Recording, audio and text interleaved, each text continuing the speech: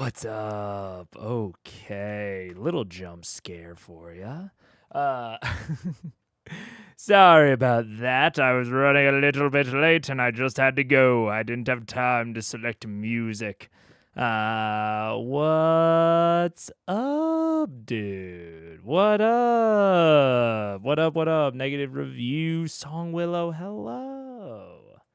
Mike 30, Brittany, oh my gosh. We got so many people here. Hello. What's good? I'm running a little bit behind. I was like, I'll take a shower before stream. And then we got to like 12:20 and I hadn't done it yet. And I was like, I got to go. So still pulling things up, but I am so psyched for this stream. Paige was like, how long do you think stream is going to be? Like, estimate wise. Do you think it's going to be like a long one, a short one? And I was like, I don't know. I could see it either just being very short because I have predicted everything already, and this is going to be confirmation of a lot of the things that I thought were coming, or not that. And it will be a lot of things that I did not know or did not expect, and it will be a very long stream because I will have to re-theorize about a lot of things, and I think the second one is a little bit more likely, if I had to guess. Start your engines and... Yep, start your engines. Now I don't know, and I have not thought about why the title is Masquerade yet. It made a lot of sense with all the Allura theorizing, but now I don't know. It could okay. I don't know.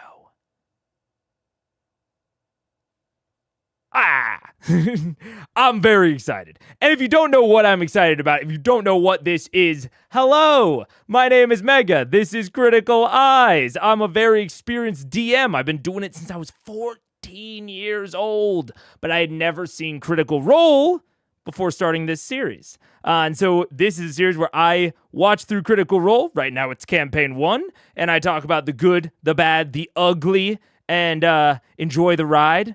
Theorize quite a lot about what is coming next. I have a feeling that's going to be predominant this stream. And you should hang out if you like it. And that's that. There are several things we got to talk about. So I had to make sure to get the intro out because there's several things. Because Song Willow is right. And based off the title, Sam Riegel's my favorite player. Now, I also remember the early days when Beck was not sure about this Scanlan fellow. And I am, I think that, cards on the table here. I think that Sam Riegel is my favorite player in no small part because he reminds me a lot of myself. And he seems to be very concerned with creating a fun table environment. And he seems very, how is it to say? Cooperative? Not cooperative. He seems to be very down to do that in whatever way that needs to happen.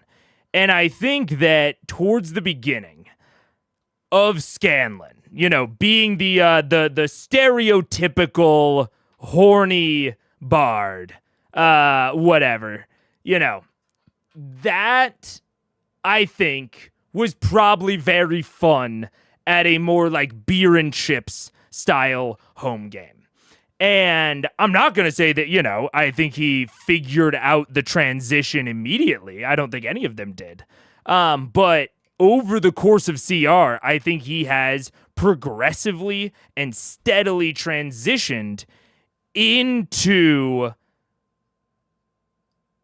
a character and a player that fits better with what Critical Role is now, fits the table more cohesively. Yeah.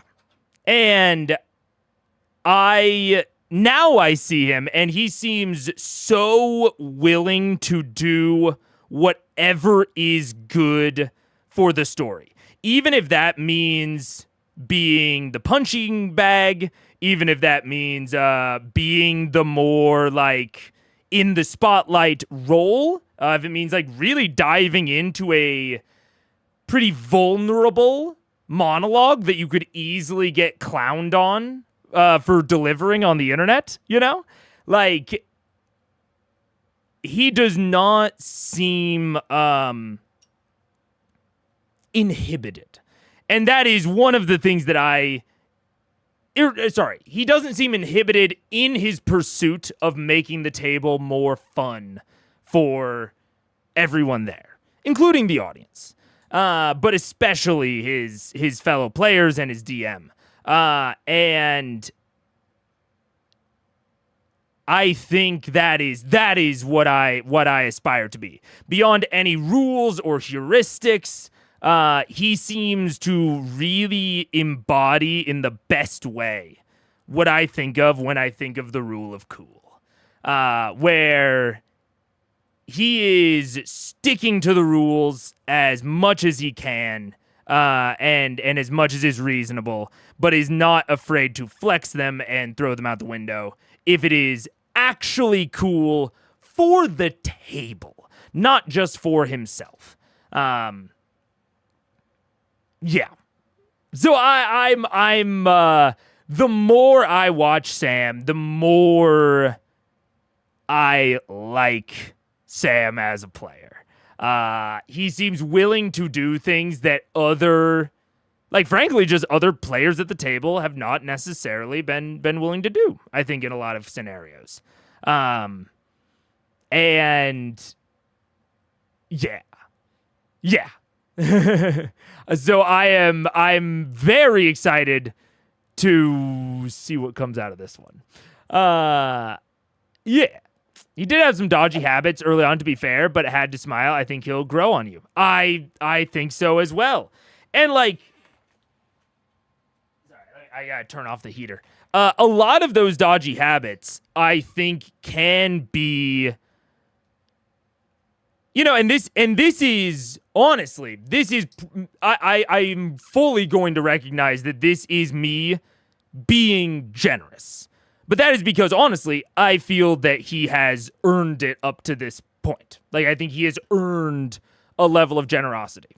And so I will be generous and say that I think a lot of those early habits seem similar in terms of what the root of the problem is to Orion, in that their table changed a lot, it seems, when they went into the actual play format. Obviously, the system changed, which fundamentally changes the table. Pathfinder and D&D are similar, but they're not the same. And they encourage different playstyles and different tones. And so I agree that there were some dodgy habits. You listened to Early Cries, and like you said, Early Mega was not sure about this Scanlan fellow. But beyond Scanlan, I have just fallen more and more for Sam as a player. And it makes me very willing to be generous to his early portrayals of Scanlan. Yeah. Sam is not unwilling to look the fool if that's what is the most amusing, compelling. Exactly. That is absolutely what I think. Yeah. I'm betting Sam will make you cry by the end. I'm gonna be honest. I don't know if I will cry on stream, because it's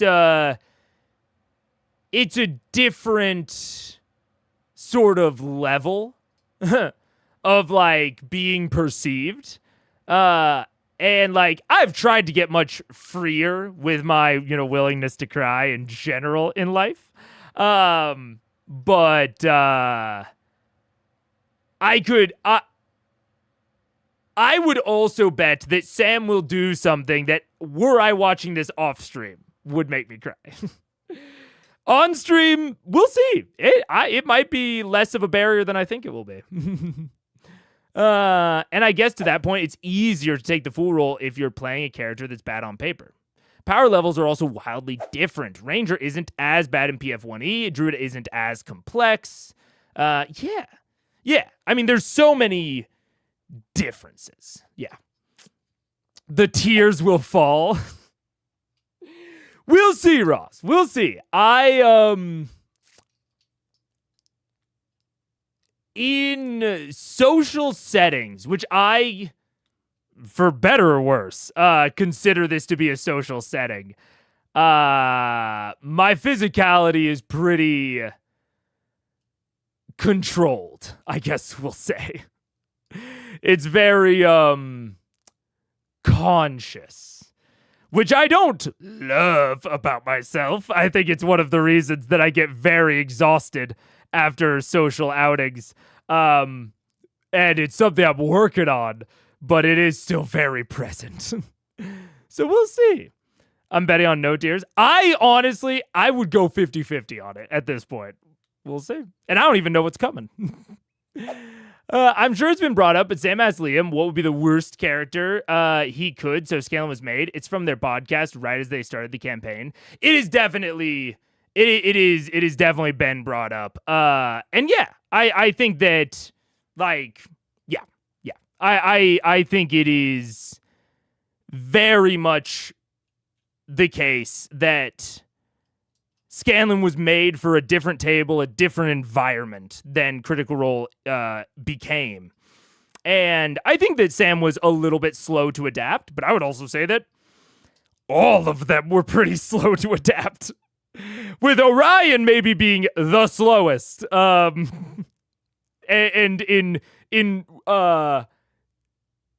insofar as I think he adapted in the opposite direction. So yeah, I'm very willing to be generous to Sam in terms of early Scanlan and my opinions on early Scanlan. I don't retract any of my early opinions. But I very much understand why what happened, and I don't blame Sam for it at all. I don't think it's like an indictment on his character in any way. Or even an indictment on his like proficiency as a player and as a character builder, because of the context. Yeah. Now, there's also an elephant in the room that I just want to address really quickly. I don't even want to talk about it that much because I don't care. It seems likely to me, although it also might not be the case, that whatever Scanlan is going to deliver to the party, this information about this other ziggurat, is probably information that was in Matt's mind when he created the bounty hunter baker, in terms of like what, like in terms of the chat poll, right? Or it could be totally separate information. I don't know. And I frankly just don't really care. I think that, like, the chat poll stuff, I don't think it worked. But I also don't, like, blame Matt or GNS for trying it. It's just kind of like, moving on then. So, like, I don't know. I acknowledge that may have been a thing. I just don't really care. And I'm going to broadly ignore it. So, that said, I like that Scanlan is the character to deliver this plot hook. I think it would be. And especially after I thought that the plot hook was going to get delivered 2 separate times, not more than 2 separate ways. After thinking all of that, I am glad it's Scanlan because it was, I think, for 2 reasons. That are 2 unique reasons that I think only Scanlan can fulfill, which is that it is a familiar character. It's a character that has been introduced. It's a character that makes sense for their ability to be there and their desire to communicate this to Vox Machina. And it is a character that has not been around for a while. That would not have delivered this information, the moment that they learned it. Like a Gilmore, or in theory at least, like an Allura. I think those 3 qualities, and I'll explain why I think this in a second, but I think all 3 of those qualities are something that only Scanlan has. And I think all 3 of those are beneficial towards the delivery of this plot hook. First, the fact that it's someone that they already know, I think helps ground the delivery in a way. Like if it had been from the bounty hunter or from a totally random NPC or from Pike's family, whatever, I think it runs a risk of showing the hand of the DM, of showing the wizard behind the curtain. Or maybe not runs the risk, but I think just leans more in that direction. If it's a brand new NPC that is delivering a major plot hook, and especially if that NPC is not a protagonist, is not an antagonist. Because you could say that, Thordak and Raishan were brand new NPCs that delivered a plot hook in the battle, or in the ruination of Iman. But I think that is a little bit of a different case, given that they are antagonists and destroying a city. So, he is, if it is a protagonist or a just a neutral party, I think it can feel a little bit too hand of the DM. This needs to happen for the story. This character needs to exist for the story.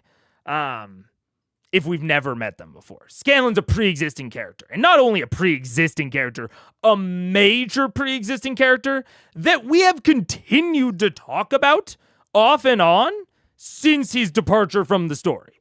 There is nothing in the story that has displayed a reason for the characters to think that Scanlan will return or be involved in a later part of the story. There's been nothing given from Matt or the surrounding world. And yet they are still thinking about Scanlan. They're still talking about Scanlan. They are still mechanically interacting or attempting to interact with Scanlan. This is an important NPC at this point, an NPC. In a way that I think no other NPC is. I don't think Allura or Gilmore meet that bar. I know Allura doesn't meet that bar because none of them questioned her absence. That I'm still questioning. So that's point number 1. Point number 2, they're gone. Unlike someone like Gilmore or Allura or Cassandra. Cassandra's Percy's older sister, right? I'm not making that up. Yeah, Cassandra. Unlike any of these people, it is reasonable that Scanlan may have learned this information in the past and either debated telling Vox Machina, makes total sense, grounded, or just wasn't able to navigate his way to Whitestone until just now for a plethora of reasons. And I think that is important. The fact that there is plausible lag between Scanlan discovering this information and communicating it to Vox Machina, I think is very important for establishing, or not establishing, but giving a layer of verisimilitude to the fact that this is coming directly after the previous quest. Like, I think we always have to think about, like, chronologically, why are quests happening back to back to back to back?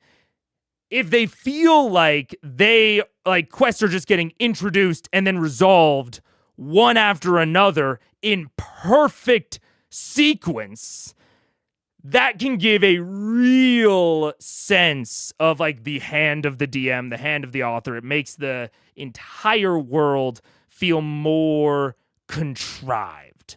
It makes it feel more like things are happening, and things are happening at the times that they are happening, because this is a game and a story, and not because it's a real living, breathing world. So the fact that Scanlan could have plausibly learned this information at some point in the past, possibly even a very decent chunk in the past, I think really helps with the timing of the introduction. It means that Matt didn't need to introduce, like, another downtime sequence to give, plausible room for that information to breathe. So I think that is incredibly good as well. It's also interesting where we left it. It seemed like Sam was planning on not revealing his identity and was just going to give the info and bounce. Absolutely. And it displays a level of hesitance or reluctance to get involved on the part of Scanlan. It displays, like, that level of reticence, which is another layer in support of why this is happening now. Why this is happening right now, right here, when it could have happened, at any point in the past.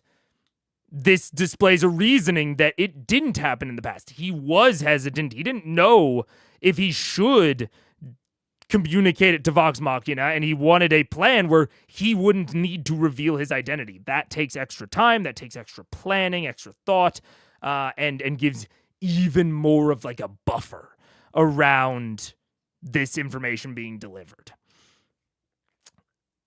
What was my third reason? What was my third reason? It's that he's not a random NPC. He's been gone. Fuck, what was my third reason? Shit. I've already forgotten it, dude. I was on a roll and I've fucked it up. Does anyone remember? If no one remembers, I will just move on. But the players trust Sam more than Matt. That wasn't it. Oh well. Who cares? I think it shows Sam's ability to reach for the drama. Coming back as himself and asking forgiveness would probably resolve fairly quickly. But coming back like this invites drama. It does. That's also true. Yeah. Or doesn't want to blow his cover. Yeah, I don't remember. Anyways. Regardless. Yeah. So I love that all of this came from Scanlan. I think that was, like, ignoring all of the chat poll stuff. I don't care. Ignoring all that, I think, like, just for the story and the plot, I think that having it be delivered by Scanlan, incredibly good choice. Incredibly good. Now, I maybe should have said only for the story, because for the game, if this was a standard table, standard players, if I'm giving DMing advice right now, playing two characters simultaneously is a tall fucking order. Having to alternate between Terry and Scanlan is going to be tough. Now, DMs do this sort of thing all the time. If more than one NPC is involved in a scene, a DM is playing more than one character at a time. And it's a challenge. And not only is it a challenge, but the vast majority of NPCs are not going to have the depth and the complexity of a player character. Like, not only is this already a tough challenge, like this sort of thing, a tough challenge for a DM, just like on existing, but this is going to be an even tougher version of that challenge. So in terms of broad DMing advice, I mean, if you're willing to ride it out and your player wants to try it, feel free. I just wouldn't hang something too important on it. I wouldn't maybe hang the plot hook for the final arc, the final grand arc and grand villain of your entire actual play. That maybe wouldn't be my first inclination for what you should do. But I'll say it. I think Sam can probably handle it. Like, I think Sam is just, might just be built different, bro. I think he can handle it. And that is not something I would say about the average player. That's not something I would say about most of the players at this table. But I think Sam's got the fucking sauce, dude. I think he can pull it off. So I'm not mad about it in this circumstance, but this is definitely something I will identify as like something that CR does that I don't know that I would recommend for the average home table. So there's all that, like the story and the GMing analysis of it all. I think it's good, and I'm psyched about it. Yeah.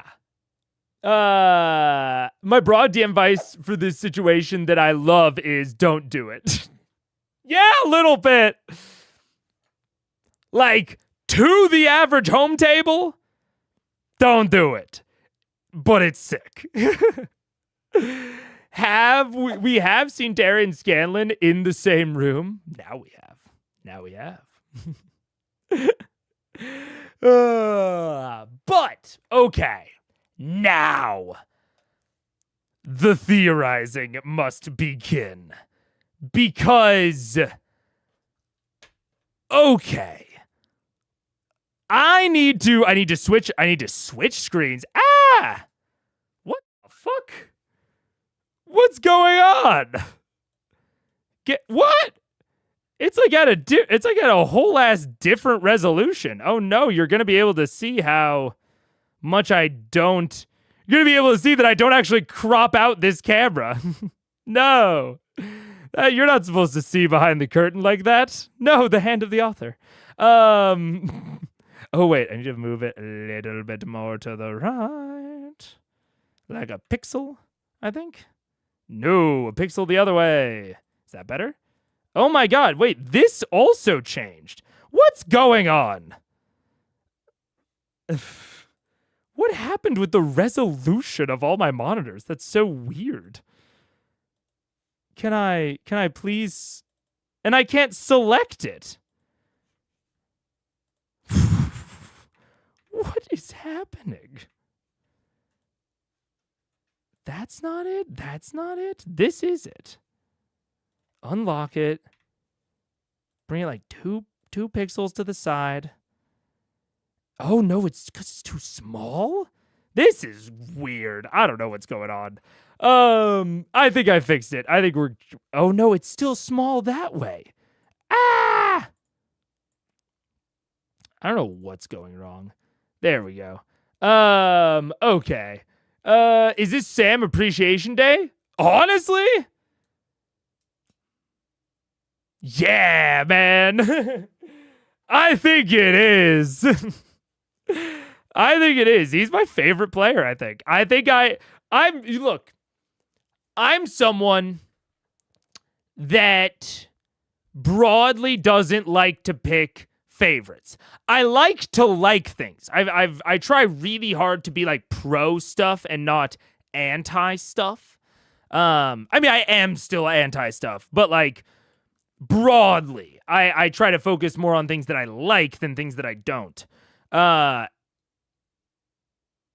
I try not to pick like favorites because I don't want to imply that like I don't like Travis or Liam or Marisha or Taliesin or Laura. Or the illustrious, most favoritist of guest PCs, Ashley Johnson. I don't want to imply that I don't like any of them. But yeah, I think I'm, at this point, I like have to identify Sam as my favorite player. I don't even know if his characters are my favorite characters. Well, I know what Candor is. But I think he's my favorite player. Like I just gotta say it. That's all that there is to it. But okay. The Ziggurat. I actually need to go back, I think. Or maybe I don't. Because I'm gonna fucking theorize so much this episode. I'm gonna do it. And I know that immediately more is going to be revealed. So I probably don't need to rewind. But if... Okay. I am under the current... I'm honestly, as of right now, my assumption is that the only lies that Asa Don, the meat man, told were regarding his own identity and the fact that Scanlan is currently in the Scarlet Oubliette. Otherwise, I'm going to assume that the meat man broadly told the truth. I am, because clearly Scanlan felt compelled to communicate this information to Vox Machina, even though he also felt so strongly about like not getting like back into contact with them that he didn't like send a letter, which that could also imply that he, thought a letter could be intercepted. Maybe. But he clearly wanted to hide his identity. Like he clearly did not want to like interact with Vox Machina as Scanlan and still risked it because he felt so strongly that this information needed to reach Vox Machina. So, exactly negative review. If he lies about something substantive, he's putting them at risk on the mission he wants them to go on. He feels so strongly that they need to go on this mission. And I don't think fucking Scanlan's gonna be like an antagonist trying to like trick them into plunging into their doom. I don't think he's charmed. I'll put it out there. I don't think he's charmed. I don't think he's under some sort of spell or compulsion. I could be wrong about that. With what we have seen, that could be incorrect. He could be under lies, he could be under compulsion, or he could be under a charm, he could be under a compulsion, whatever. But, exactly as you said, Ross, he was going to leave without the players knowing it was ever Scanlan.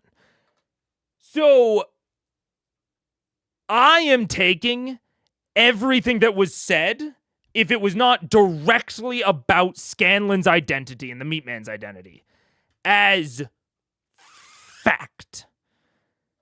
Which means that I am still implying that Allura, that it was Loose Lips Allura. That was how Scanlan found out this information.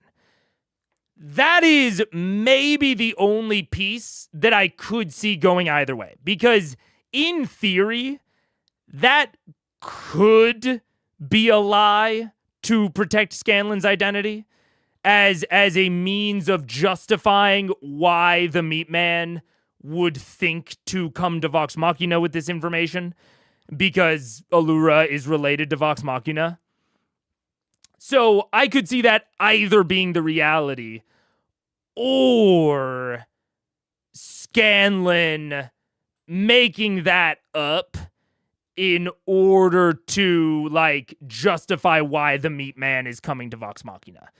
And in reality, Scanlan himself just found out this information about this ziggurat and knew that the information needed to be communicated to Vox Machina.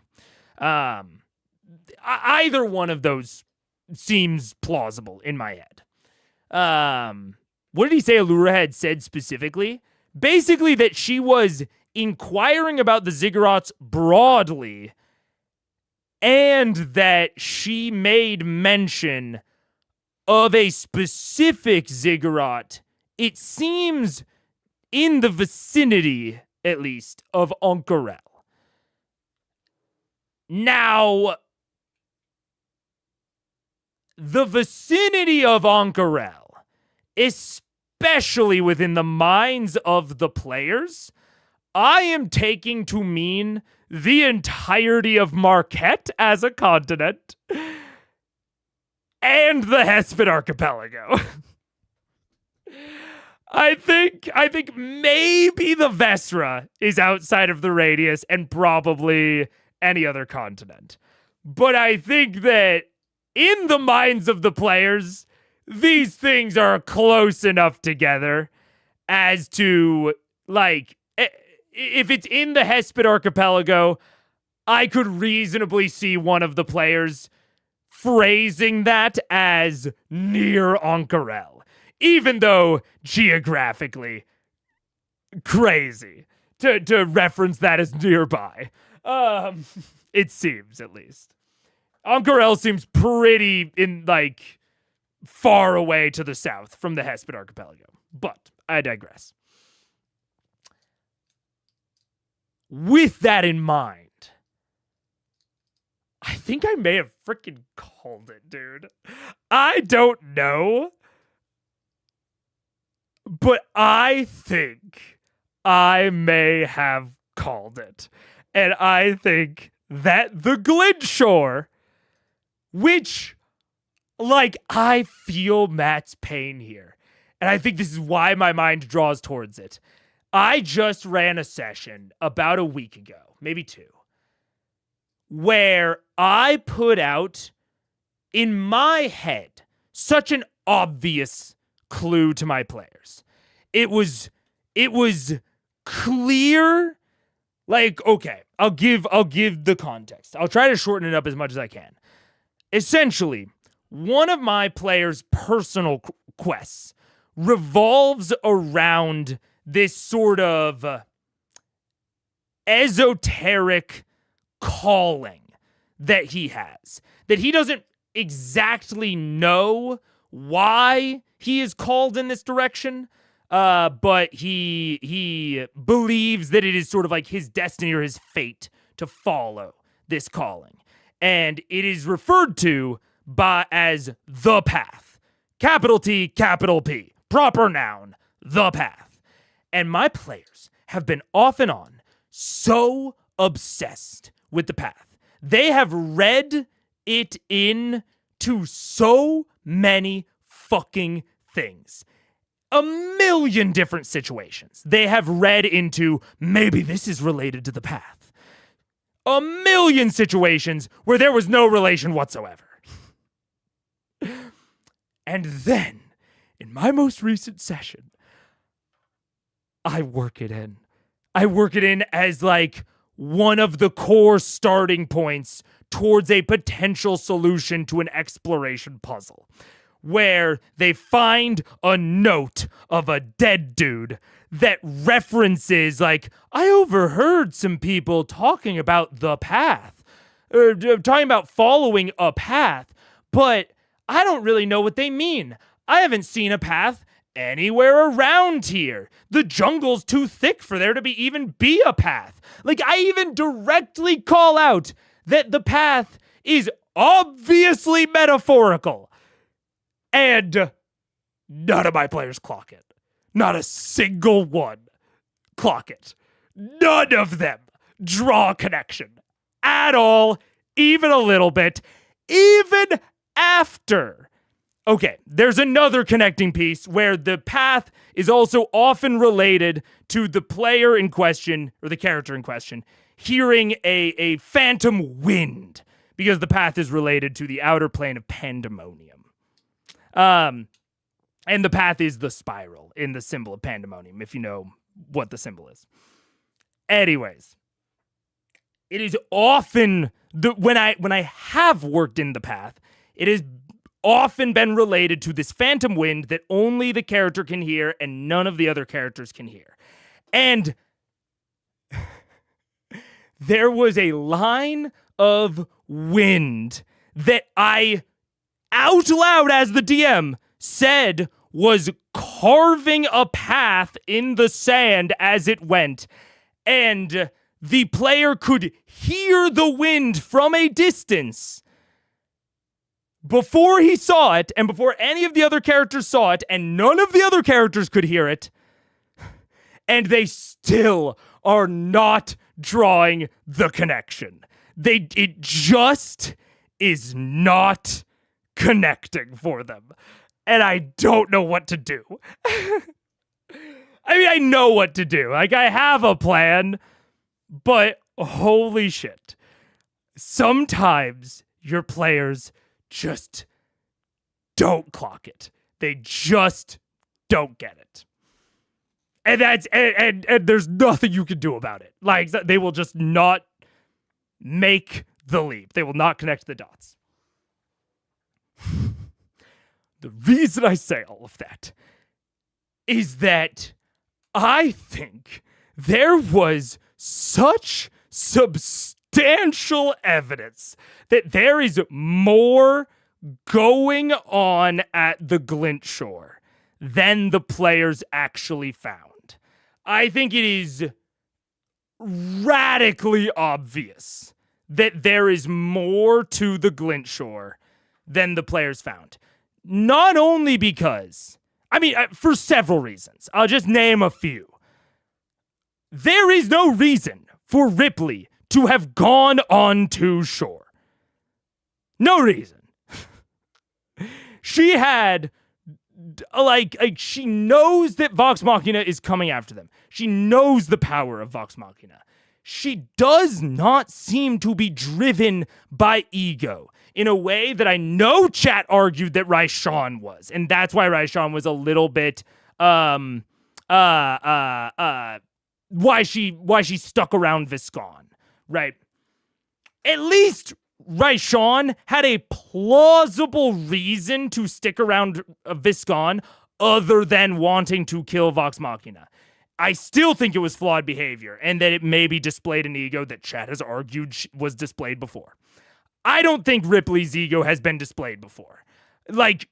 Not only because she fled from Whitestone during the Briarwood escapades, but she also didn't take the opportunity during the Briarwood arc to side with the Briarwoods and actively try to kill Vox Machina at a time where she could have very easily.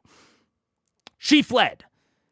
And past that, she had a wiretap on Vox Machina. She would know every single time that they were putting their lives in imminent danger and would have been able to set up the best possible ambush so many times between then and now if she had wanted to. Now, you could argue that maybe them finding out about the wiretap made her desperate. I don't know. I guess, maybe. But it seems more likely to me that the person who was running from Vox pretty effectively, would just continue to do so. Vox does not have infinite resources to pursue vendettas during the middle of the Chroma Conclave arc. Like, yes, they came after her, but that was a happy coincidence because she was going after vestiges. She went after the vestige in Ank'Harel. Then she went after the vestige on the Shrew.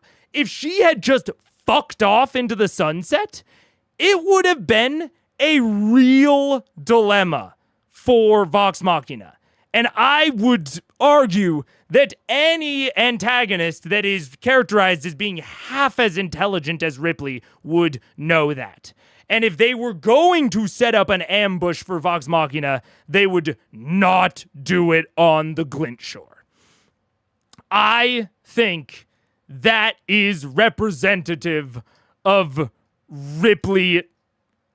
I think it is representative of Ripley wanting something else on the Glint Shore, needing something else on the Glint Shore, and not being willing to leave that behind. And thereby, she needed to set up the ambush on the Glint Shore because she couldn't leave.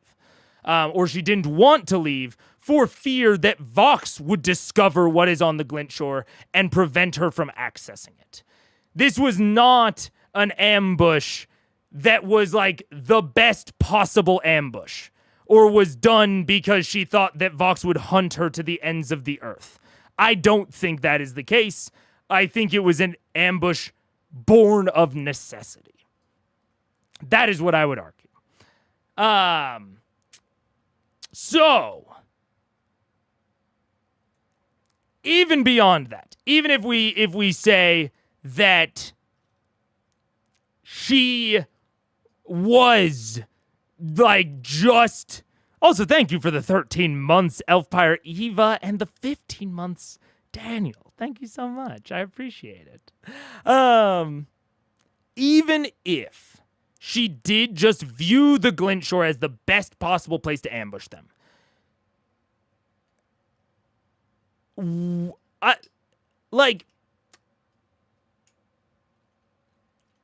the lie that she concocted, if it is a lie, what she concocted for the illusion is an not immensely, I guess, but a very weird and complicated lie that I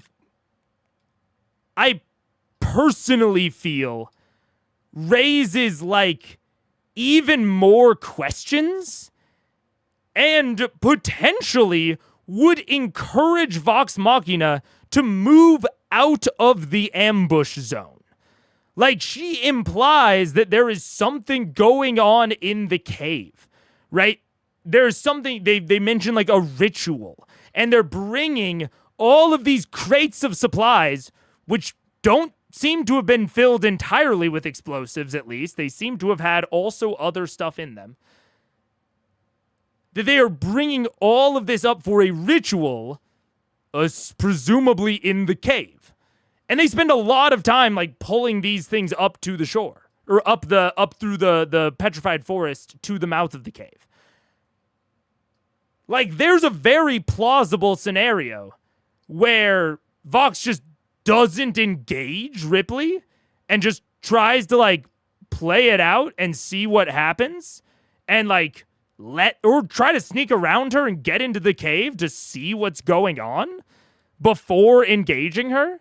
Like, by drawing attention to a ritual going on at all, if that is a lie, you make it less likely that they will fall for your ambush. Now, maybe that is just Ripley not thinking that through. Or Matt not thinking that through. Maybe. But it seems just broadly more likely that there was something, whether that is specifically a ritual or what have you, that was on the Glint Shore that Ripley had an interest in, or something that she needed to do on the Glint Shore. And if it was a full-out fabrication, a full-out lie, I would not have expected for them to walk in and find an altar that you could do a ritual on. And evidence, like skull and bones evidence of past rituals. Right? I would, if all of it was a fabrication that was just meant to, like, keep them there on the Glint Shore, I guess, then I guess it would be, like, fabricated in such a way to fit with the material evidence that Vox would find if they did sneak around and thereby, like, sticky tape them harder. I don't know. Or it was just what happened. Like, that was just, like, essentially a recording of the past. It wasn't entirely fabricated. I think that, to me, seems more likely. So, and beyond all that, there is still the fact that regardless of what Ripley said, something happened on the Glint Shore that seems unique in some way. The obsidian glass beaches aren't very common, it seems, around Exandria. Something happened. Something happened to the shrew itself, which, like, was carrying Whisper, which is said to be the center of many a dark ritual. That is one of its lore pieces, is that it seems to be the centerpiece or the focal point of rituals in the past. Something happened to it that made it crash right offshore of the Glint Shore. Or not crash, but sink, I guess. And that altar does something. That altar does something, and that altar also had a gate scroll in it. Gate is what, a 7th level spell? Gate scroll. Or I guess gate 5e. 7th level, 8th level, 9th level, something up there? What is gate? 9th? I'm saying, dude. I mean, I think that if I remember correctly, in terms of magic item rarity, I don't remember the exact rarity chart. Spell, scrolls, rarity, 5e. They're cheaper to buy because they're consumable. But I believe that a 9th level spell scroll is it's a legendary magic item. It's a legendary magic item.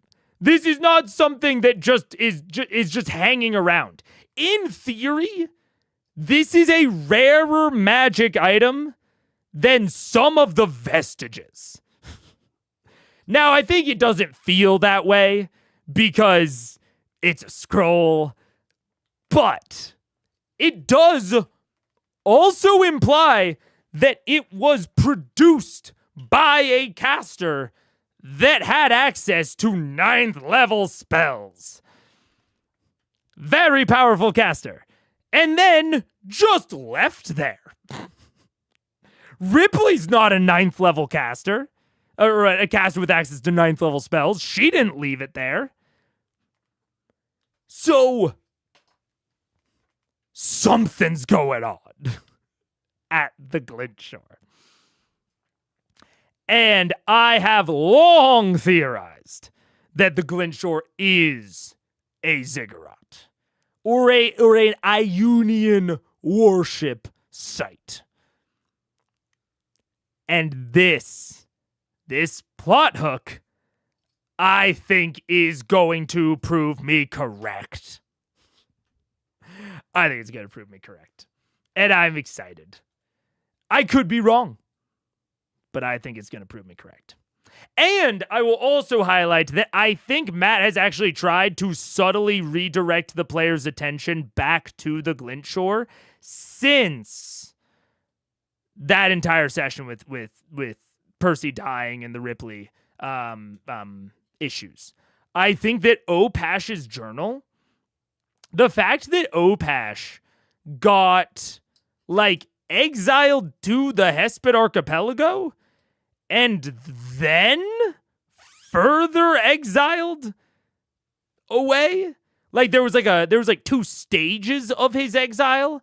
It's not the craziest thing in the world. Like it makes enough sense, but it's like a little non-intuitive as like a world building beat that someone would come up with. Like, this is like sometimes weird shit just happens in real life, of course, but I don't, how do I phrase it? I find it more likely that the Glinshore is important and the 2-stage exile of Opash was motivated by a desire to draw the players' attentions back to the Hesped Archipelago as the other confirmed location of more Opash lore. And if the players think to themselves, well, the Hesped Archipelago is such a big place, you know, we'll never find where his lab was or his lair was. I think Matt's hope is that they then go, wait, there was an altar in the Glinshore. And Whisper was the center of many a dark ritual. And there was like skull and crossbones on the floor of the Glintshore's like inner cavern. Maybe that's his lair. I find that like just getting into the mind of Matt and a world builder and a story crafter that is crafting this story. I find that mentality and desire more plausible than it is not related to the Glinshore in any way.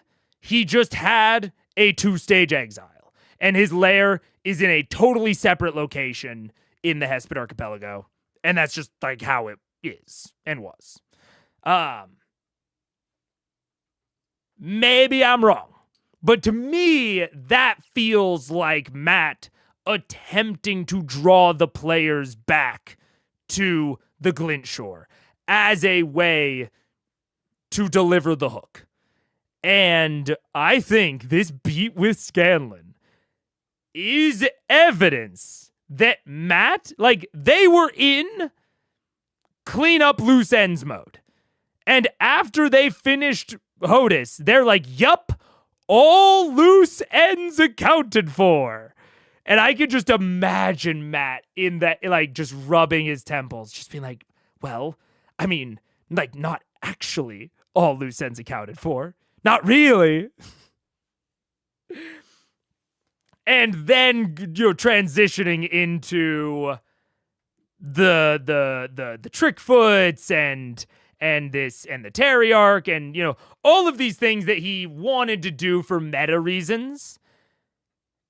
And then immediately, I think he's going to try and draw his characters back to the Hesped Archipelago, to the Glinshore, in the most reasonable way possible. Because if Scanlan had just left, if Scanlan had just left and they hadn't figured it out until later, I think what, like, I think the hopeful thought process for the players, like what Matt is hoping they would have been their thought process, is, okay, there's something suspicious around Ank'Harel. Either they make the leap to the Glinshore immediately, or they go to Ank'Harel where they have dozens of contacts, and Matt has a secondary, more obvious sort of clue that would direct them towards the Glinshore. once they got to Uncorel. And I think he has probably one extra clue in the pocket in case they don't pick up on it, they don't get there. I think he has one extra clue in the pocket. Or sorry, no, not or. And then I think the sort of bet is that one extra clue in the pocket will last him at least one session. And so if they still don't get it by the time that he's delivered the second clue, he'll have some prep time in between the weeks to come up with an additional, even more obvious clue towards the Glinshore. That's my theory of how Matt is structuring all of this, is that he was okay with just not delivering any amount of not port forwarding. God, what? My brain is having word association. I don't know what's going on. Any amount of plot hooks before, when they were doing HOTUS, when they were doing the Vesra, when they were doing all that. I think he was very okay with not having any other plot hooks because he thought that they would include Glinshore in that. And I think it could even be argued, I don't feel as confident about this one as the others, it could be argued that the Kraken and its line about, I don't remember exactly what it said, but it kind of implied that there was something else was going to happen, or it had a plan, or, you know, it kind of foreshadowed some future conflict that it would be somehow involved in. I think it could be argued that because of the Vesra's proximity to the Glinshore, that might have even been a very minor hint in that direction. If they had chosen to hang on the Kraken's words, it might have directed them in that direction. They didn't. And then after HOTUS, they were basically like, all right, we're done. And Matt, we know, is never going to tell them, no, you're not done. Matt's never going to tell them that. And sometimes I critique Matt's reticence to talk to his players over the table, but in this case, I think it's super fair to not want to say that to them. Not want to say you're not done with closing loose ends. And so I think that basically the plan was reintroduce Scanlan after we're done with all of the meta stuff, as soon as we're done with all the meta stuff. So we go out of HOTUS and we go straight into the Oncorelian vacation, or not the Oncorelian, but the Marquette vacation. And then we go straight into Trickfoots for a meta reason, because Ashley was there. And then we go straight into Terry getting kidnapped for meta reasons. And now we're launching into the final thing. I think that this has been the plan for the Meat Man to show up the moment we're done with meta stuff, after the year of downtime. That's what I think is going on. And I am going to be interested if I am proven correct. And once I am confirmed or denied, and or have any other information, I might predict more specifics. But I do think it's just going on at the Glinshore, man. I think it's just, there's just shit going on at the Glinshore. And I don't know if I can even predict anything more specifically. The only thing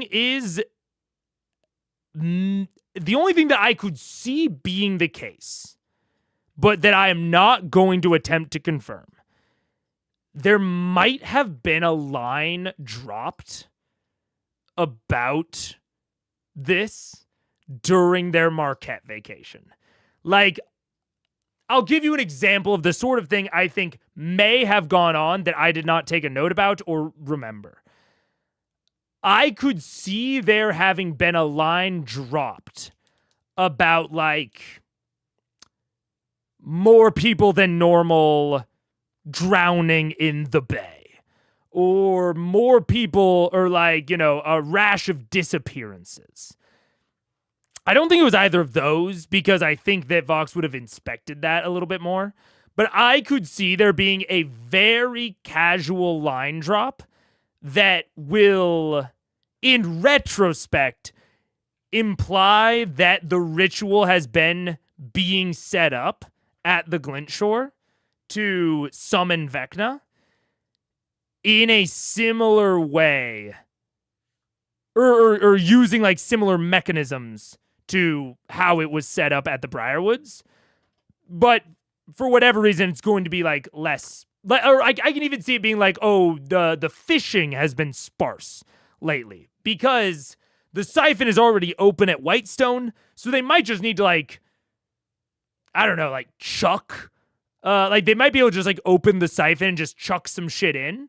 Like, the summoning of the siphon might have been, like, all they needed, like, the big setup for the ritual for, and now they can do a much smaller scale ritual at the Glint Shore that doesn't require all of the time and setup that the Briarwood ritual required at Whitestone.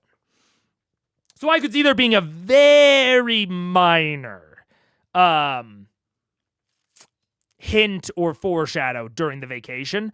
I'm not going to rewatch the vacation because I think that it would be immensely difficult to find. I don't think I would even be able to, like, keyword search it in the transcript. You find Gilmore dead in a pool of his own blood. Saying outstretched one word has been read in glitch. Yeah, I think maybe this is, like, the third or fourth clue in the series. Like,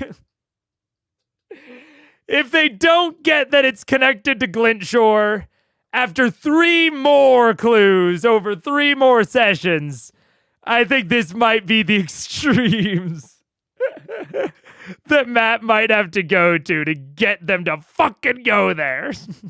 Yeah. Oh, man. It would become a very red string stream at that point. Oh, it would. It would indeed. To go back to the vacation, yeah. But I think with that, we are going to set off into the journey because I know that I'm going to have more theorizing to do. So let's get into it right now, right here. Buckle your seatbelts, mateys. That's not the right button. That's also not the right button. Bitch! So, picking up where we left off, Lionel, you just watched as this half-elf girl just forcefully merged with part of your boss, and your boss starts, like, freaking out. As everyone else kind of, you all spook in mid-daylight as you hear this familiar voice come through saying, what'd you say again? Here. They were all there? I thought she just followed me. We were not there. Oh, that's right. It was just you. You guys are still inside the tavern. Yeah. So, Is Lionel there, though? well, yeah, we left with I you. was fine with him. Okay. Lionel, please, go back inside. What'd you do? What'd you do? Go back inside the tavern. Where's Ace? Where's Ace? I'm still he. Please, go back inside the tavern. Okay. Wait for me there. They were nice people anyways. All right. So, Vex, you're now there staring at the Danny Trejo-like visage of the meat man.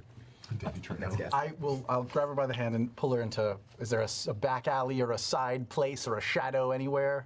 There's maybe about 15 feet off a little alley you could duck into, yeah. Come with me. Of course. So when we're safely off the street, I take off the hat of disguise and reveal myself. Hi. What are you doing?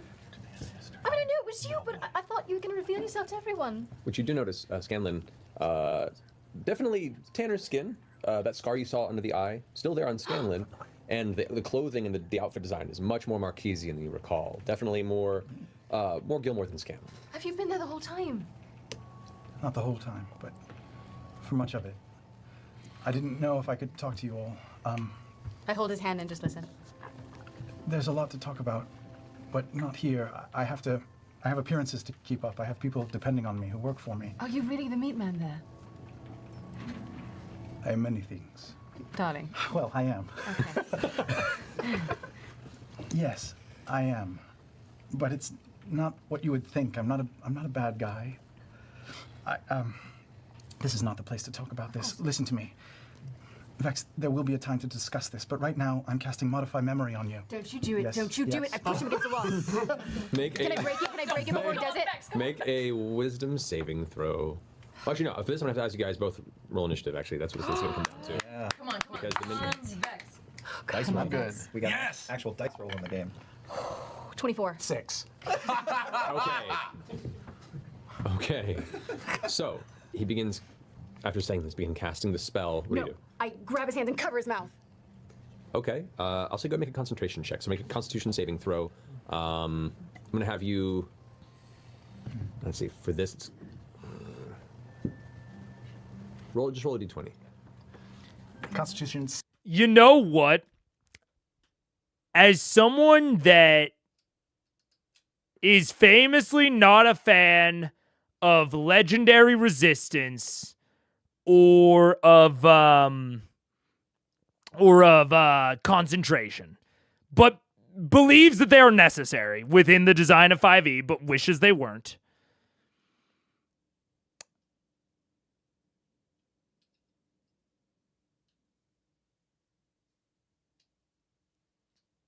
I'm trying to think about the implications of this before I say it out loud. I think it might be a good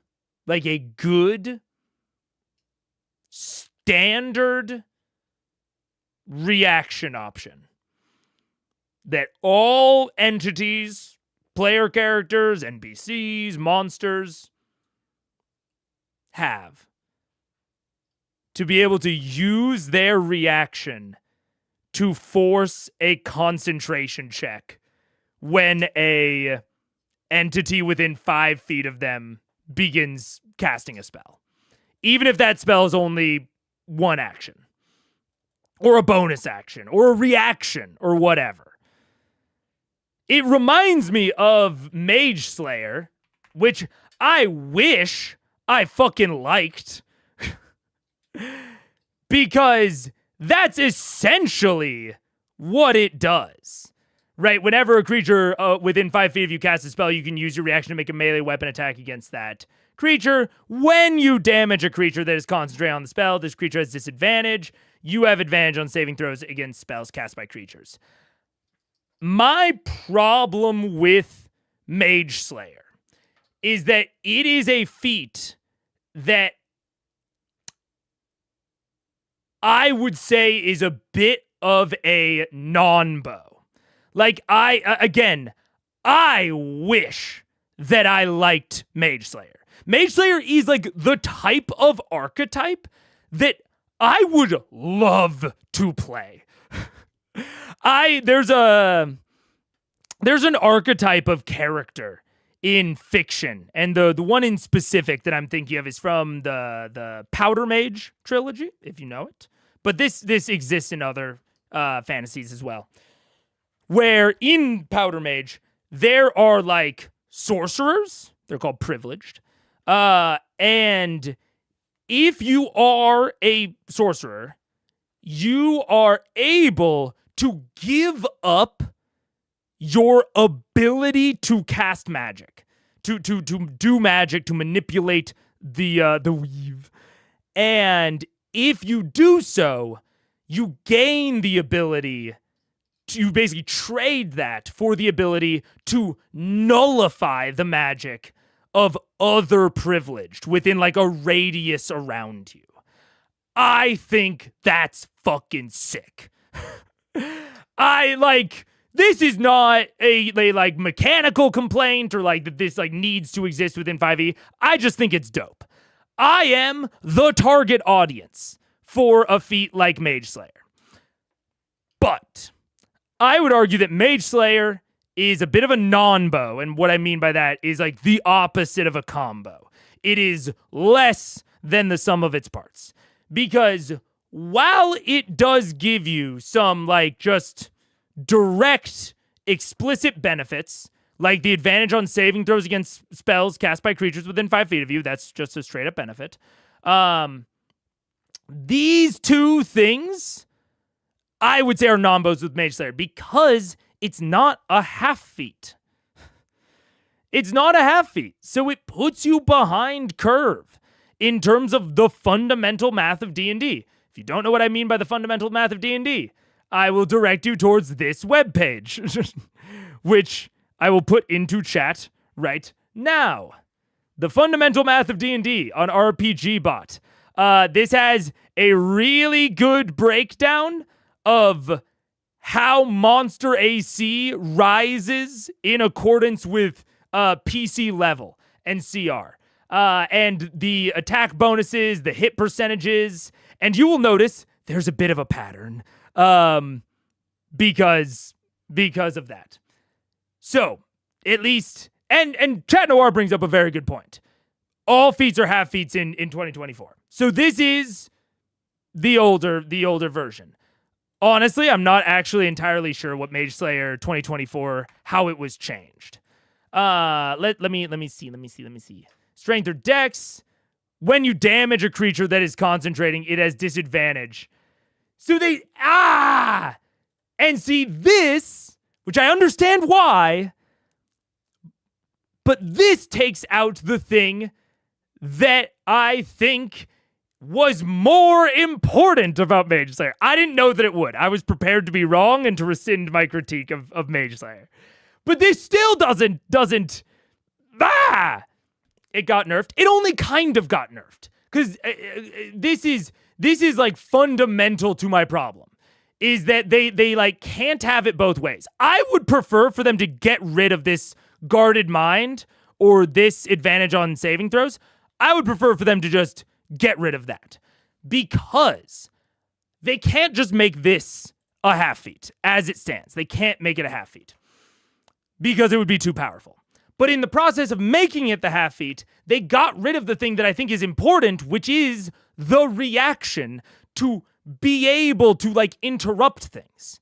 And this reaction doesn't even say that like the casting gets interrupted if you hit. It only says that you get to make a melee attack, and when you damage a creature that is concentrating, that creature has disadvantage. So even like based on the text of this spell, or based on the text of this feat, if the spell was only an action to cast, this would just allow you to do some damage on your reaction. It's basically an opportunity attack, which I don't care about. if I'm going to be frank. Oh yeah, a half feat means that you get to increase your ability score. Half feats are important because if you take a full feat and you are not a fighter, if you have the normal distribution of ASIs, of ability score increases, if you take a full feat, you are going to fall behind the fundamental math of D&D. You are going to be falling behind anyone else that took a half feat or a full ASI, like the full 2 points, in terms of how often you are hitting with either your saving throws or your attack rolls. Either one. You will just be progressively falling behind because your primary stat, either your casting stat or your attacking stat, like your weapon stat, do not naturally increase. And the math of D&D works out to rely on both your proficiency and your main stat, like your main class stat, increasing at a regular pace. And you can see that here with the proficiency and the ability. It assumes that you are getting up to your ability being a +4 at level 4 and it being a +5 at level 8.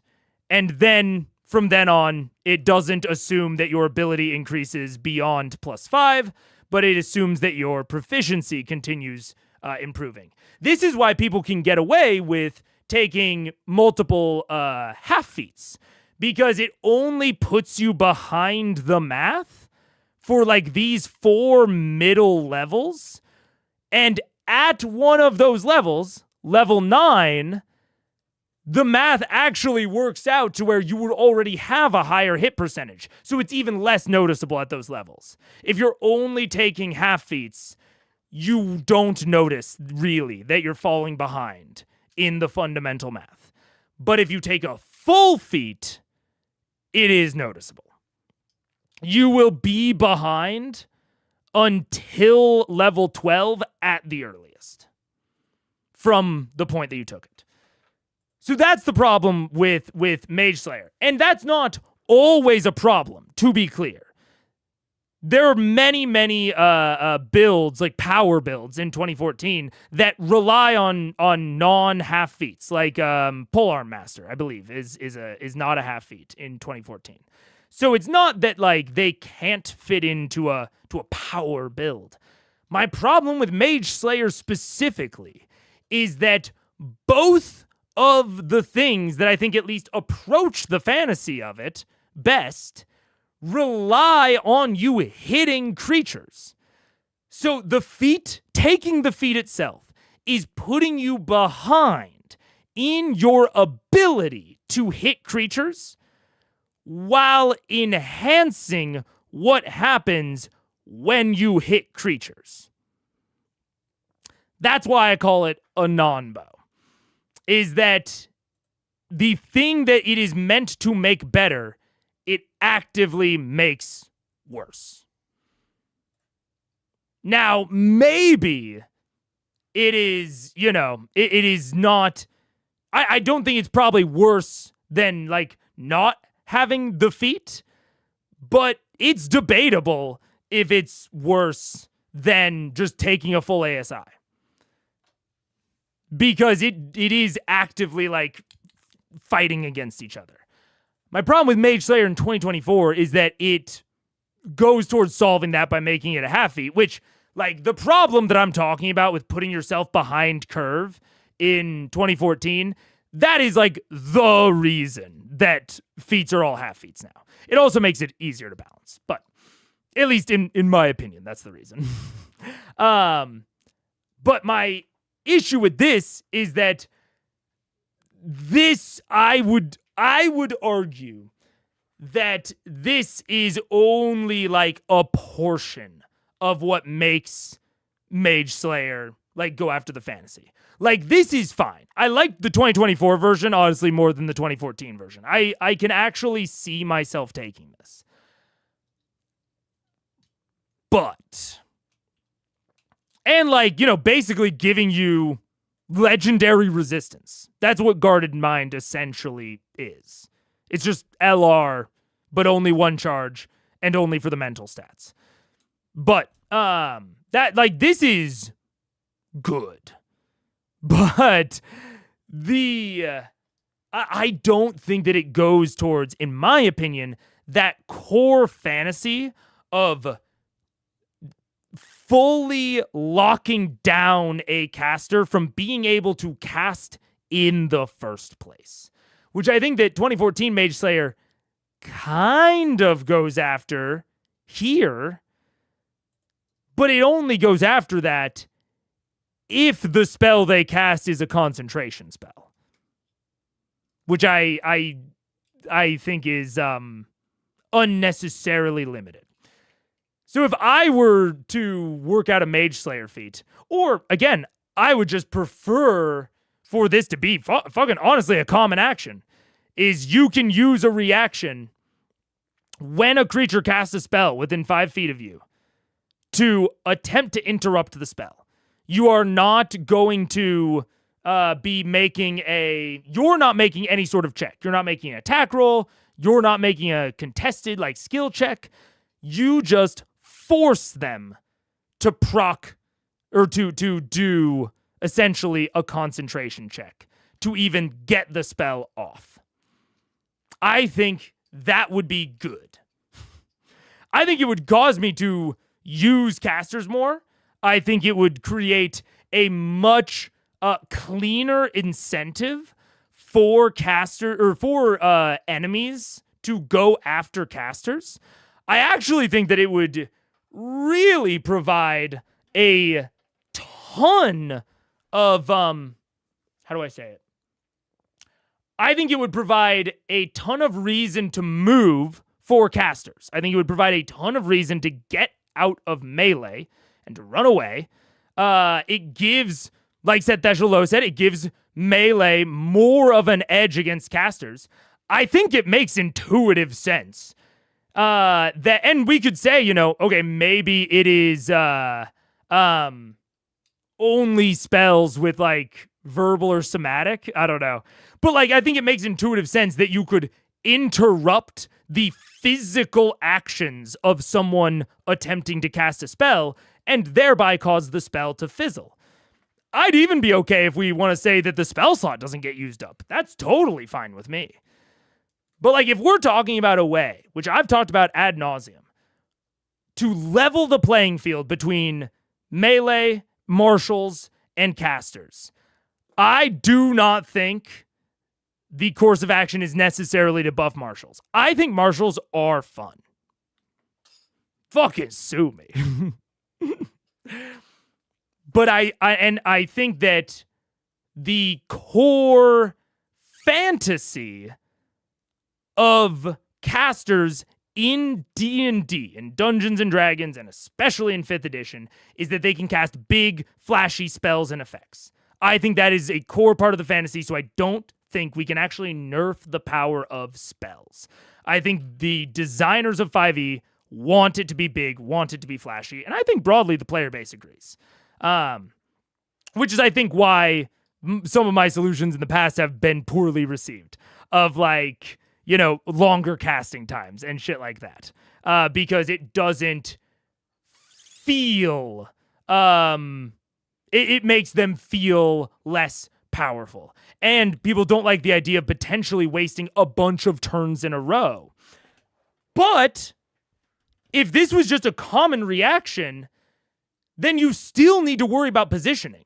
Like, one of my core things that I was driving at when I talked in the past I believe it was during the Kevdak fight, about the potential of making spells have longer casting times, it was to go after movement mattering, placement mattering when it comes to casters beyond just their health pool. Right? That's the only reason that it matters right now, is their AC and their health pool. And I don't think that's enough to level the playing field, especially when they have spells like Mage Armor or Shield. So I brought up the idea of these of longer casting times involving concentration even more. But I think if there was just a common reaction that any enemy could take, or any player, that would interrupt someone that is only 5 feet away from them, that would absolutely drive towards this idea that marshals need to protect their casters in order for the casters to get their powerful effects off. And you solve the issue that people rightfully critiqued with my ideas, in that you don't want to make the casters feel like they're wasting a bunch of turns, or that they wasted a very high-level spell slot, right? Because if the reaction is a common action, everyone knows that it's possible. Your caster is not going to risk, or at least sorry, that's not to say that they won't risk it, but your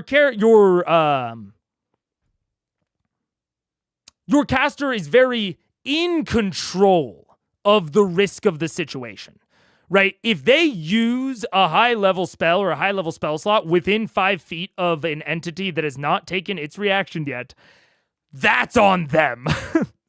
They should either try to move away, or they should use a lower-level resource, because they know that there is risk involved with this potential reaction. The more I talk about it out loud, the more and more on board I'm becoming with this. Like, the more and more if I'm being really frank, the more and more I'm considering it as a potential house rule.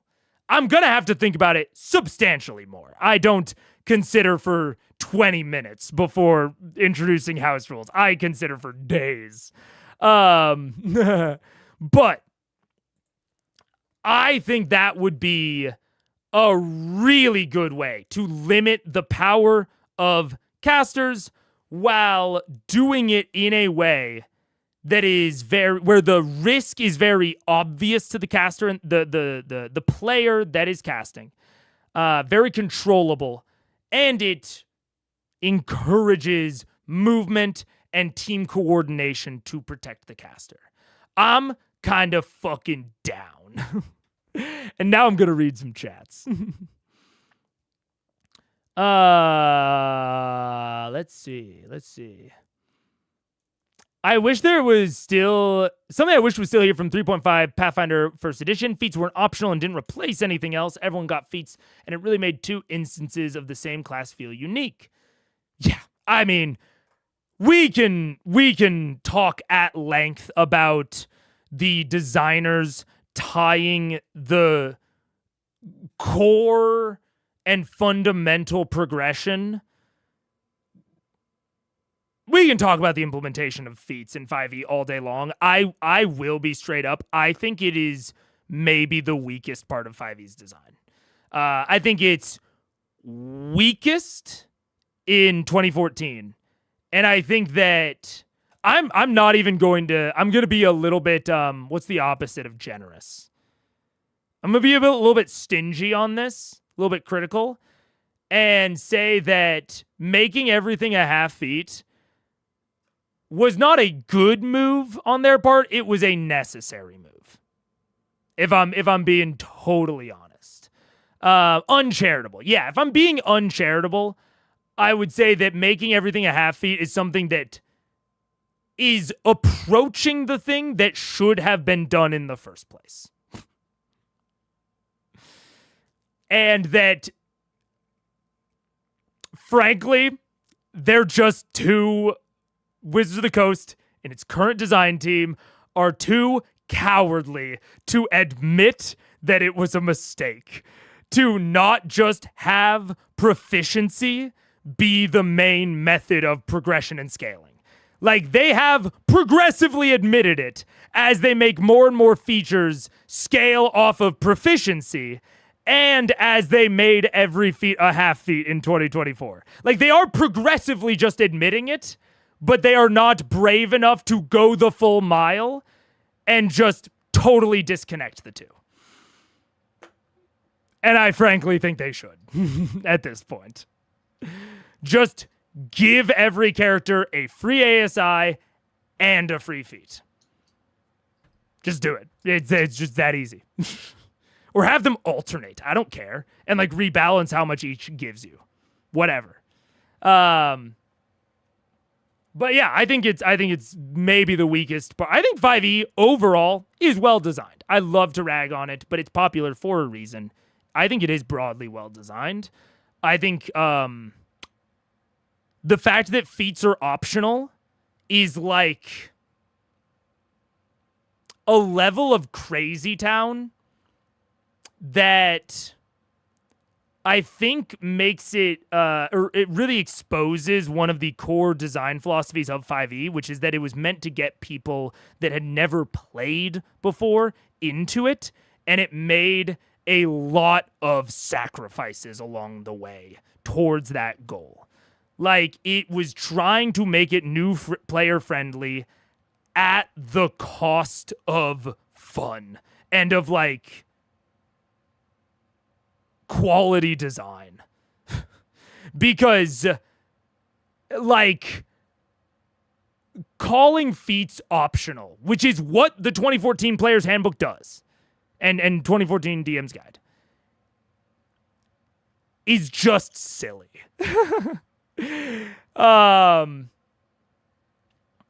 And I think portrays an incorrect understanding of how much 5e was going to be for new players as opposed to experienced players.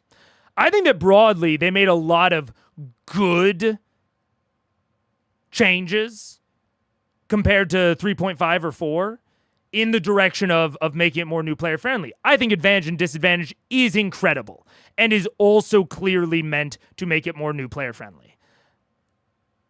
But this, I think feats and ASIs are one where they just full on missed on that. Yeah. I believe similar to holding an action to cast a 1-action spell can be interrupted by damage. A reaction to hit a mage casting a 1-action spell will force a concentration check.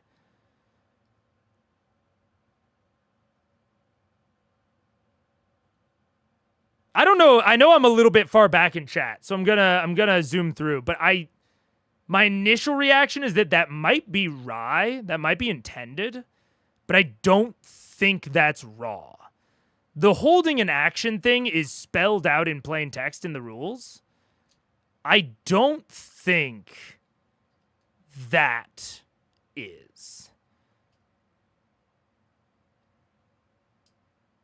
It could be rules as intended, honestly. I could see a fucking Crawford tweet about it. But I don't think that's actually spelled out in the rules. I could be wrong, though. I'm hesitant on that. I think that's a fine ruling. Clearly, I'm willing to go much further.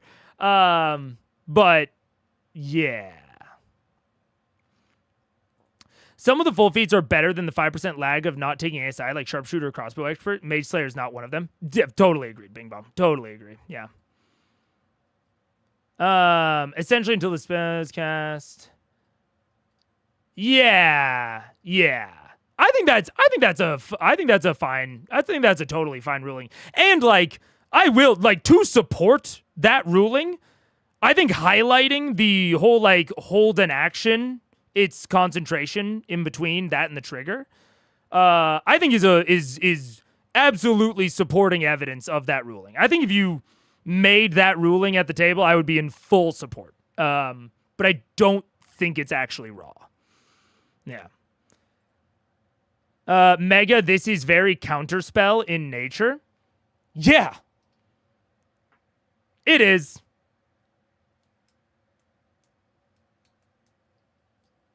And look, I'll tell you, if counterspell had a range of 5 feet, I might be more into it.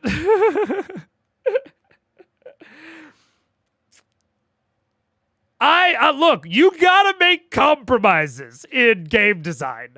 This is counterspell in nature. This has a lot of the negatives that I don't like about counterspell, but it is a net positive, I think. I think the increase in the relative power disparity of marshals and casters is a good thing, and I think the encouragement for movement and team tactics is a good thing that, in my opinion, does outweigh what I will still call the negative of a counterspell-esque features. So, yes. And this is also why, man, it's so tough for me to fucking not live stream. Like TTRPG commentary. If I was talking about this alone to camera with no audience and no collaborators, no one could have brought this up to me. I would have never thought of this naturally. And I could have never caveated the point and like agreed and fleshed out the nuance of my position. And it is why I love live streaming. And I love being able to have full-on, fleshed out, nuanced conversations about my position about these different things with y'all. Fuck yeah, I'm feeling good. Hell yeah, stream W. Yeah. Subtle spell becomes more than just flavor if it's also undistractable. Yeah. No, I would say that's an absolutely accurate ruling. Which, I mean, subtle spell doesn't need more buffs, but I do think that would be the case. When did liking marshals become a hot take? I don't think it's a hot take in person. I think it's a hot take on the internet. I think in person, it's not a hot take at all. Yeah. Yeah.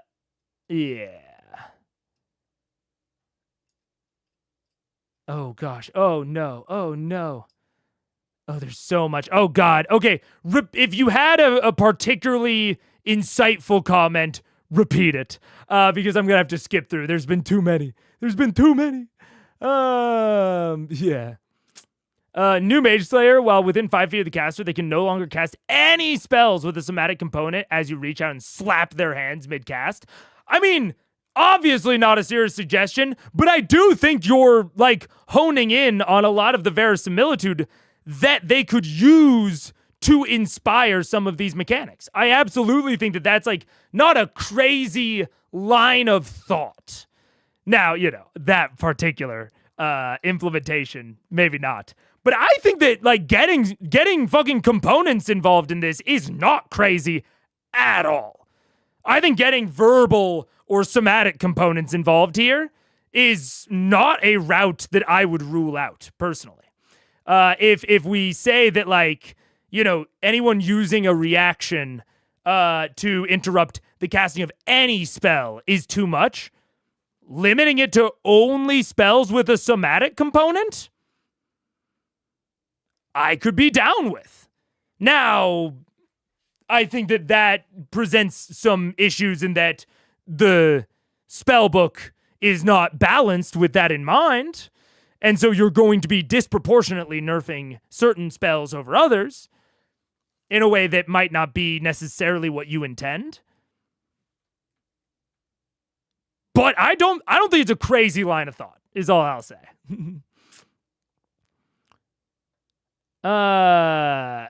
Yeah. Also, this rule, Mega, is making just flight even better. That is unavoidable. Big Bong, I think you raised several good objections. I think you raised several very good objections. In fights where flying is relevant, I think it is unavoidably great. And I think that I'm not afraid of buffing flight even more. Because I'll be honest, I'm also not afraid to ban flying races. I've never done it before. I've never felt the need. But if I had this house rule that I wanted to run, and I thought that, like, the last bastion of balance was that it buffed flight too much, I'd ban flying. Now, I wouldn't ban flying spells, because most flying spells themselves are concentration, and they're interruptible, and that's all fine. But I'm totally cool with that. Especially because I would argue it doesn't make flight better. Like, I would argue, because I think this is a good critique that demands response, that this house rule would not, how do I say it, trigger you or how do I say it? I don't think it would prompt you to fly in situations where you otherwise wouldn't. Very often. I'll leave a little bit of an out for myself, because I am positive I could concoct a situation where that would be the case. But I think that the majority of the time, you're either flying or you're not. It's either beneficial or it's not. I don't think that this house rule would introduce situations where it was not beneficial before and now it is. It is only nerfing certain situations on the ground more than they were otherwise. Now, so there could be situations in which that is relevant, but I think that they are few and far between, I would argue.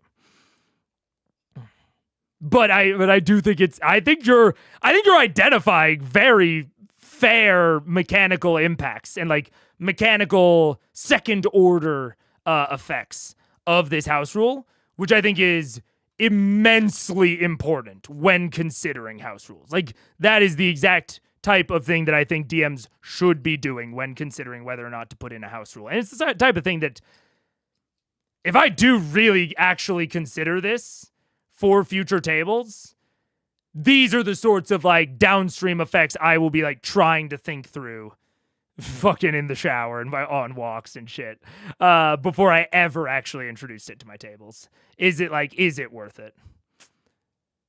Yeah. I find it funny that the target of counterspell can use the reaction to counterspell the caster of counterspell. It's like silly in a way that makes me shake my head. It's like, okay, sure. That's a little absurd, but I if we're going to have counterspell should be able to counterspell.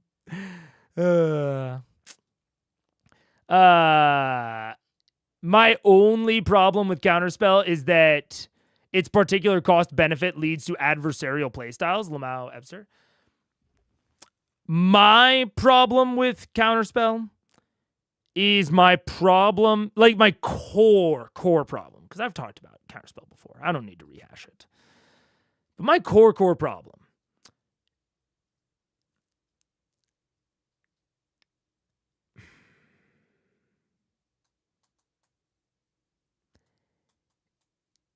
it's not quite this bad, but I don't like things that broadly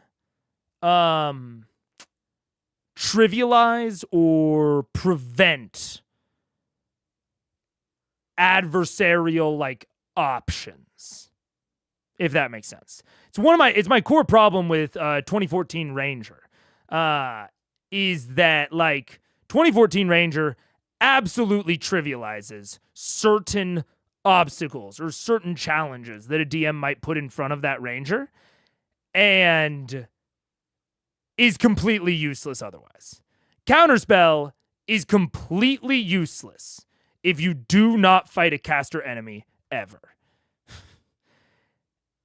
And if you do, it lowers the challenge of that adversary substantially. Now, I would say it's not quite as bad as 2014 Ranger. I'm not going to say that it trivializes an encounter against a caster adversary, but it is a massive nerf to them. Massive. By making any given spell having just like the chance to fizzle and waste a slot on the adversary's part. And I like it when things are nichely useful. Like, I like Find the Path. I think Find the Path I'm down with, because the set of scenarios that it does trivialize are so tiny and niche that like I almost never have to worry about Find the Path. Like, I don't have to like take it into consideration when balancing an encounter. But as a DM, I can use it as like the crux to solving something. Or it might get pulled out in a way that I really don't expect, and that maybe does trivialize something that I hadn't intended it to. But that's going to happen so rarely compared to Counterspell or 2014 Ranger, if I'm just naturally world building and not thinking about the abilities that my players have. It's going to happen so much less with Find the Path than with Counterspell, and Counterspell is going to happen so much less than with 2014 Ranger. So those are some of that's like my core, kind of the reason that I am so averse to it. And then there's everything else I've talked about on top of that.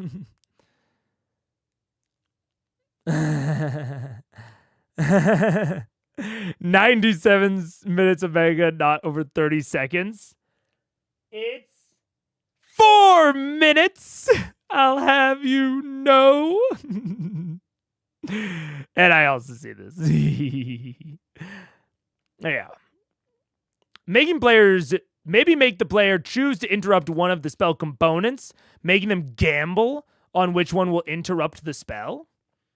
I think my problem with like making them choose a component is that it would be immensely obvious in the actual fiction if they're talking or if they're fucking making fucking hand gestures, you know? But again, I like the thought process of involving spell components. Yeah. They're always coming out on top. Set Theshel low.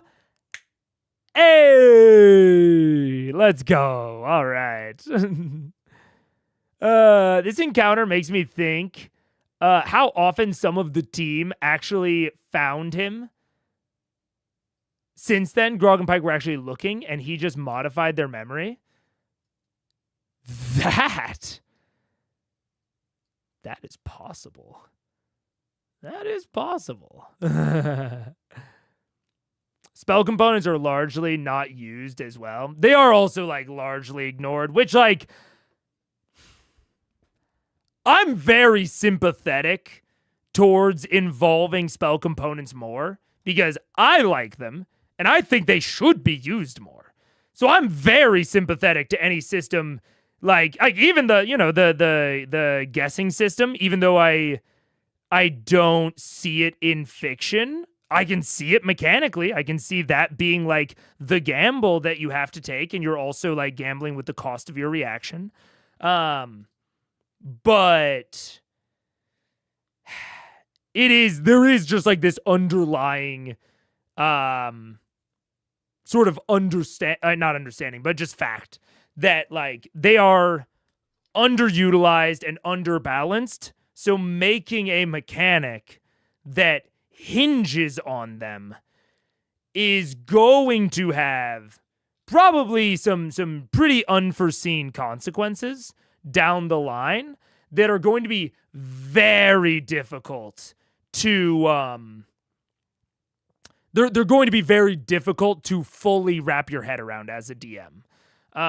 Which is a problem. They just have a lot of knock-on effects whenever you involve spell components because they're everywhere. Like they're on every single spell,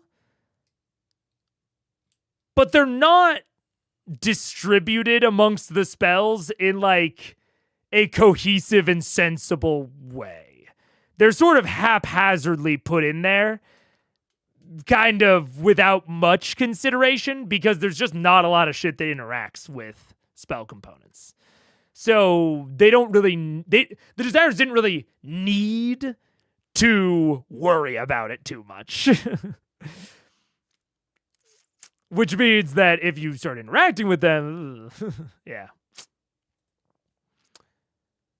Having to choose the component also rewards system knowledge, which could be a pro or con. I personally lean towards con. Yeah. I mean, I think that it, yeah. I think it depends on, yeah. I think there are ways you could characterize it to where it doesn't lean on system knowledge, to where like you make it like a resistances immunity type thing, where like theoretically resistances and immunities also reward system knowledge, but at least most tables I've interacted with interact with resistances and immunities as though the character in the fiction needs to know about the resistance or the immunity in order to like target it. Otherwise it's considered bad metagaming, or maybe it only fits in at like true meat grinder type tables. And I think that you could argue that choosing the component could fit into that as well, where the characters, recognize or have a greater understanding of what words are typically spoken for a spell, or what motions are typically taken for a spell's somatic components, right? Or know that they have to grip a focus in a certain way, or that they have to, stance up in a certain way. That makes the character themselves more able to predict what is going on and what is going to be important. So,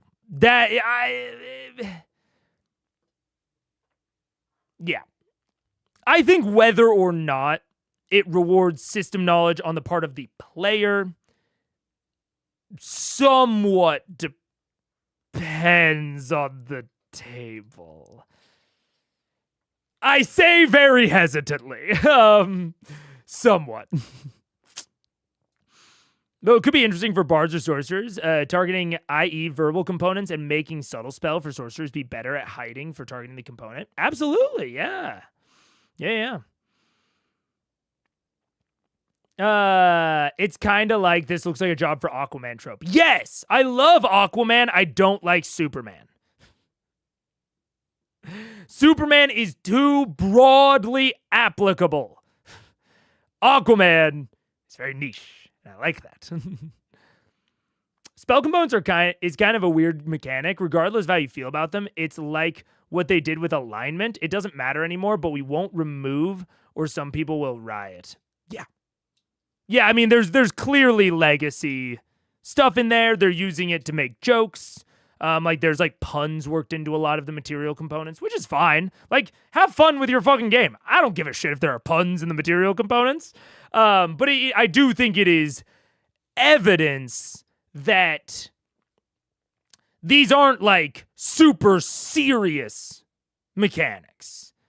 They are, they are debatably legacy mechanics that are mostly in there out of a historical reverence than any mechanical benefit that they actually provide.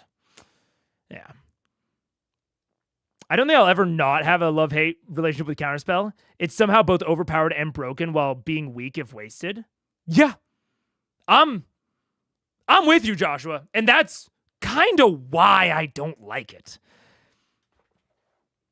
Yeah, but I don't not like it to the point that I would ever ban it, or that I would even recommend against taking it.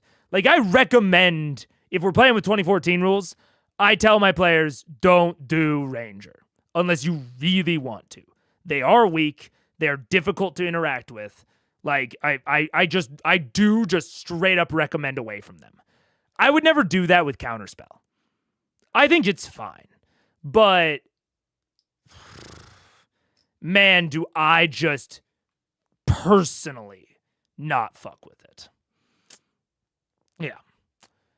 You are also working on the knowledge that the player knows the spell being cast. If they know Fireball has verbal, they will say verbal, but if they don't know the spell, it's more of a guess. Yeah, I think that's a great way that you could work in more in fiction knowledge than system knowledge. Or you could work in system knowledge if you wanted that, meat grinder type game that is very difficult and relies on a degree of metagaming in order to succeed. I think you can go either way, yeah. It's also strange that a lot of people really want to interact with it, but personally feel silly because they are mostly puns and jokes. Yeah. No, I do think that is anecdotal, but I have the same anecdote of witnessing many people want to interact with spell components or feel like they should, but then as they progress, it becomes more and more of a theoretical thing. You just forget about it over the course of playing the game because it matters so rarely. I watched Paige really struggle with this. My wife Paige, when she was learning how to play D&D, really struggle with this, where she would constantly be what does it mean that it's somatic? Or what does it mean in this situation? Why does it matter that it's verbal in this situation? Or does it matter? Blah, blah, blah. And 90% of the time, my response was, it doesn't matter. The only time where it matters was in regards to oh yeah, it's publicly noticeable. But that's for verbal or somatic. It doesn't matter which one you're doing. They're both publicly noticeable. One is just auditory and one is visually. And she had a really tough time with continuing to feel like she should be working it in and constantly getting told it didn't matter. But now, like, you know, she played and learned, and at this point, she just doesn't ask about it anymore because it just rarely matters. Yeah. Wild take on Superman Aquaman. Wild take. Yeah. Maybe make a minigame out of it. Player chooses one of the components, verbal, somatic, and you as a DM roll to decide which is more important. After you ask, the player chooses either verbal or somatic. I mean, yeah, I think, especially if you wanted to add a little bit more, if you wanted to add an additional layer of risk, I think that is very, that, like, this idea of, like, only blocking one or both, or one or the other of the components.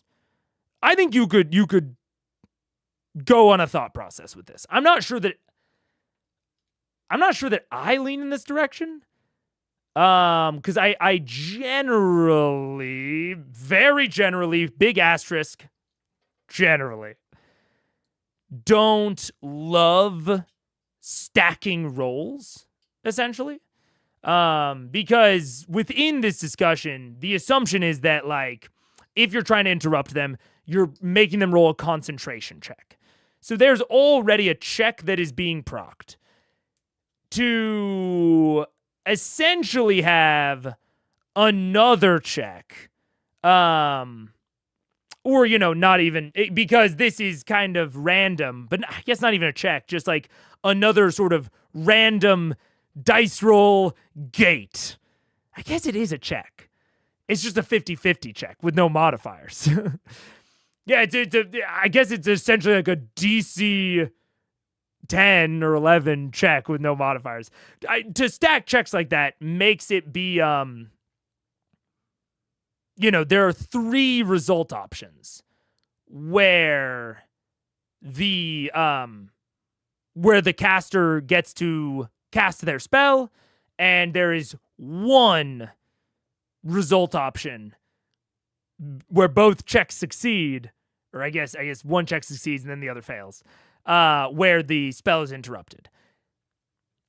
That's a little bit too rare for what I would want. But if that probability sounds good to you, like if you want it to be like a 50-50 gate at the start, and then you want there to be an additional layer of probability that is based on their, you know, concentration, their constitution check, their concentration check. If that probability feels good to you as the DM and good to your players, absolutely. Absolutely. I think it's a little bit too caster-sided for me.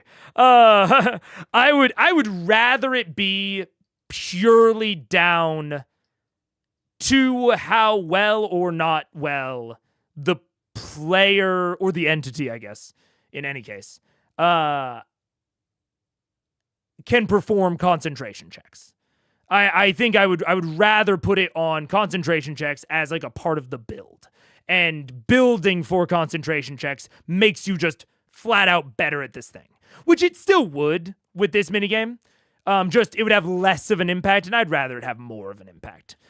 Put more of the control in the caster's hands, honestly. So yeah, but like I said, if that's the way that your table wants to roll with it, absolutely, I think that'd be good. I'm currently designing a new product line, integrating European tech into my new thing. Please keep ranting, predicting. It's making so much fun. Good. I'm glad.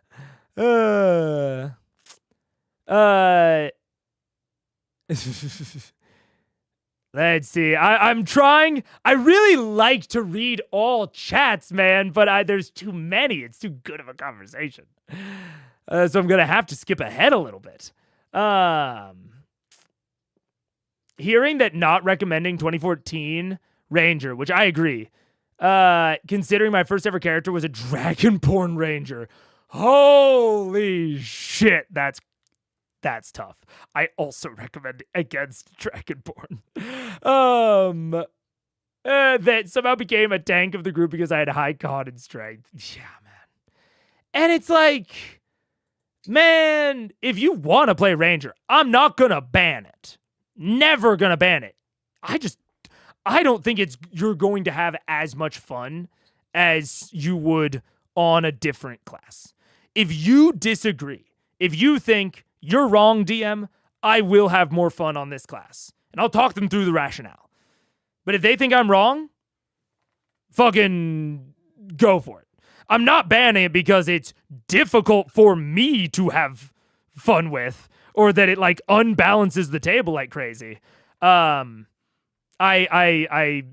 recommend against it because I don't think the player will have as much fun. Or even make it a role to prevent metagaming. There we go, yeah.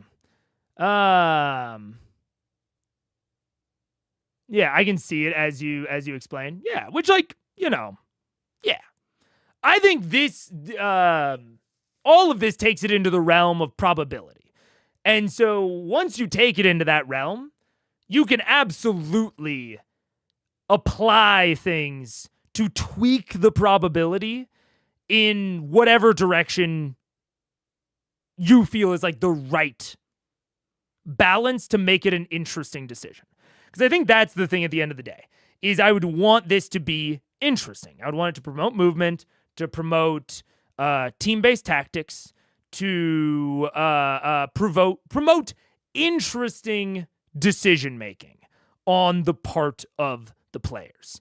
If it is so damaging and it is so not disorienting, if it is so punishing that your casters are never willing to even get remotely close to movement range of an enemy, to the point of like, it not being fun.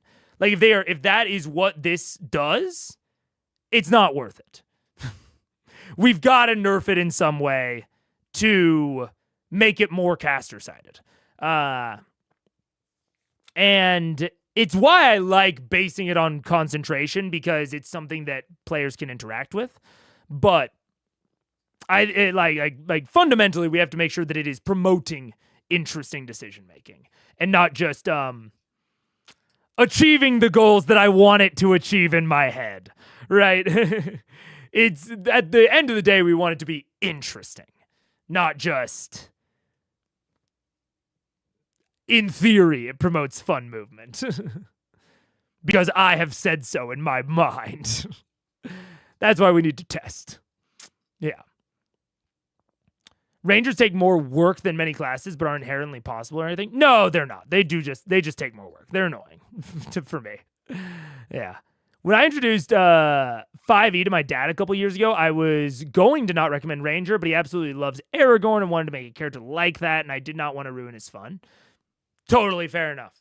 If they have a strong affinity for the archetype and the playstyle, it's doable.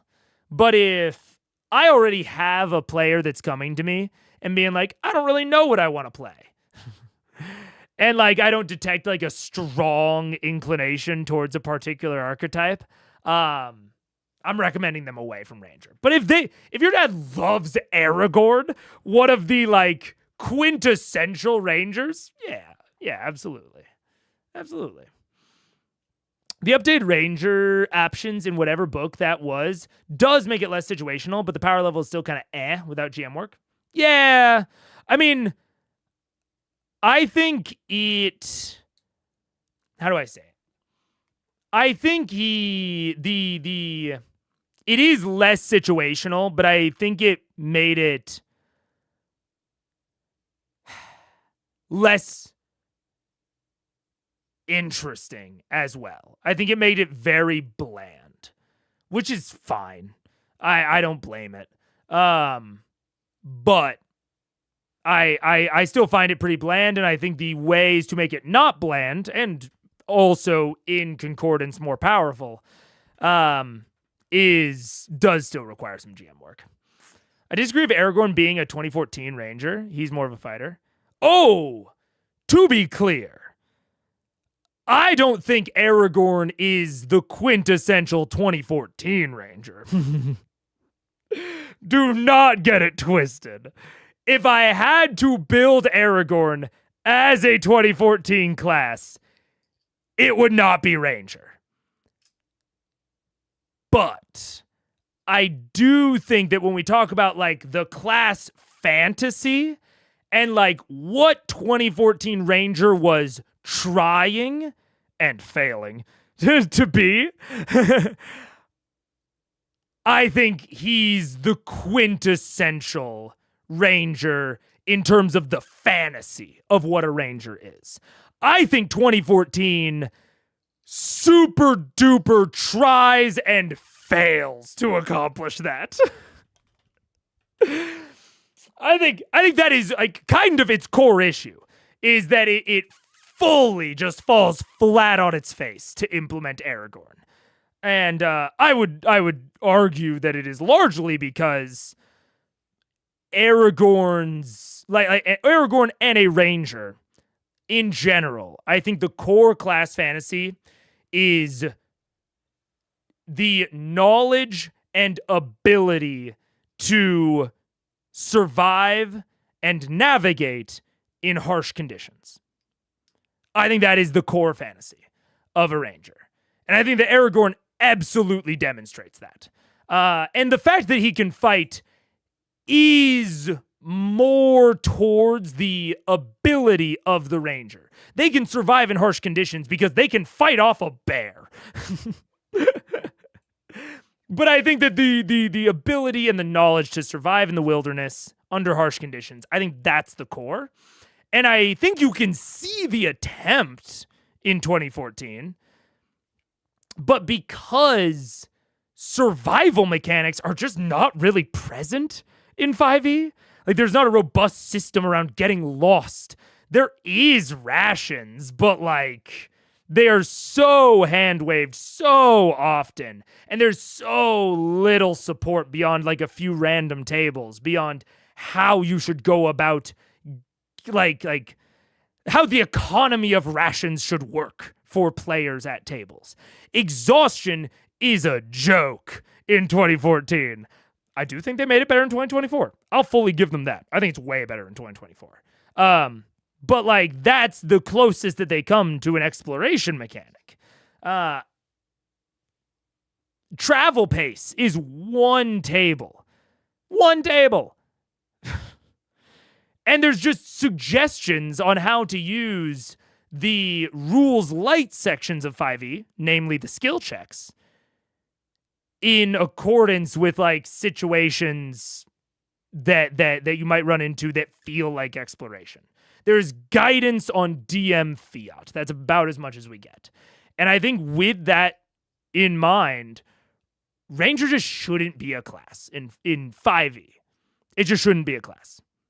Like I truly do not think that 5e as a core system is set up to support the class fantasy of Ranger. Which sucks because I also love the class fantasy of Ranger. But I just don't think it's there. But as so many people have talked about this on the internet, I am not the first. This isn't a novel fucking hot take here. I think you're gonna find a lot of people saying the same shit. What fighter do you know that goes and forages for food, tracks enemies, and talks to horses? Yeah, and if any of that was important in 5e, then it would matter. Yeah. It has been the core fantasy, yes, but mechanically it is not in this edition. 1,000,000% agreed. 1,000% agreed. Stamp of agreement. Stamp of approval. Yeah. Yeah, mechanically it's just not there. Yeah. He chose Ranger after reading through all the classes. It was the one he immediately liked because of Aragorn being a Ranger and Loader. Yeah. Which, like, again, I think you can see the attempt. It's just not mechanically supported in the rest of the system. enough. Gandalf is very clearly not a D&D wizard. Well, yeah. I mean, if we want to get into that, Gandalf, like, can't be any D&D caster because D&D casters are fundamentally delineated by differences in how their casting is limited. D&D casters are all limited in some way, and they are delineated by those limitations. Wizards store their spells in a single point of failure, i.e. their spellbook. Warlocks can only cast 2 spells per short rest. Sorcerers can cast full spells, but they don't have a spellbook, so they don't know as many spells. They are limited in their knowledge, but they can manipulate their spells. Bards have access to more individual, like, variety of spells than any other class, and frankly are just not really limited. I guess they can't copy their spells into a book like wizards. They have to go off of known. Druids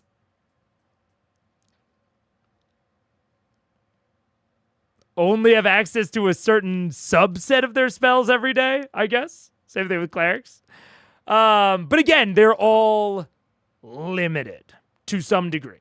They can't, like, cast anything. Lord of the Rings is, like, to me, the quintessential example of soft magic.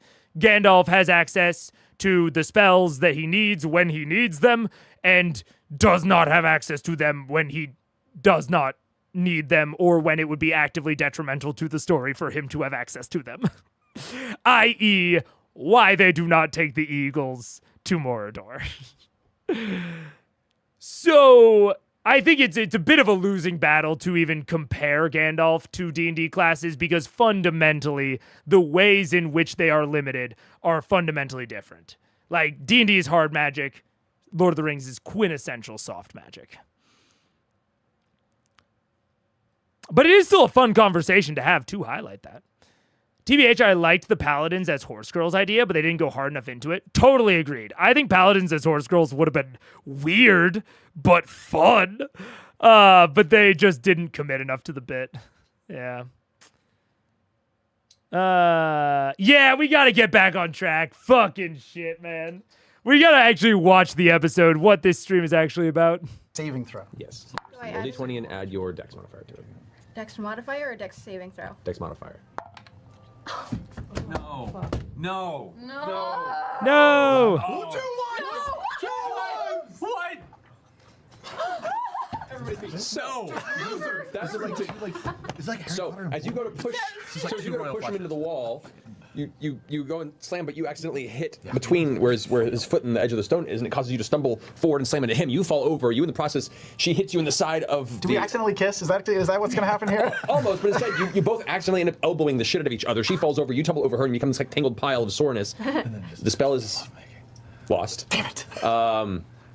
However, you guys in the tavern So do we hear hear a this? against the wall on the outside. Holy shit! I hear that. I start walking out. Holy shit! I run into I bust through right behind Right, Vax. so you guys all rush around to the alley. I walk. Yeah. Now I run. I knew you were familiar. Shut up. If you need to do something, change back, do it. How long does the hat take? I mean, it takes an action to do the spell. Hat on. Yeah. Appearances are important. I make my way through. What's going on? No one talks about Scanlan being as handsome as much as Scanlan does.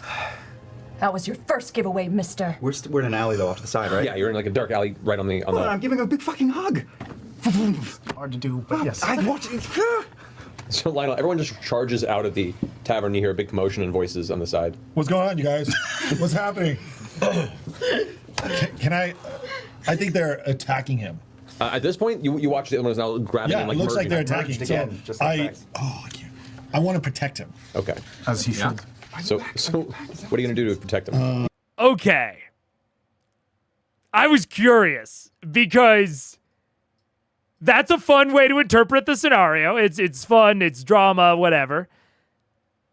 And I like this guest player. I don't remember his name. Jon Jon Heder, I believe. I like that. Yeah, negative review. Not only like they look like they're attacking him is a fun way to introduce some drama. It is also like him saying to Matt, I want to protect him. I think even experienced players might have said, like, I'm going to attack. And then we get into, like, PvP. People are rolling fucking attack rolls and AC and what the fuck ever. And I've gone on rants about PvP and what I think its place is at the table. And I think one of its core issues is that it slows things down a lot. Anything that has to do with rolls is going to slow things down. We'll see how Matt handles this. But by just saying, I want to protect Scanlan, that it's almost the opposite of the advice that I've heard Brennan Lee Mulligan give. Or it's not the opposite. It's the same piece of advice, but like from the other direction. It's like the other side of the coin. Where I've heard Brennan Lee Mulligan talking about Emily Axford and how chaotic she is. Or maybe not even Emily Axford, but just like more new players or chaotic players. And he's talking about redirecting energy. And the example that he gives is you have a player that says, I want to pull a bomb out of my butt. And you as the DM should say, what I'm hearing is that you would like to use an ability to do area of effect damage. Let's take a look at your character sheet and see what the possibilities are. Right? It's almost instead of the player saying the specific thing and then allowing having the DM corral it into a more abstract thing that we can fit into the existing mechanics. This time, the player is starting from the perspective of like, look, this is my intention. What mechanically works here, Mr. DM? And Matt might say, make an attack roll. He might say make a grapple check. There's all sorts of things I think Matt could plausibly say here. But this, I think, is really good to display to players. Because I love players telling me what they do. I love that. But I also really heavily prefer when the players say that they know that is actually a thing they can do.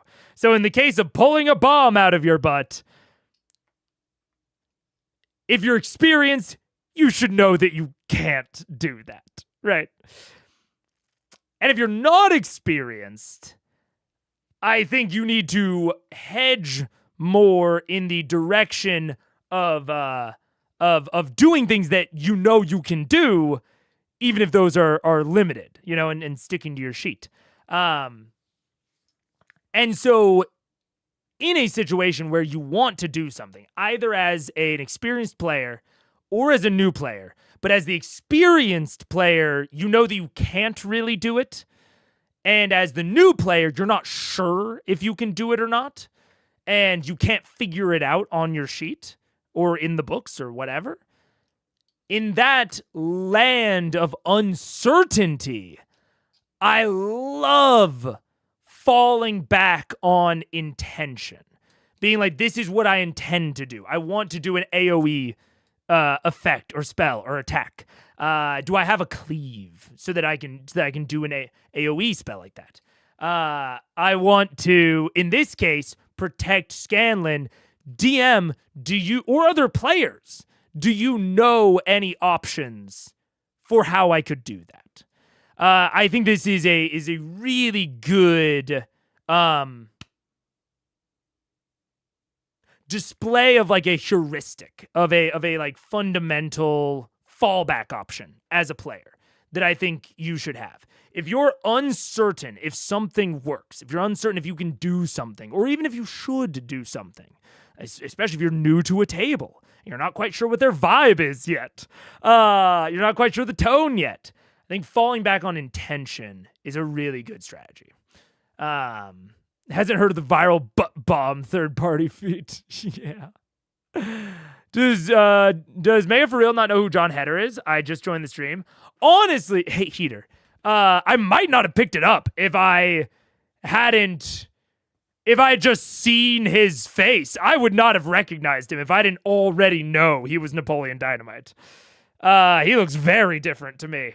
But I do know who he is. It's just Jon Heder doesn't ring off the top to me. I hadn't played the role of a subordinate of a villain they were fighting, and everyone's mind got blown by that. It was very fun. Hell yeah. I absolutely love watching Matt and other skilled DMs play with first-time players. Yeah. Well, and a lot of times, I think that Matt handles first-time players really well, generally. But all compliments to Jon here. If he has experience, or if he doesn't, I think this level of hesitance is good here, and not just like diving into PvP immediately. I think there are many other guests who would have, not to name names, but I think there are many other guests who would have just started attacking here. Go ahead and just say, like, You gonna scare him off? Or I want to. Yeah. I want to. kill him. Yeah. No. Not yet. I want to. I want to scare him away and like. Do you have any ability that does that? Or you can just try and intimidate us and say something really scary or just make some noise. Yeah. No, I want to do the. I'm going to do the frantic flail.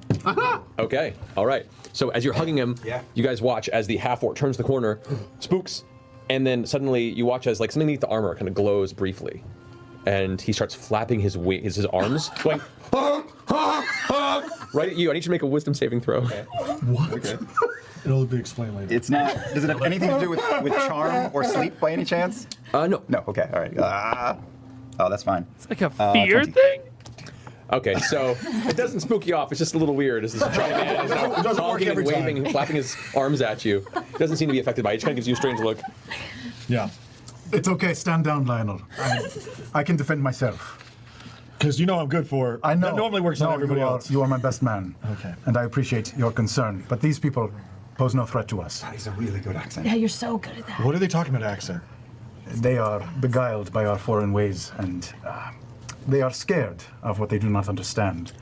True. That's true. I'm going to start walking back to the inn, and I'm going to start pouring a lot of drinks and starting to put them on the table. I do have information to share with you. We want to hear all of that information. You still got to give us the designs. No. No. I mean, Why did you want the designs? Percival's guns are really cool, and I don't... Holy shit, dude. That Percival's guns are really cool. Oh my god. I will say, I'm going back and forth on how much I like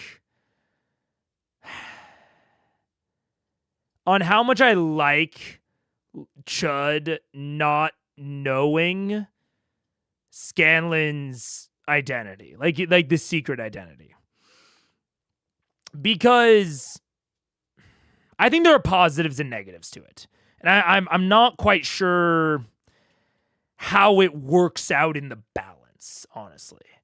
So I don't even take this with a grain of salt. Take this as like a 50-50. I'm not sure, because on one hand, I think it's good that Chud doesn't know Scanlan's secret identity, because, like, let's just face it, it's funny. It's a great opportunity for some really fun miscommunication, some good moments at the table. In fiction, it's very grounded. It gives the guest player a really fun and unique way to interact at the table in a way that's like a nice and fun fallback. And yeah, it's just funny. Like that's it. It's funny. On the other hand, it also just it complicates the delivery of information in a scene where I think that complication is like more detrimental than it would even normally be. Like I already hesitate away from complicating plot hook deliveries too much, because plot hooks are, the sort of they're the starting point for the rest of the quest. And so if there is a lack of clarity in the hook, then you can get a scenario where you can very easily get a scenario where players are under incorrect impressions. They're under not false pretenses, but they're just operating under like false assumptions for a long while, and they make maybe several layers of decisions that they wouldn't have made if there had been a little bit more clarity when the plot hook was introduced. So I already hesitate away from a lack of clarity there. I also hesitate about it in terms of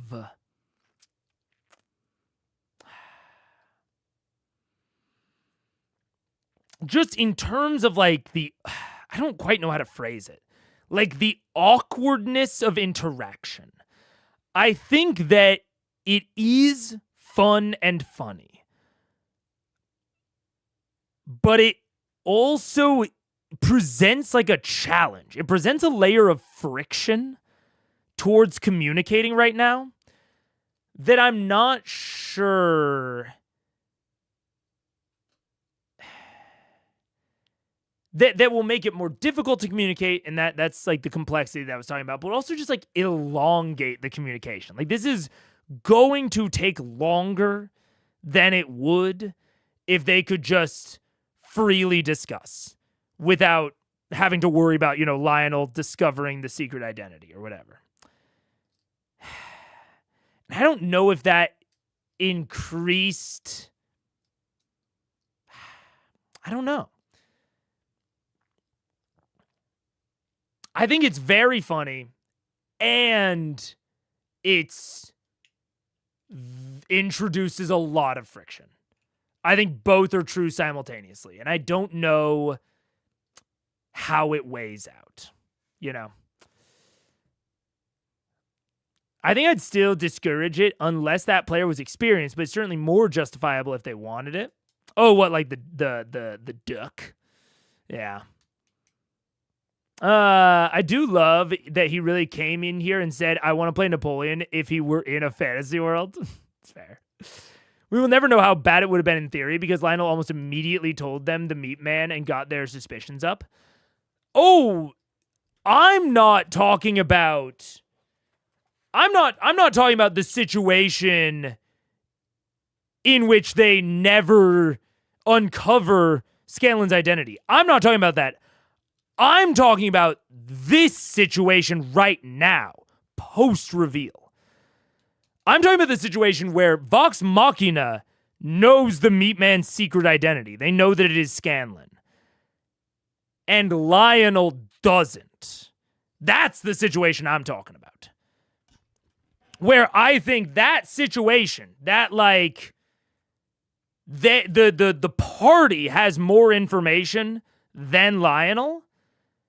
And so they are going to need to talk to Scanlan without letting Lionel know that the Meat Man is Scanlan. I think that is funny. But it is also complicating the scene and introducing a lot of friction towards discussion. but I don't know how much friction it's really introducing. You know what I'm saying? That's so. I don't know. This is either a critique or a compliment, and I don't think I know which one it is, if I'm being honest. I could see it kind of going either way. I think it depends on the table. If there is no rush and they want to have fun, go for it. Well, I think the worry is like, will it introduce frustration? Right? Will it introduce frustration on the parts of the PCs? So it is funny, but they're frustrated that they have to deal with it. And which one is kind of winning out? I tend towards the opinion that it will be a net positive, but I'm really uncertain. I don't remember what happens, but I think I'd trust Sam to let the info slip if it was causing problems. Well, and that's a good point, Daniel, is like, this is ultimately in kind of Sam's control. So if you trust him to go towards what is the most fun for the table, which I said at the beginning of this session, I do, then this probably is fine. This probably is a net positive in that case, yeah. Encouraging PC versus PC in any way, shape, or form is bad in an unknown table. Yeah, I'd agree. Anyways, yeah, interesting. Always wanted to have some of my own, and I used all of my ammunition over the year, and now I just have this pistol, and I produced the pistol. But it has no bullets. I don't know how to make any more bullets. I need more bullets. Are you a Mafia Don, Scanlan? No. Are you a bad guy? I'll take off the hat. Lionel, you watch as your boss for the past 5 months shifts to this tiny little man. Lionel, we'll talk about this later. I have many forms, and I am... Did you just piss your pants? Yeah, I know. Okay, I'm gonna stand in the corner. All right, the fucking mega pause. They immediately resolve something where I'm like, it is funny, but I'm worried about like long-term frustration, and Sam immediately resolves my worry. It's the mega pause. What are you gonna do? I have many forms This of my is also funny. magic that you will never understand. No. But know this. The money I pay you is real. So you still work for me.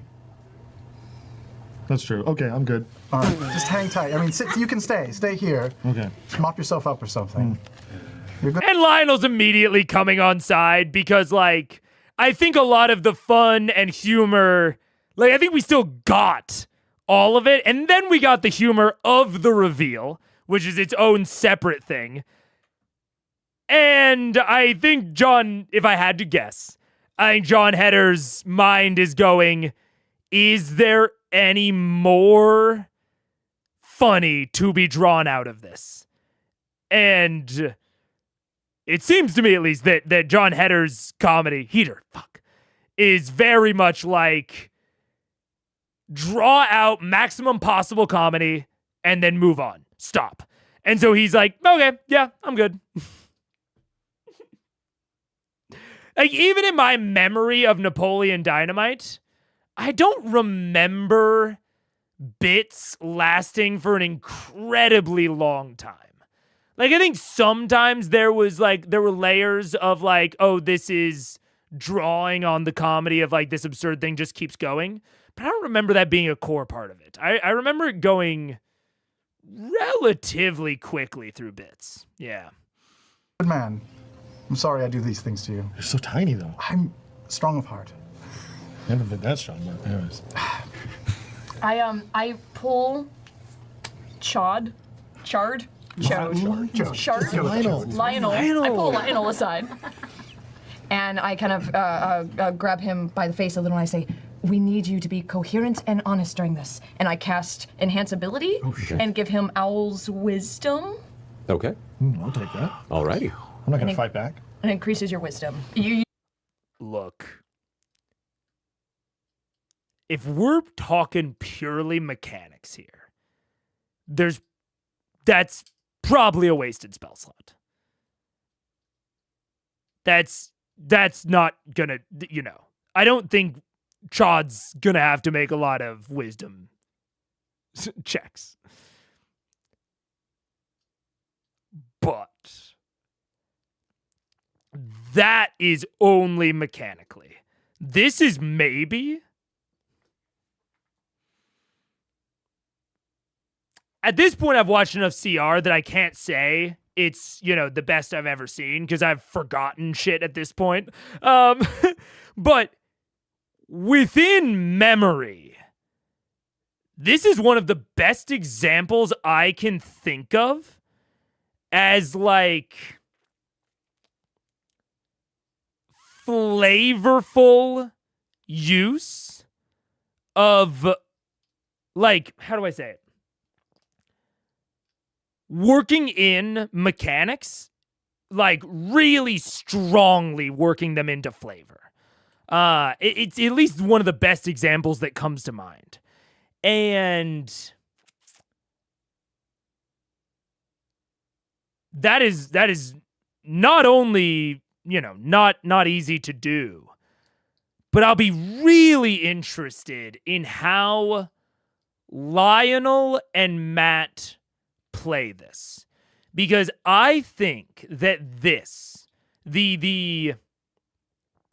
a spell or a mechanic doing something that it does not explicitly do, but that makes sense for it to do, just like within the flavor of what the spell is, and in a way that's not trying to be cheesy, i.e. like shape water, freezing the water in someone's body, right? When it's very clearly being done for flavor. I think this is one of the things that truly opens up TTRPGs for people. When they see, and I think it's one of the things that fundamentally, how do I say it? I think it's one of the, like, fundamental things that TTRPGs can do that movies or books or improv or video games or any other storytelling medium is never going to be able to do. If you participate in LARP, right, there's like a very strong aspect of LARP of improving a story with other people, with other, you could say writers or storytellers. There's an aspect of you can do anything. In fact, there's more of that. That's something that people say about D&D all the time. You can do anything. But that's more true of LARP than it is of TTRPGs. That is more of a strength of LARP. But I think that one of the core strengths of the medium of TTRPGs is the marriage of those mechanics and that improvisational storytelling, that LARP essentially. And I think that any, like, opportunity as a player or as a GM that you have to work that in a way that is, again, not cheesy. I don't know what to call it. The shape water freezes all the blood in their body. Sort of play. I need to come up with a word for that. I would almost call it somewhat selfish. Somewhat selfish play. Because it is sort of, I've always heard munchkin. Interesting. I don't know. Interesting. Okay, munchkin, sure. It is wanting to do something cool for yourself, even if it has terrible implications for the story. Like a cantrip being able to just murder someone straight up immediately is not good for the story. That's bad for the story. And so that's why like I think of it in generally a selfish manner, right? But it's the same core thing. It's using like a mechanical thing to do like a flavor thing. So this sort of scenario where you're using a mechanical thing to do a flavor thing in a way that is like honestly probably not worth the spell slot. Like if we're being really honest with each other, probably not worth the spell slot. And that makes it so much better. And I don't know. I don't think I'm doing a good job of making this point cohesive on like what I really mean.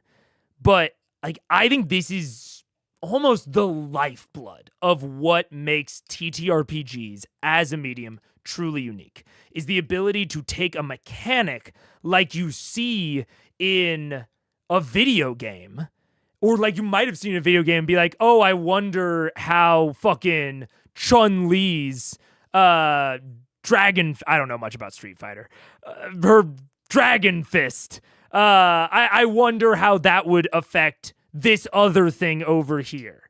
Or like, oh, she could have used it to do this thing instead of what she actually did, right? TTRPGs are a medium that is uniquely suited to that because the mechanics give you an idea of the strength and of the scale of any given feature. They give you, everyone, a good guide for how powerful it is and what it can do. And then you are completely free to apply that to other scenarios in that sort of what if childlike curiosity, right?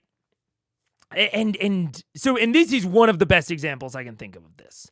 There are ways that this could end up being useful. Maybe he will need to roll a wisdom check. It's possible. I just don't think it's overly likely. And so it makes it more clear that this is for the flavor, and it's a great example of it. Yeah. There's an article on TV Tropes about it, but the summary, the Munchkin is the tabletop RPG player who plays the game to win at any cost, even if that isn't the point of the game. Oh, okay. Oh, that makes actually perfect sense. That I absolutely know how that trope came about then, because I've played the Munchkin board game, and that makes a lot of sense.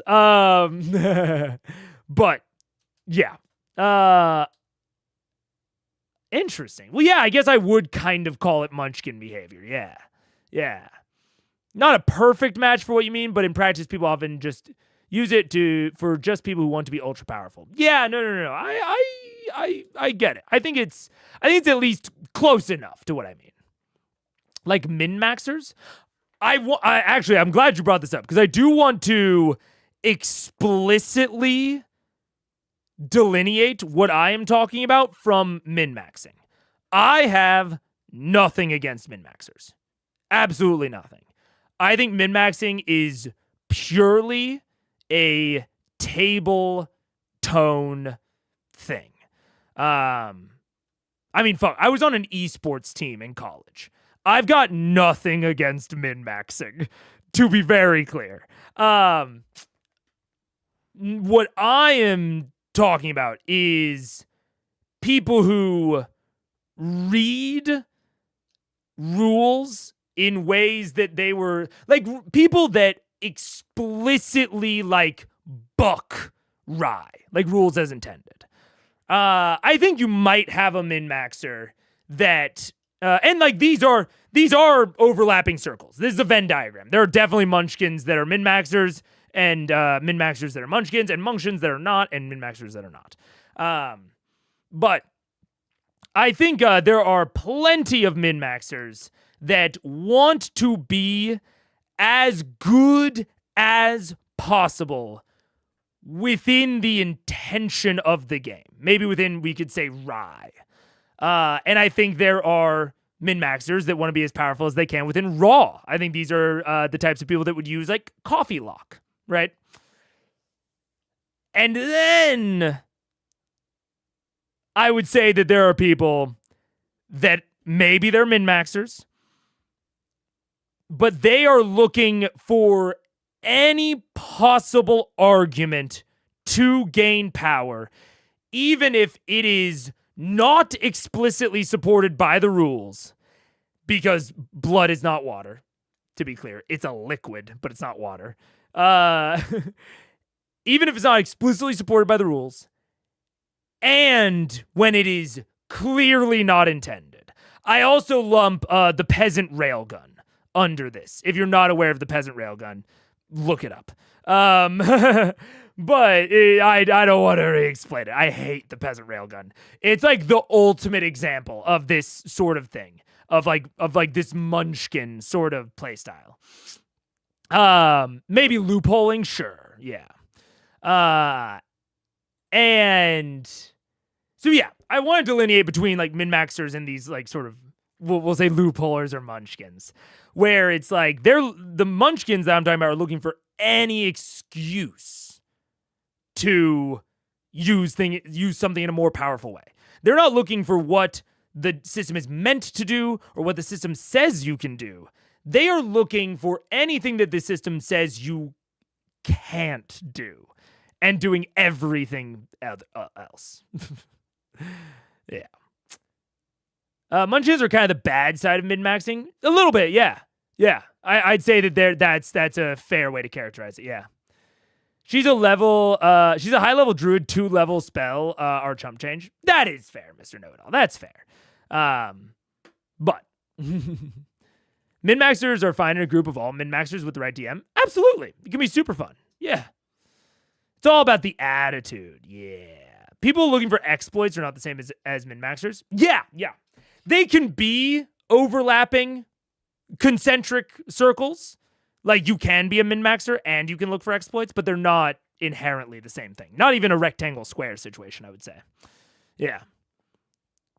I like cheesing a lot to describe that behavior player archetype. Yeah. I tend towards cheese because I have a lot more experience in video games, but yeah. It's the type of player that only plays Baldur's Gate 3 for the fun of finding exploits. You know what? At least Baldur's Gate 3 is a single player or cooperative co-op experience. Which, I mean, I guess, you know what? I guess it's the same as TTRPGs.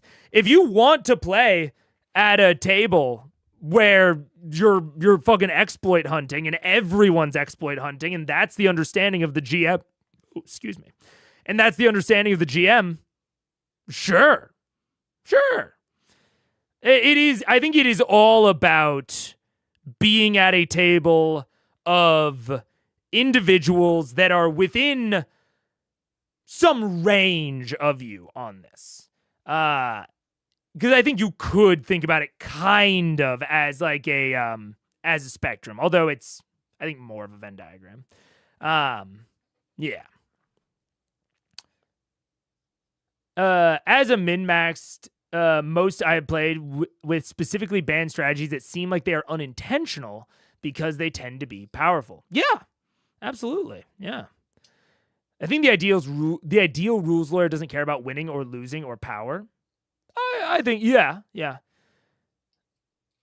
The only big difference is the BG3 cannot do what a DM does and just say nope. That is true. Yeah.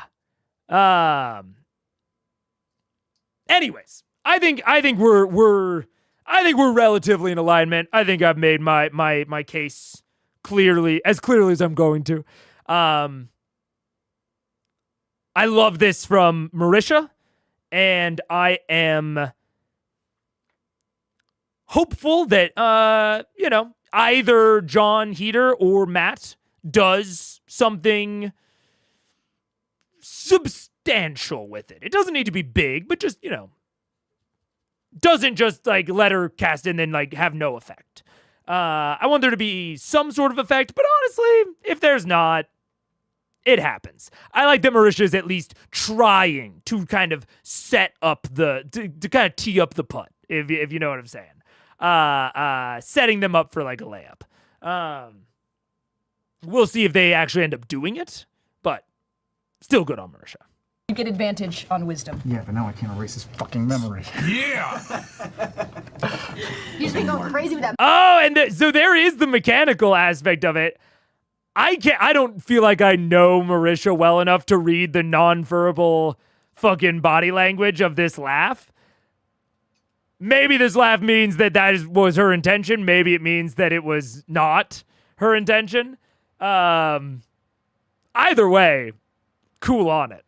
I'm down for either answer, really. I can't erase his fucking memory. Yeah! You just been going crazy with that modified memory. Hey, I man, know, man. it's my bag of tricks, all right?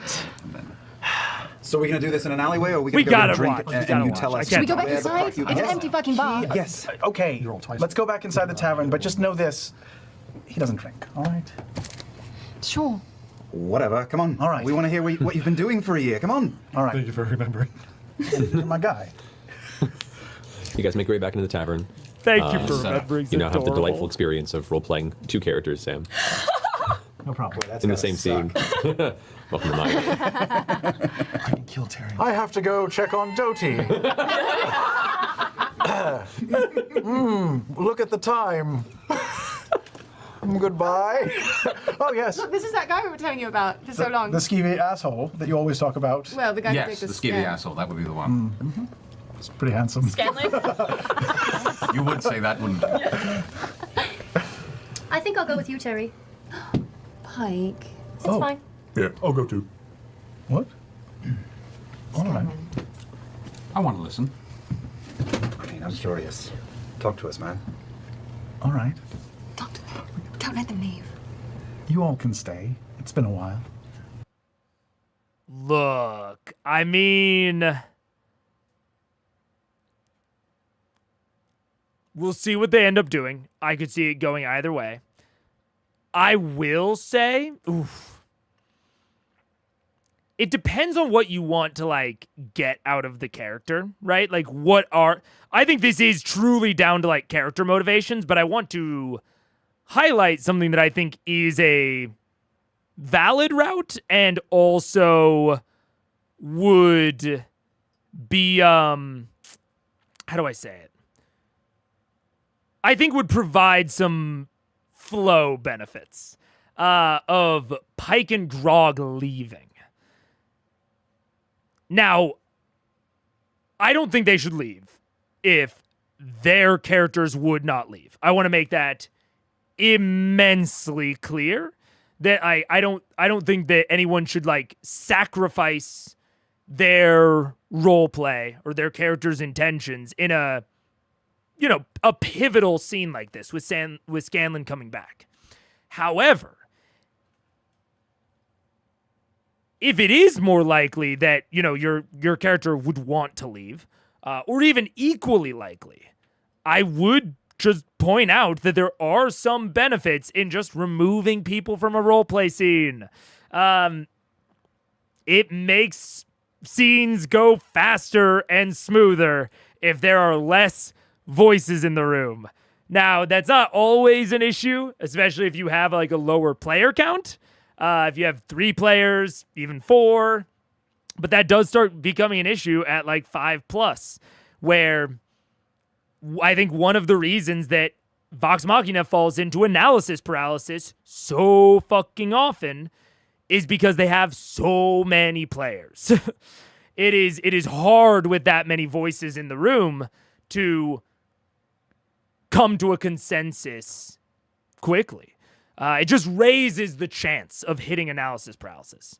So if they want to leave, and, like, that is, even if it's like a 50-50 for their character, I would just point out that I do think that them leaving would be better for the overall scene if all else is equal. And clearly I'm stressing this a lot because I don't want to make this sound like you should remove your character from important scenes. It is just that if all else is equal, scenes are often going to be much smoother and faster with less players involved.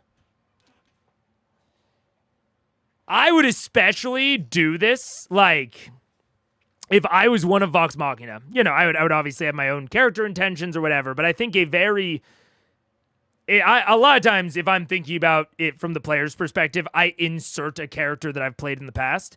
And I think a lot of my characters would not have wanted to participate in the group conversation, but would have wanted to try to grab Scanlan for like a fast one-on-one kind of on his way out.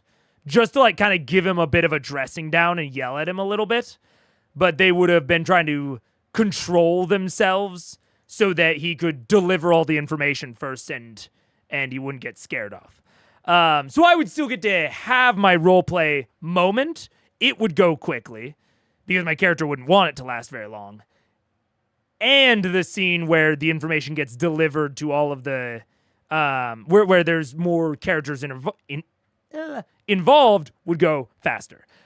To be fair, I also design a lot of my characters to have a bit of an out when it comes to spotlight hogging, because spotlight hogging is one of my tendencies and flaws as a player, because I like DMing, and DMing gives you the spotlight constantly. So I have to really control myself when it comes to playing. But that's a direction I would go with it. So yeah. We'll see if they end up staying or leaving. I don't know. I'm not sure. But even if they don't end up leaving, they have established a reason that they might not talk a lot, at the very least.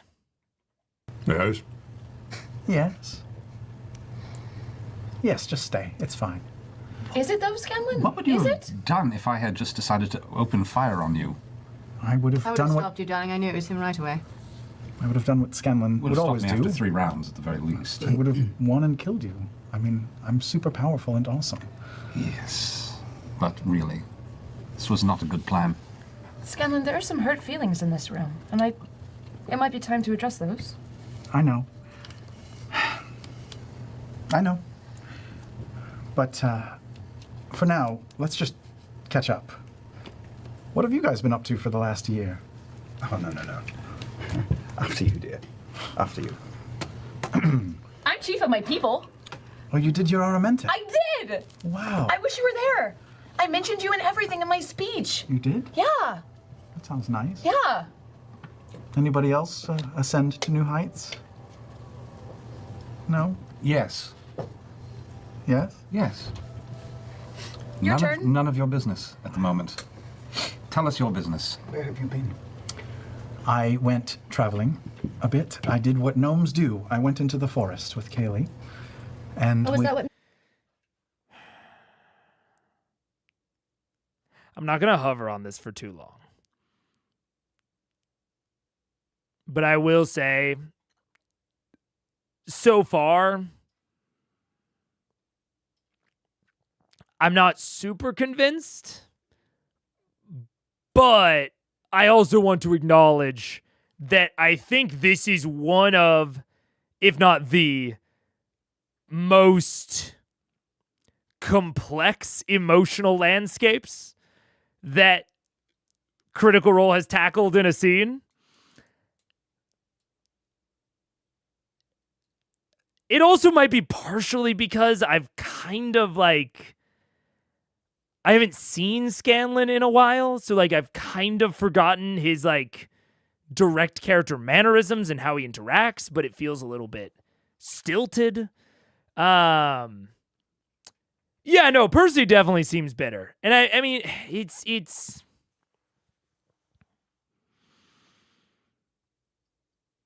I don't know.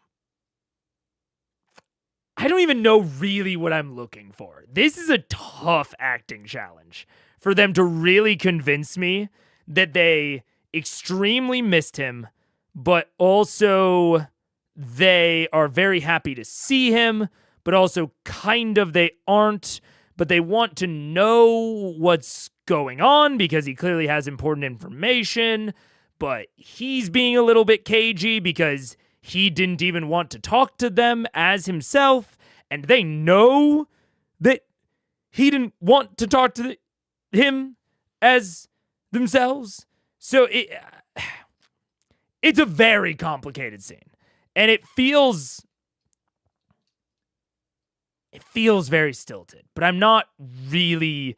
I honestly don't think I have the expertise to critique it. I think we would honestly need like a fucking Broadway professional, like a live stage actor, or like a professional improviser to really, like, I would love to hear what Brennan Lee Mulligan thinks about this scene, because it's really complicated, and I'm struggling to articulate what I think it should even look like. Yeah. Rewind 5 seconds before resuming. I'll do that just in case I forget. Yeah. He's almost meek here. Yeah. What I fear of this scene is that VM will still treat Scanlan the way and not acknowledge what Scanlan felt during the Bard's Lament. It's almost like Sam is on Broadway. It's almost like that. Because it is like that. But yeah, they're all actors. They are. But they are voice actors. And I don't mean that as a... Well, I guess Ashley Johnson is also a film actor. And I don't mean that like derogatorily. But like one of the things that is like not coming off to me like is the physicality. Yeah, I don't know. Something about this just feels very stilted. And like I can hear it in their voices. Like I can hear the emotional complexity, and it's not normally an issue. Like I think they're pretty good physical actors as well, the vast majority of the time. But I don't know. We'll have to see how the scene goes, because right now I mostly feel awkward, but like not in like a fun way. Yeah. A bit. I did what gnomes do. I went into the forest with Kaylee. And Oh, is that what gnomes do? They go into the forest? Forest, I'm so sorry, please continue. forest gnomes do. And we talked, and we sang songs, and we just camped, not in the mansion, just in a tent, and we had some good times and bad times together, and eventually. Well, and sorry, to maybe slightly clarify, this isn't necessarily me being like, I don't think the players can act. I like really do. I definitely think that they have acting bona fides, even just from this show. This scene is just not working for me. And I have enough acting bona fides and experience to feel that, like, most of the time I can talk on it.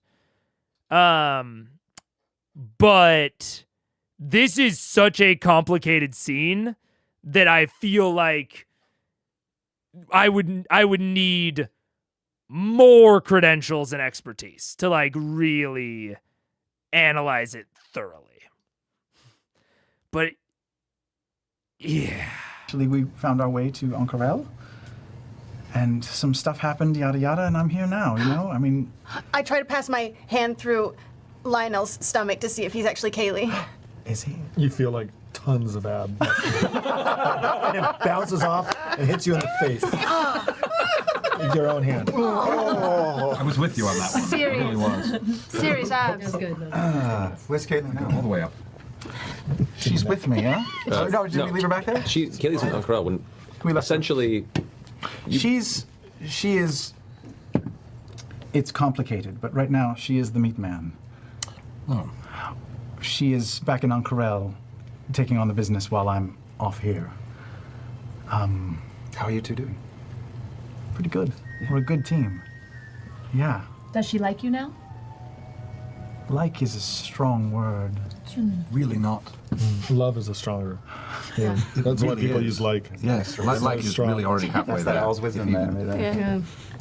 Whoa, what just happened? You have advantage on wisdom saving throws. Owl's wisdom. Oh, it's weird. It's new to me. Get to have like 5 Mongo-only pawn cards. We're fine, she and I. We're a team, and she's taught me some stuff, and I've taught her some stuff, and we operate together. And what kind of operation? Well, we went to Ank'Harel to just get a little simple revenge, and it turned into something more than that. I didn't mean to, but I guess I became one of the 3 largest crime bosses in Ank'Harel. In a year. 8 months, really. We traveled around close to here. We were only 20 miles away for most of the first couple months, and then took us time to get there. But yeah, I've been. Don't worry though, I'm not a bad guy. I just sell things, trinkets, furniture, art pieces, antiquities, that sort of thing. Nothing dangerous. Nothing dangerous. All fake. And to whom do you sell these things to? Rat bastards. People who deserve it. People with money to burn. And people who have done wrong in their lives. And I take some back. And why now? Why have you come back? Not that I'm not overjoyed to see you, but I'm curious. I had information, and you had to know it. It's important. We found another one. Lionel did. The ziggurat. Did you go The inside? orb. The whole thing. Another? You didn't tell me there's more. No. Well, I mean, there's the one you found, and then there's one here. Yes. Will you tell them what you saw? Well, me and my buddies, we went inside this. Can I clarify? These are all hired men of mine. They're not his buddies. Okay. I pay them all.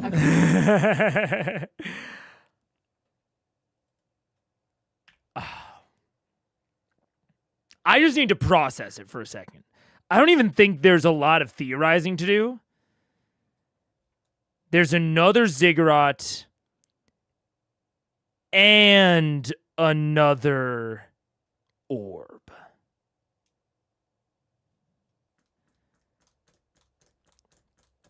And we've seen the other side of the orb in Whitestone.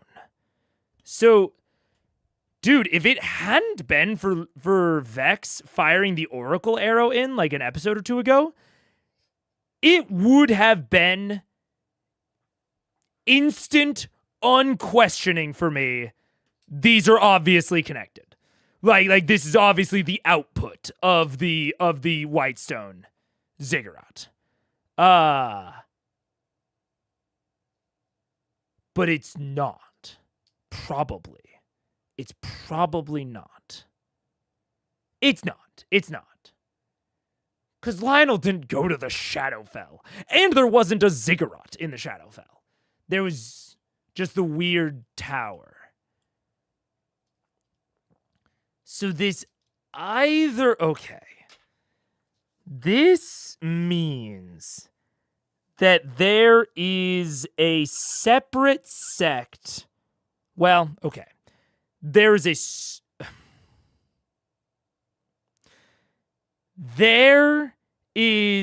a group, probably, that either was working in conjunction and coordination with the Briarwoods, and this siphon has been open since the events of the Briarwood arc, or this is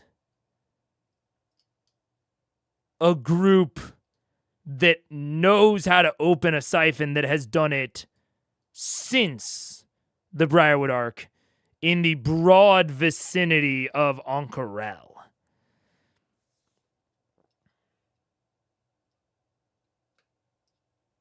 I'm trying to think of what that means. Because that is unanticipated to me.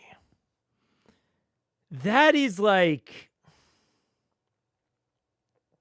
unless it is the way that I thought it is, where like this is being done in conjunction with the Briarwood Whitestone ritual, and thereby it is easier.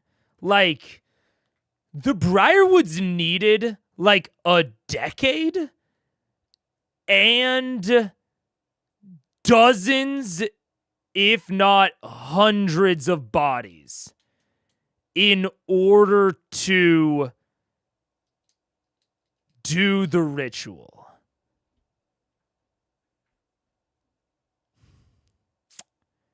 There's not been enough time for someone to totally independently do that unless they were working on it at the same time as the Briarwoods. But that doesn't... I don't know. That feels... That feels too, contrivey to me. I don't know. Something about it just, like, feels off to me. That there's a totally separate group, maybe working with the Briarwoods, but the Briarwoods never mention them, that are working on summoning Vecna, or whatever the ritual was meant to accomplish, simultaneously to the Briarwoods. What, is just like a backup? I don't know. That seems like unnecessarily raising the profile of the entire operation. I don't find that likely, which means that it is either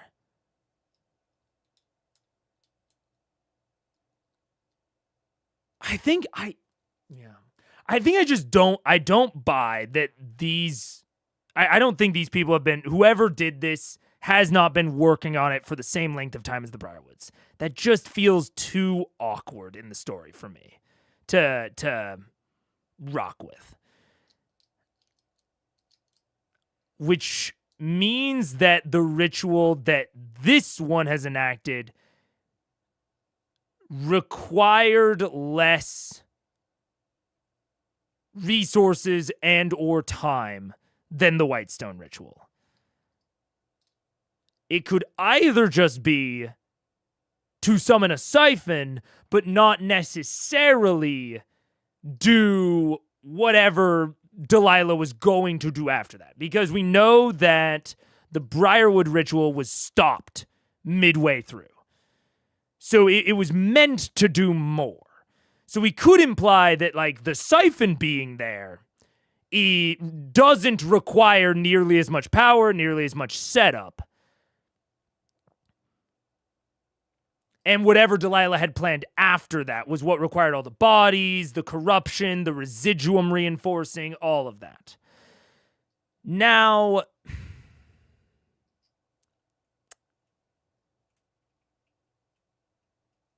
that potentially means...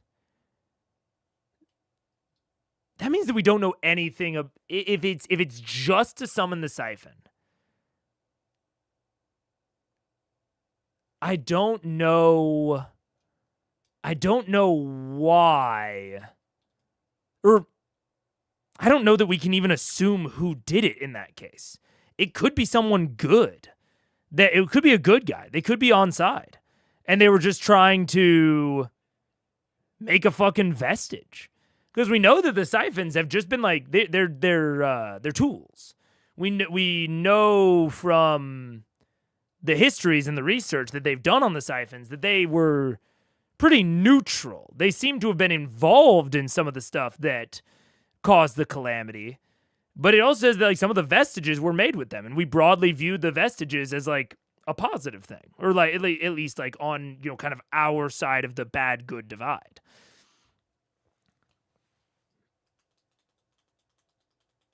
So I can't even begin to guess at the identity or the makeup of the people that triggered this. They could be totally separate.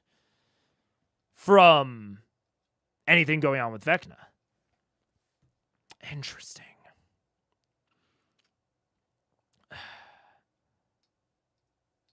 Yeah.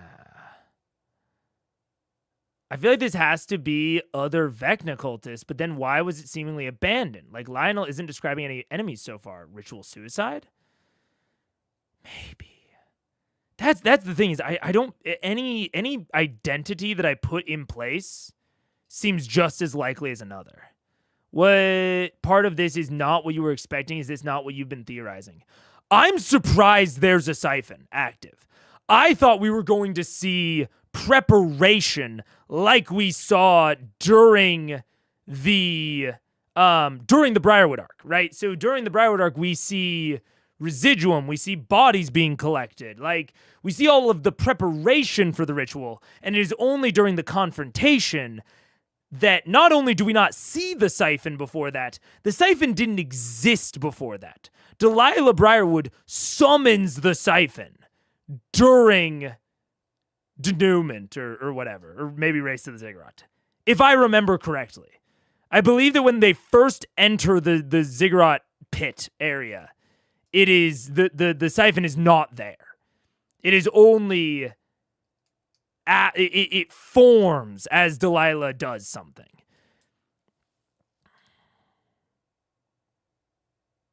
So it's I am very surprised that there is another siphon there.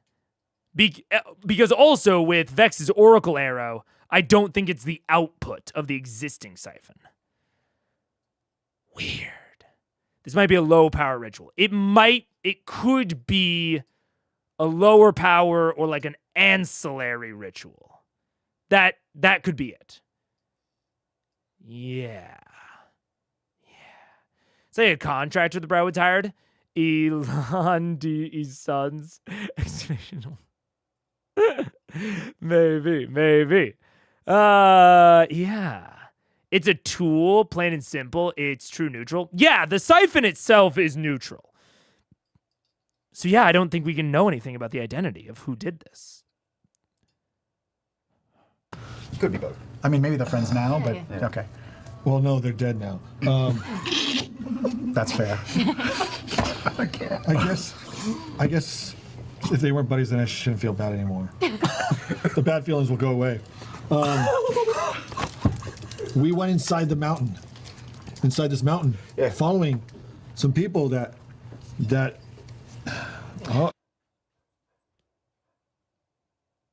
A mountain, you say? Was it located on a shore that glints? If it is the Glint Shore, that actually gives us some interesting time constraint boundaries. If it ends up being the Glint Shore, they saw the altar. Now, maybe the altar wasn't on the Ziggurat. Maybe they were separate and the Ziggurat was in a different room. That could be. My assumption was that the Ziggurat was buried. In all of the theorizing I've done, I've always assumed that the Ziggurat was underneath the altar that they found. But I don't think that Jon Heder is digging up the Ziggurat. So, but they definitely didn't see a siphon there. So it was either deep, if it's on the Glint Shore, it was either deeper in, or it has been formed since they were on the Glint Shore. Do I call you Ace, or? That's fine. Okay. Ace here told us to follow some people. I'd learned of someone new coming into town and stealing some magical artifacts and leaving some dead bodies, and it wasn't my organization, and it wasn't any of the other two leading crime organizations. I found out through my whispers. So it was someone new, and I wanted to find out who it was. So I sent Lionel, my best man, and... Bro, is Allura leaving bodies?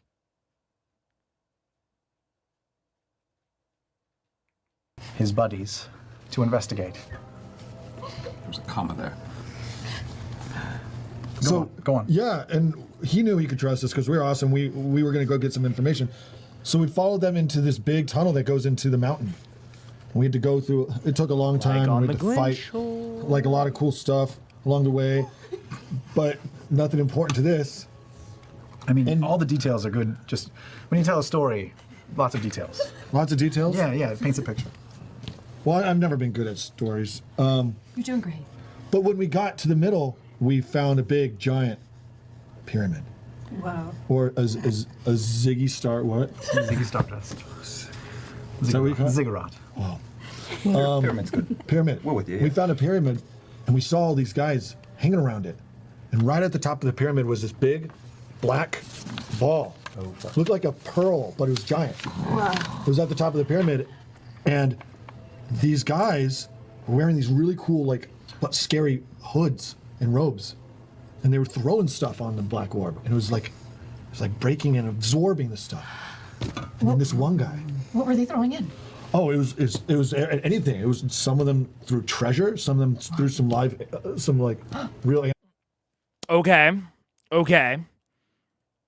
It was in a mountain. They followed a tunnel to access it.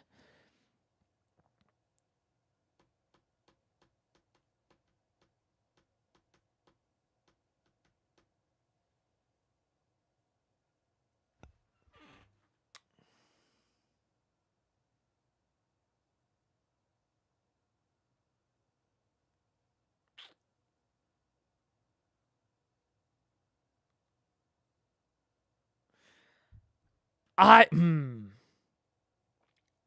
don't think there's a pattern here, but my mind is drawn to Viscon, in which there was a mountain on an island, big long tunnel, just cut straight into the mountain, and there were doors on Viscon that they did not go into, and there was the weird sand on Viscon that like implied like a big underground cavern. So I have long assumed that there is a ziggurat on Viscon.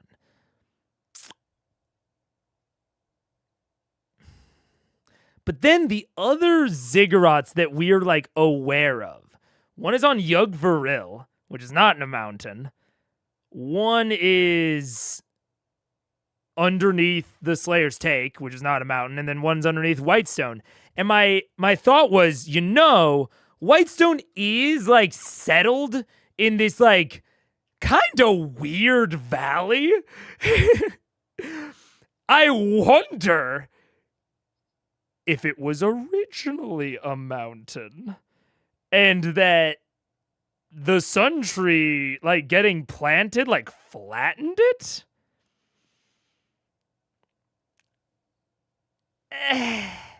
And then it's like there's Sphinx Mountain. Like there are.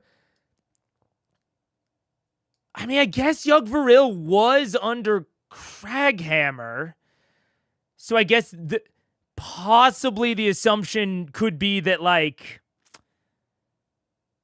Yeah, I guess that's within a long tunnel under a mountain. But the Slayer's Take really breaks it. We have no evidence of the Slayer's Take being even remotely mountainous around Vasselheim. Actually, that's not true. Vasselheim has a big-ass mountain in the middle of it that the Vord Temple is on top of, right?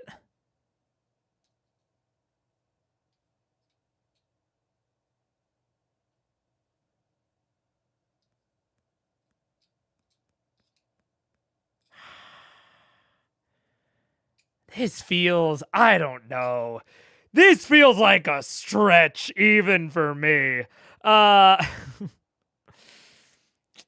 don't know. Where's Viscon in regard to Marquette again? Isn't it quite far? Yes, I'm not assuming that that Chud went to Viscon. I'm assuming Chud's on Glintshore, which is also a mountain. Once is nothing, twice is coincidence, three times a pattern. Yeah. yeah, it's just weird because the most prominent ziggurat breaks the pattern with Whitestone specifically. But I don't know. I will also just point out, I don't quite know how to work this in yet, but the joint in Ankarel, the like university research area that they went to go and ask like questions to like a dude at, was the only place outside of the city of Whitestone that we have seen Whitestone.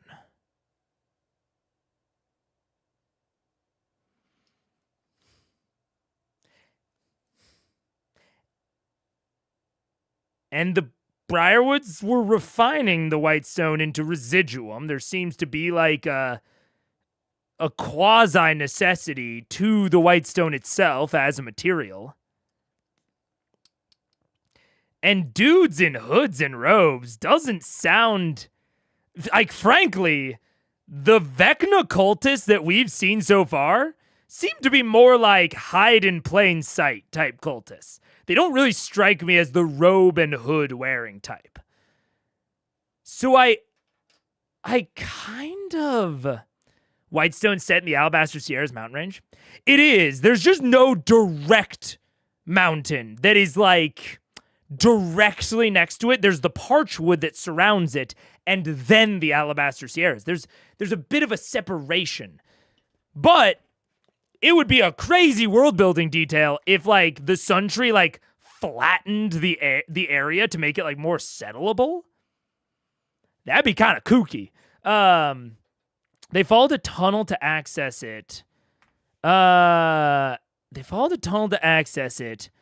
When they got in, they saw the siphon and a bunch of dudes in robes and hoods chucking shit in. Treasure, live animals, etc. Maybe it's not the mountain that it signifies. Maybe the raw materials. Maybe. All the expressions in the freeze are great. They often have good freeze frames, man.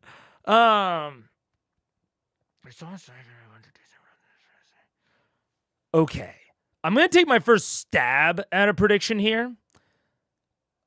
I think these dudes are going to turn out to be kind of shitty, but not evil. I think they are willing to kill to get what they want, but I don't think that they are going to be explicitly working for Vecna or like a fucking evil death god or whatever. I think they are going to be trying to create a vestige. I think this is like a long-term like relic play where they are stealing the necessary materials in order to make a relic and are kind of stumbling into this whole situation. I think they are totally unconnected. Love a third-party dickhead. Exactly. I think they're a third-party dickhead. That's a good way to phrase it. Yeah, where they're not going to be like the antagonists. I think they are out of their depths. They do not realize the waters they are swimming in. They don't know the stakes. And so, like, they're, like, pitiable by Vox Machina. But they're still doing some bad shit. They're murdering people to get what they want. But not, like, on the scale of the Briarwoods, I think. It's more like, I think they, might have murdered, like, Mistress Asharu to get her vestige. Like, I think it's, like, that level of shit. Which Vox is not above, let's be clear. They're not above that level of murder morality. That's my first prediction. Let's see. Animals Work. live. And a person. I was getting to I'm that. sorry, I don't want to cut you off. Keep going. Okay, And they then all. one of the guys actually jumped in and absorbed him. Oh. Did it look like he was in pain? No, it just went, and he was gone. And so, I mean, I had to get out of there. By then, my buddies, they were dead and taken away. So I was the only one survivor, and that's why you can count on me the most, because he knew I would survive. Yeah. 2 thumbs Is that up why you sent them? to Because you that. knew only I would survive? I assumed that. Yes. Wait, so how? Okay. I'm gonna cards on the table right now. I broadly trust Lionel. I think any amount of falsity is due to his intelligence, not his intent. Or any amount of like misleading aspects are due to his ability, not his intent. But he really skipped over what the fuck killed all his friends. For all his coworkers. Which, if it was coming out of a different mouth, I would view as immediately suspicious.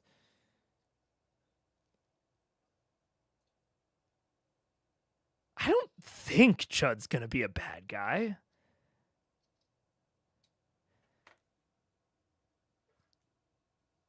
I just want it to be noted that I noticed it if no one brings it up, in case he is bad in the end, and that was the clue. That he's like a henchman. But I just don't think it's the case. But I want like half credit if it is. Okay. See, I'm the best. Yeah. So that's what I saw. So was it how many? Was it a lot There was of a guys? whole bunch of these guys in robes. It was really creepy. And dark hoods, executioner style. Match color of the robes. Yes, matching robes, and I got a really creepy feeling when I saw it. Roughly how many? Besides being in the middle of a mountain. Roughly how many? Oh, I don't know. I mean, it was dark. More than us? It would have been More about- than you. 2 dozen? When you were there, it would have been about 12 or 13 of them there. It's a lot of matching robes. That's a lot of magic. Yeah. And they all That looked sounds the about same? Nobody looked a little more I important couldn't see than their the others? faces. I couldn't see. They were all covered in these robes. Wow. It felt How long kinda ago like- was this? This was like a couple of months ago. I mean, you know, I lost track of time when we were on the ship. A couple weeks. Okay.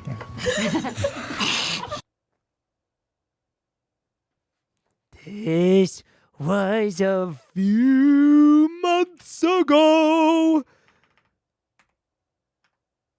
But he doesn't know because he lost track of time on the ship. The ship on the way to the Glen shore.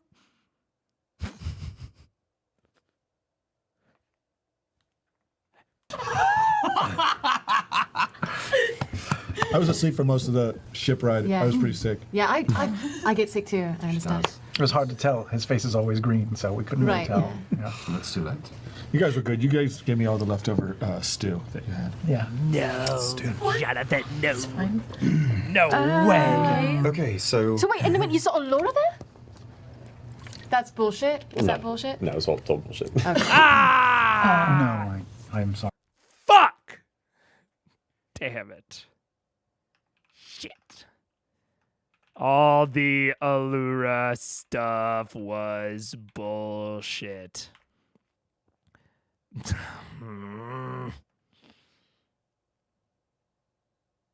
Sam had to check with Matt. Matt, though.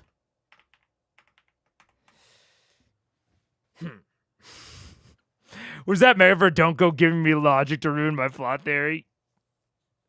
I feel like okay. That is Mega 4. Allura is so suspicious. I'm gonna say what no one else wants to say. Allura's suspicious. She is.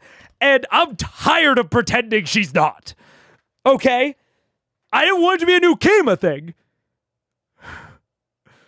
But she's so suspicious. And I thought that I finally had an NPC that agreed with me.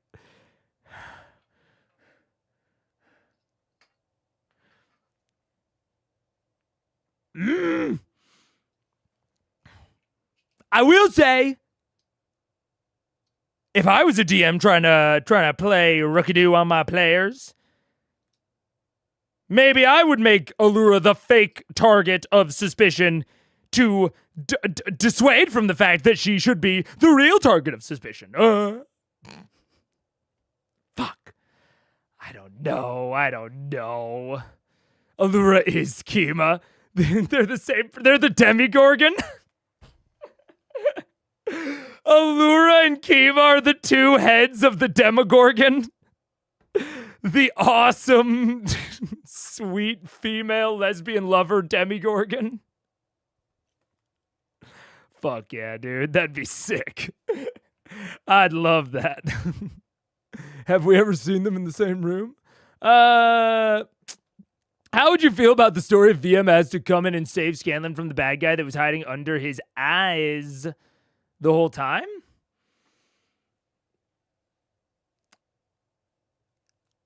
I don't know. That's also why I'm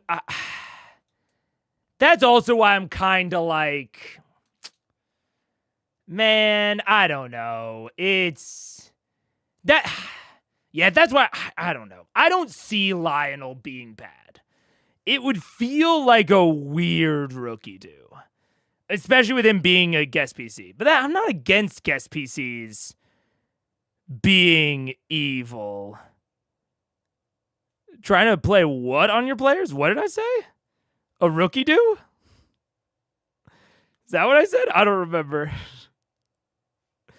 If it's a rookie do, I stand by it. I'm not trying to play a rookie do on him.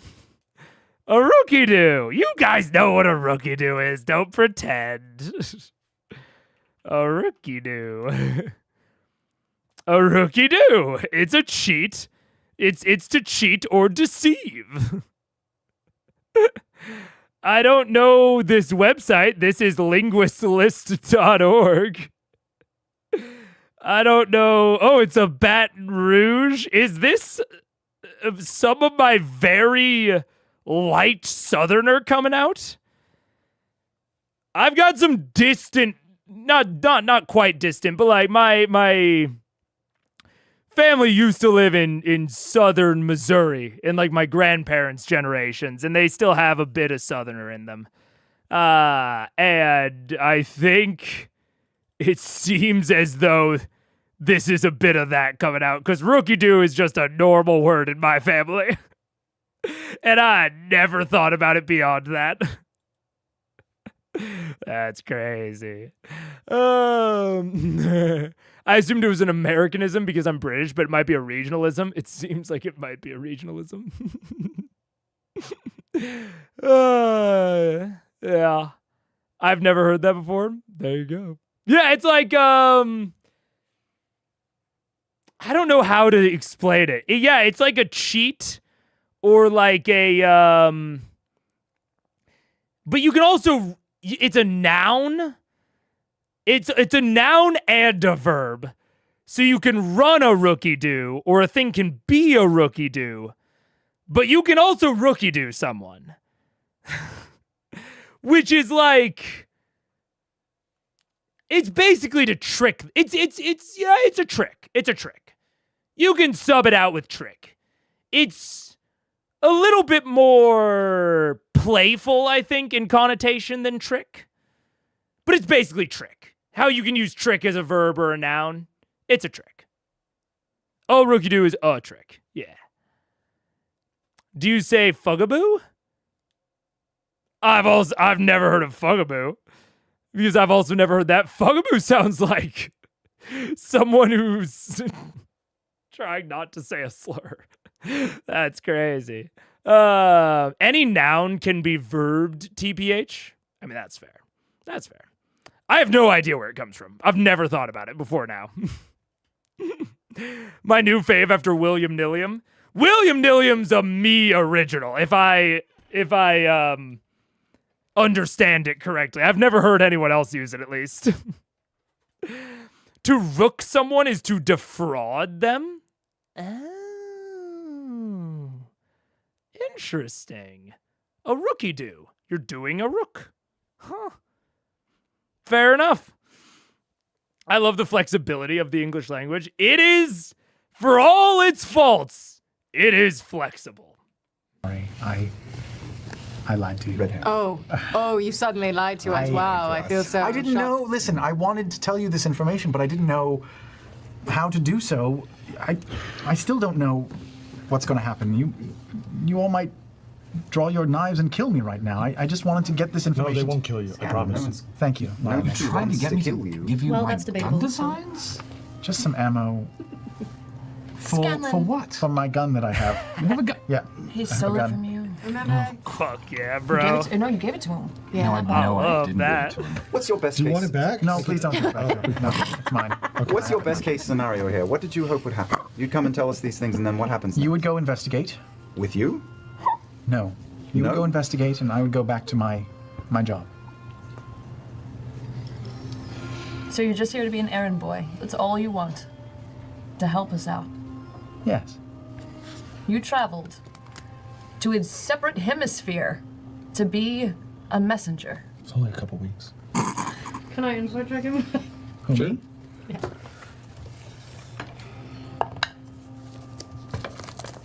23. Ooh. 37. Oh, he's back.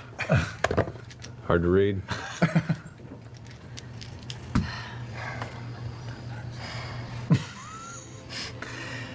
I've thought about you all a lot during this year, and Okay, so this is just my the bit of summoner southerner that I have in me coming out. Because I'll be real, that makes a lot of sense. Negative review. Because I do use the word, especially when I used to try to not cuss. But instead of saying that something was fucked, I used to say that it was fugged. Double G. Because that is what my family would say. My family would say that something was fugged. Which does sound like it has its roots in Fugaboo. Or Fugaboo or something. So that is interesting. As a kid, I was big on fudged. I did not use fudged. I used fugged. Although I wonder where... Because fudged in my head has always meant... like lie? Like something I mean, some of my very, very, very conservative Christian friends would have said something was fudged up. But honestly, they probably wouldn't have even gotten that far in front of their parents. Interesting. Interesting! I owe you all an apology for leaving you. And I don't know what I'll ever do to make it up to you.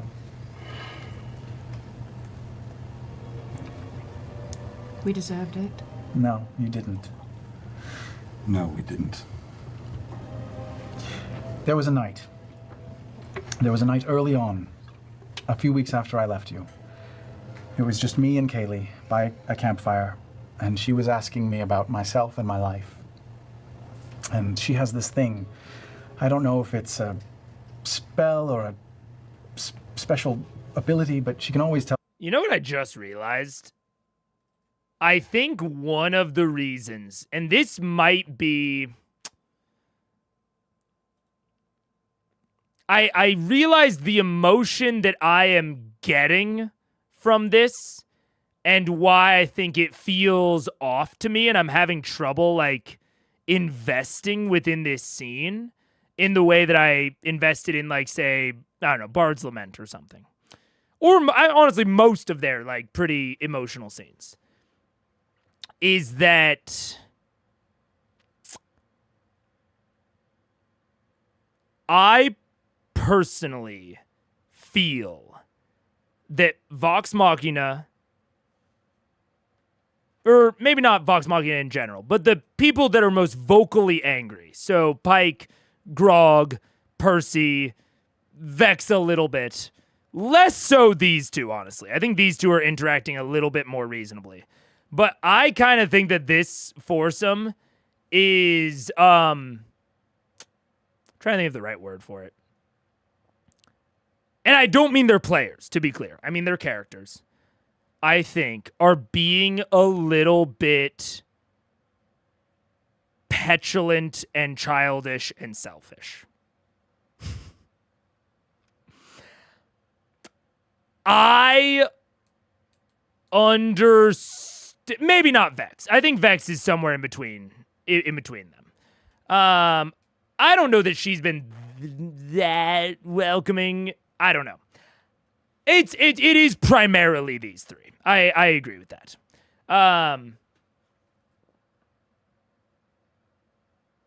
Because I honestly don't think that what Scanlan has done has been that bad. Like, it's maybe a little bit of a dick move. Kinda. But out of every person in the room, I think the person who has the most justification to have hurt feelings is still Scanlan. Like, they didn't even really apologize during the Bard's Lament. They barely showed that they understood what he was saying. And for them to be angry right now, to a degree, goes towards the points that he was making in Bard's Lament and shows that they haven't learned anything. The only one that I'll give a slight pass is Grog. Because Grog did show a level of understanding during the Bard's Lament. For one line, he asked Scanlan's mother's name. And I don't think that that is a small thing. I don't think that should be neglected.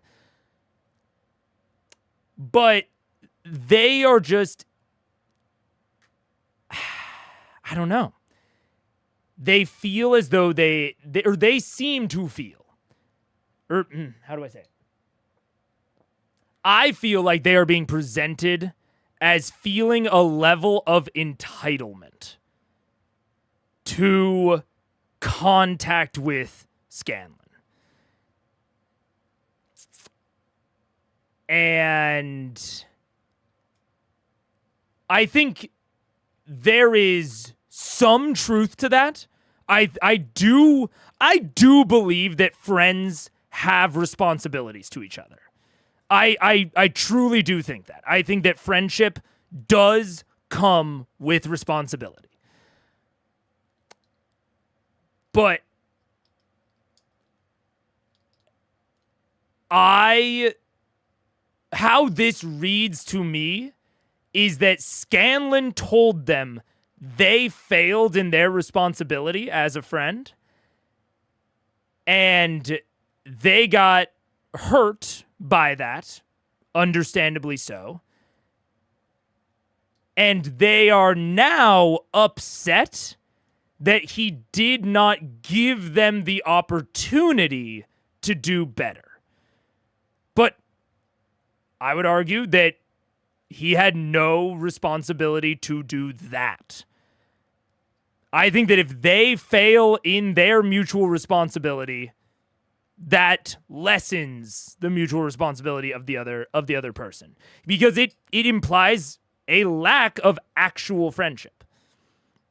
Like, I think it would argue, or I would argue that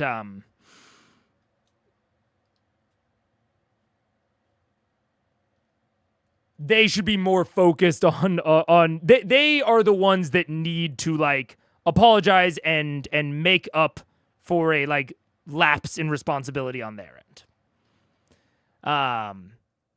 And that's not even to bring into account, outside of their friendship, that being an adventuring vagabond is not a great way to like be a stable father figure.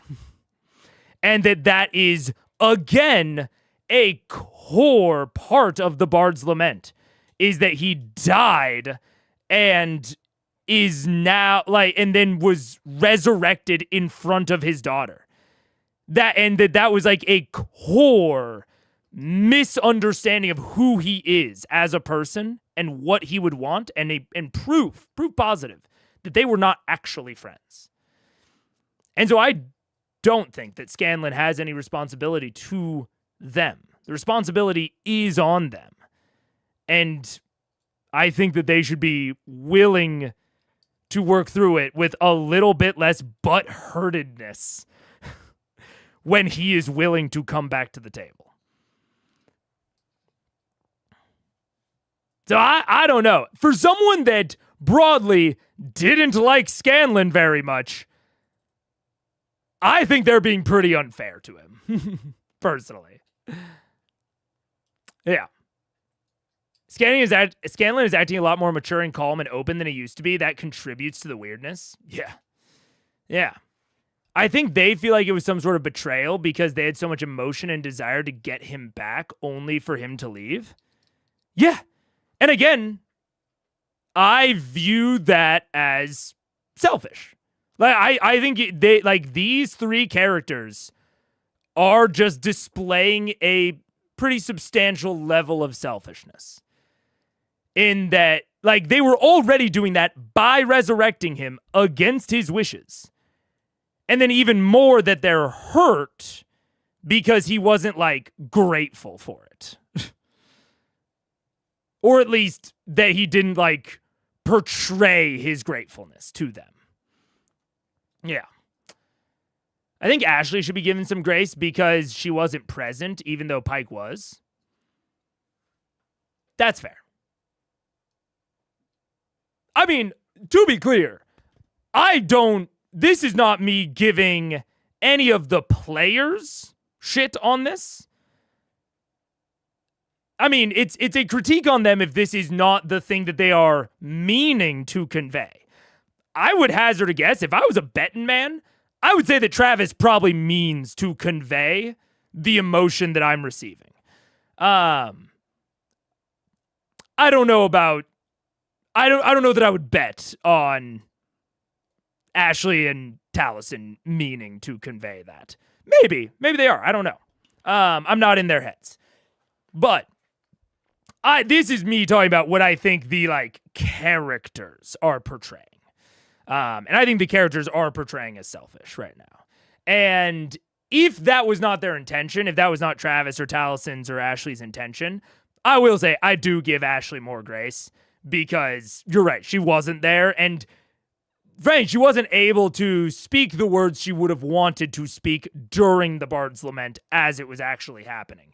So I do give Ashley a lot more leeway in terms of what emotions are being conveyed. Yeah. Agree on the facts, but disagree on it feeling weird at all because it makes a lot of sense for their characters. Yeah.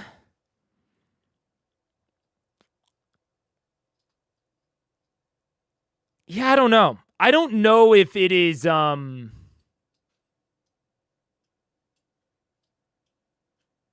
don't know quite how to say it. I don't think I feel I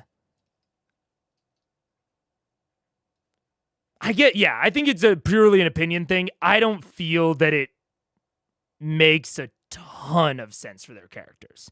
I can see it, but it's just like an X Factor vibes thing that I can't explain, but it feels forced to me. Or there is a different emotion that is trying to be conveyed that I'm not receiving. That's what it feels like to me right now. And that instead I'm just getting this petulance and this selfishness. Things can make sense, but still feel awkward to watch. I mean, I agree with you there. I think there have been some great awkward moments in CR. This is not one of them for me. I don't particularly like it. But this might be just a sort of rare like I can't really define why it doesn't work for me, but it's things are happening and it's just not clicking with me. Yeah. Awkward to watch her. So maybe that's what Megan means. I want to be clear. That's not what I mean. Not that I do want to be like, clear about what I'm saying. There's been stuff that's awkward to watch. That I still thought was great. This is not one of them. I don't really like it. It's like making me not care. It's making me a little bit bored, which is, I think, why I'm going off on so many tangents, because I don't really care about the emotion in the scene. I'm having a lot of trouble identifying with it at all. Yeah, I don't know. I think you're right, Mega, but if you never had a group that wronged you, close ranks against you rather than admit fault.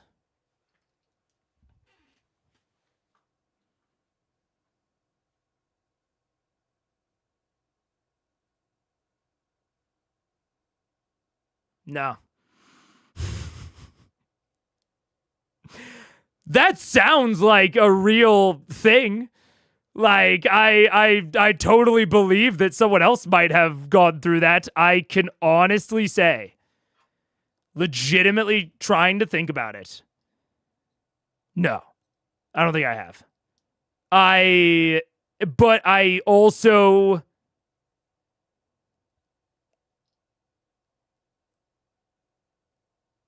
I think it is a function of who I am, not coincidence. I did not have friends besides my mom until high school. And by that point, I'm wondering how serious to make this, because I don't want to bring down the vibes. But, like, to say it somewhat euphemistically, I guess, by that point, I had already considered the option of not moving on with life and had decided against it. I was happy even if I did not make friends at high school. Like, I had crested that hill. And I like being alone. Like, I'm good with it in general. So I am pretty fucking picky about friends. I'm pretty picky about friends. I'm pretty picky about relationships. Like, when I was younger, I thought it was like a 50-50 shot on whether I was just like never going to have a long-term relationship. That was fully on the table for me. So I think because of my extreme pickiness and because I didn't have like childhood friends that sort of like, like we became friends because we both played basketball and we didn't, when you're in fucking 6th grade, when you're 12, you don't have a personality. You make friends based off of like common activities. Since I didn't have any of those to then like switch up on me, I think I also dodged that because like now that you guys say it, Paige had that exactly. Like, I know that Paige had this exact thing. This exact thing happened to her. Of, like, the group shutting her out after they wronged her. So, I know that is certainly a thing, yeah. Are you saying these respectful and honorable characters are not showing remorse? Yeah, I don't know. And that's what I'm saying. Like, that's why I say I don't know even how to fully analyze this scene because I can't put into words why it doesn't click with me.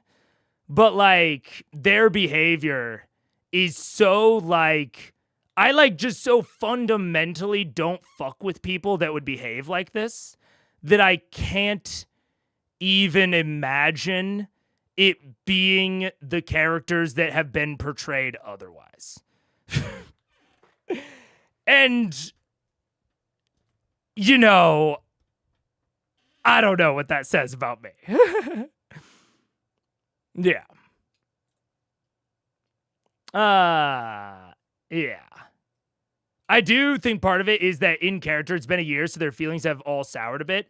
And see, in my head, my instincts is that it should be the opposite. And that if it's not, it's again because of entitlement. And I don't fuck with people like that. So yeah, I don't know. The Vox being selfish? For me, it was an after effect of Sam shifting from Taryon mode. I mean, there is also that layer to things that I think that is also making this scene a little bit harder for me to get into. Yeah. But secondhand embarrassment, a term I learned from you. Oh, hell yeah. I love that term. But no, I don't think it is. Yeah. To ostracize anyone who goes against the clique. Yeah. Congrats on landing heads. I know what you meant. Said that, Shaw. It's all good. All good. They aren't even ostracizing Scanlan. They are processing their feelings. Yeah. And maybe this is more to do with me than anything else. But like, yeah. If I was Scanlan in this situation, this would do nothing but prove to me that I have been making the right decision in not coming to talk to them for a year. And it would very actively push me away. And I think the other reason, again, that this scene is maybe harder for me to get into is because I am no one in this scene. I am none of the other characters, and I am not Scanlan. Because if I'm Scanlan in this scene, I'm aggro on this. I'm annoyed. I'm not letting them be like this and not getting pissy about it. So I think that's what like really like brings like a weird tension to this for me, is that like no one is behaving even close to how I would. I'm finding like no one I can empathize with in this situation. Maybe except for Vax. I think Vax and maybe Keyleth are the closest I can get. But I definitely can't empathize with Scanlan. I'm not just taking this. If this is happening to me. So I don't know. Yeah. I think time passed, cemented in everyone's head. Scanlan said awful things and abandoned us, so they think he's the one who should apologize. Yeah, which is insane. Insane to me. That is how it has been cemented. I think that Scanlan was like purely in the, maybe not. I think he was in the right, period, for the Bard's Lament. I don't think he's the most amazing. I don't think he's a 10 out of 10 communicator. I think he's like a 6 out of 10 communicator. But I also think that his message and his intention was so obvious and clear that even though he didn't communicate it perfectly, they should realize that he was in the right. Yeah. Dude, I was talking to Mike, and Mike was talking about how the Bard's Lament is coming up in Critical Role Demystified.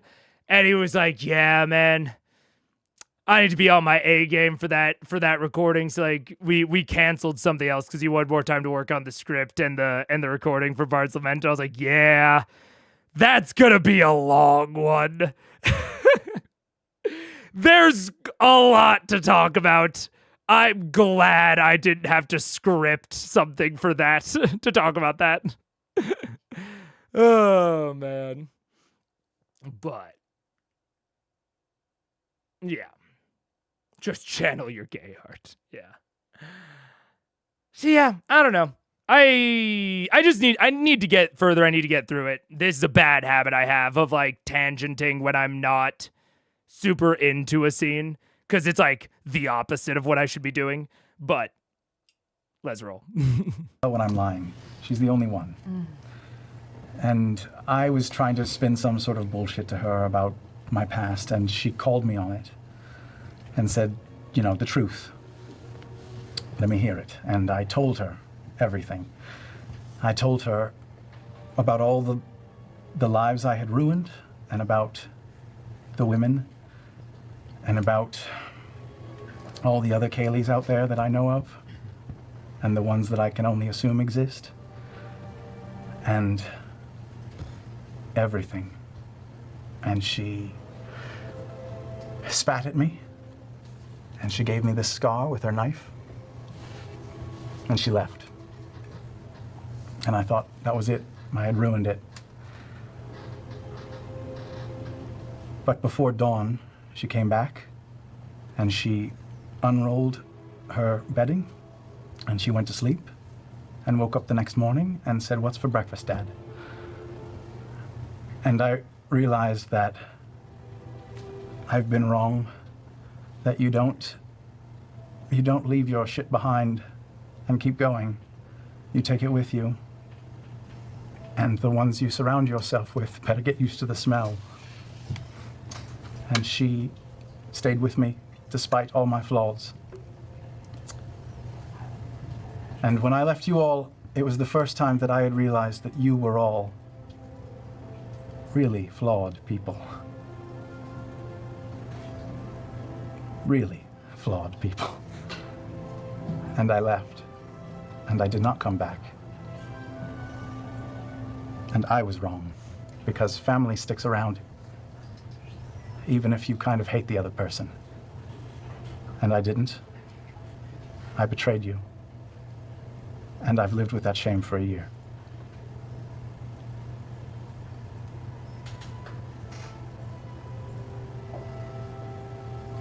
Are you happier now? Well, I have a purpose. I have a job. People depend on me. Strong people like this guy.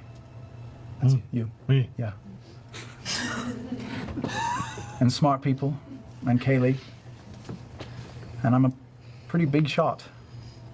You're not so big anymore. Well, it's a metaphor. Well, You always were. that doesn't sound too bad to me. Did you not feel like you had a purpose when you were with Vox Machina? I'm not judging you in the moment. In the moment. I knew I was part of something, but I always thought I was... I've been a storyteller, but I didn't think I was part of the story. And for the last year, I've been the story. And it's felt good. But I'm back, and I've given you the information, and you can tell me what you'd like me to do next. You know, there is a point that we are all...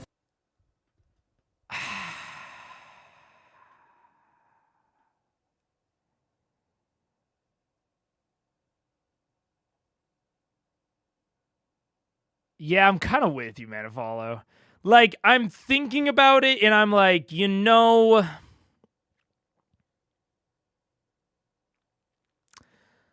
I don't think Scanlan needs to apologize in that way.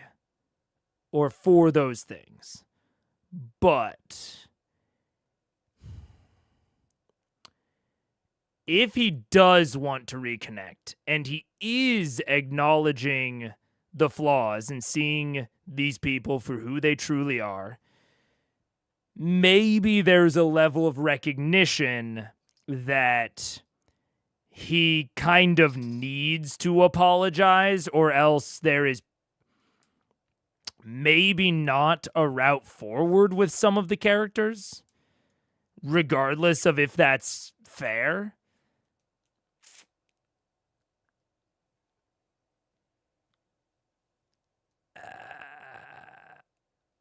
I didn't hear apologizing for what he said, but for leaving. No, I agree. I don't think he needed to apologize for leaving.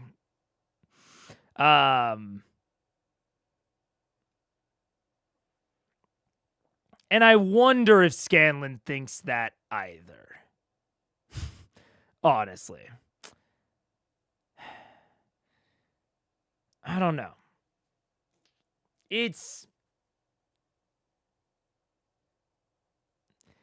Someone made the joke about like 8-Wiz Scanlan or whatever, and I don't even know that this is 8-Wiz Scanlan. I think this is like 20 Charisma Scanlan. Where if I'm Scanlan in this situation and I want the people in front of me to forgive me, or to even just, not even forgive me, because I don't think I've done anything wrong, but to begin the path towards reconciliation, I might have to like offer the first olive branch, even if it's unfair and unwarranted. Because I do think that's the case here. And I think that the charismatic part of Scanlan might realize that. But I don't know. I'm uncertain about Scanlan's goals in the moment, because I had been assuming that he does not want to rejoin and rework with the party, given that he wore the hat of disguise here. So the only reason I see to work towards making amends is if you want to continue interacting with them and not just pass them information that you feel like they need. So I don't know. You cannot preach about Kaylee forgiving him for being flawed, but not mention leaving other flawed people behind. I think he can. I mean, I think it is the difference between how you want to move forward. It is the difference between why he left. Is he leaving because they are flawed, or because he has a different goal that doesn't align with theirs? That's why I'm saying, like, I don't think he did anything wrong by leaving. I don't think he needs to apologize for leaving, because the way that I at least interpreted him leaving is that he wants to be more of a father to Kaylee, and he wants to be more involved in Kaylee's life, and he doesn't want to risk dying in front of her again. And that has nothing to do with Vox. You know, that has everything to do with Vox's goals, as opposed to, or above, that has everything to do with Vox's goals and not them, and not their flaws necessarily. I mean, I guess it could have to do with their flaws if their flaws are why they're pursuing their goals, but yeah. So I mean, I would have loved to see someone press him on that and then him say, I didn't leave you because you're flawed. At least that's how I would have handled it. But I don't know. Maybe this is a better route through that than what I would have said. Yeah.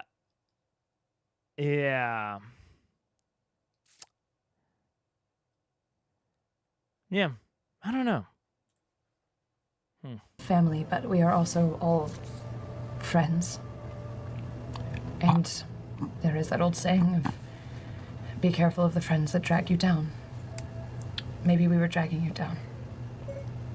I'm going to put some pistol shot in a small bag.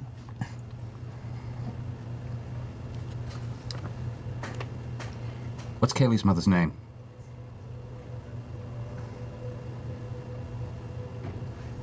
What is it? I toss it to him. Dick. And I leave.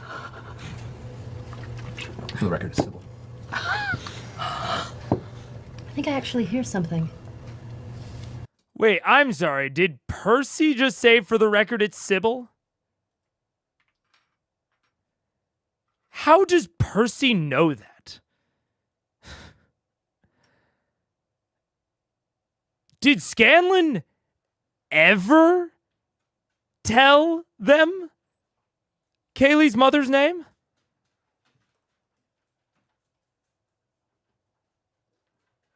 I think Kaylee said it during the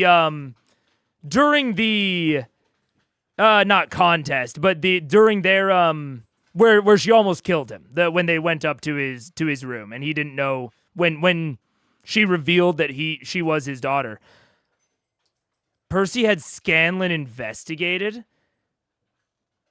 You know what? This is fair, Easter Slice. As to how Percy,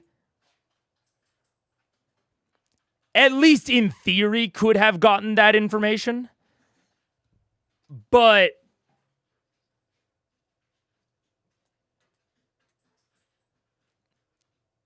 it is, how do I say it?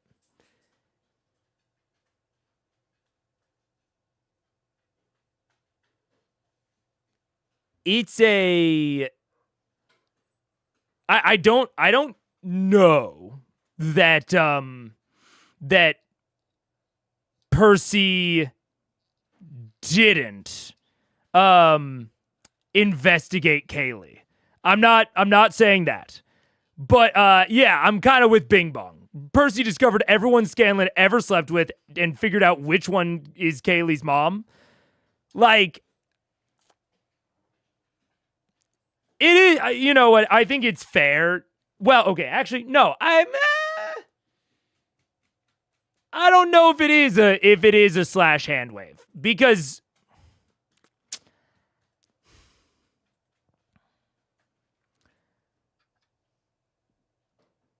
I'm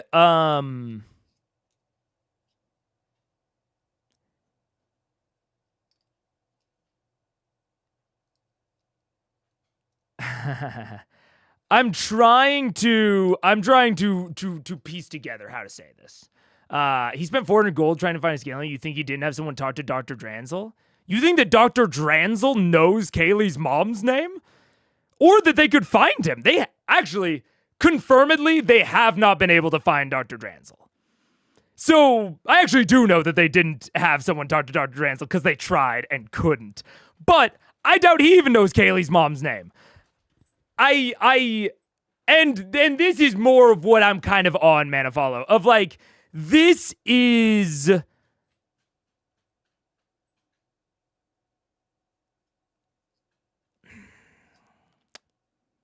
I'm struggling because I'm really trying to parse out how much of this I want to assign to Percy versus Taliesin. Because honestly, I think this is a little...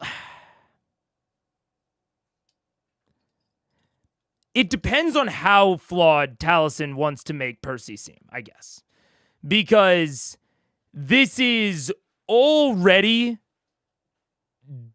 dubious in fiction, which makes me feel weird about Taliesin doing it in the first place. Like, the fact that I would have to at least somewhat handwave Percy being able to find that out. Like, I'll put it like this. I get very, very hesitant and sketchy about using character bleed or metagame knowledge or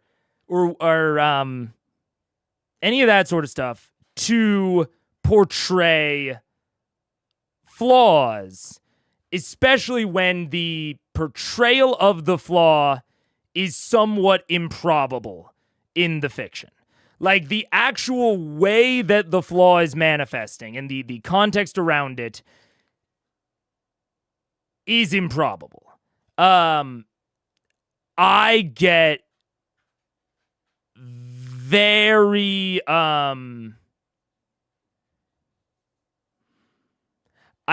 hesitant about that because it feels like Taliesin the player, to me, sort of taking and twisting a very, I would argue, good character moment from Sam and Scanlan. Like, Sam and Scanlan / clearly put a lot of thought and work into the Bard's Lament and what was said there. And for Taliesin to kind of take it as a no you, I struggle with, because now it feels like Taliesin is doing the no you, not Percy. And when it is such a an emotional thing that is being sort of replicated here, like it is a very high emotional thing, both in the moment and in the past during Bard's Lament. These are both very high octane emotional moments. And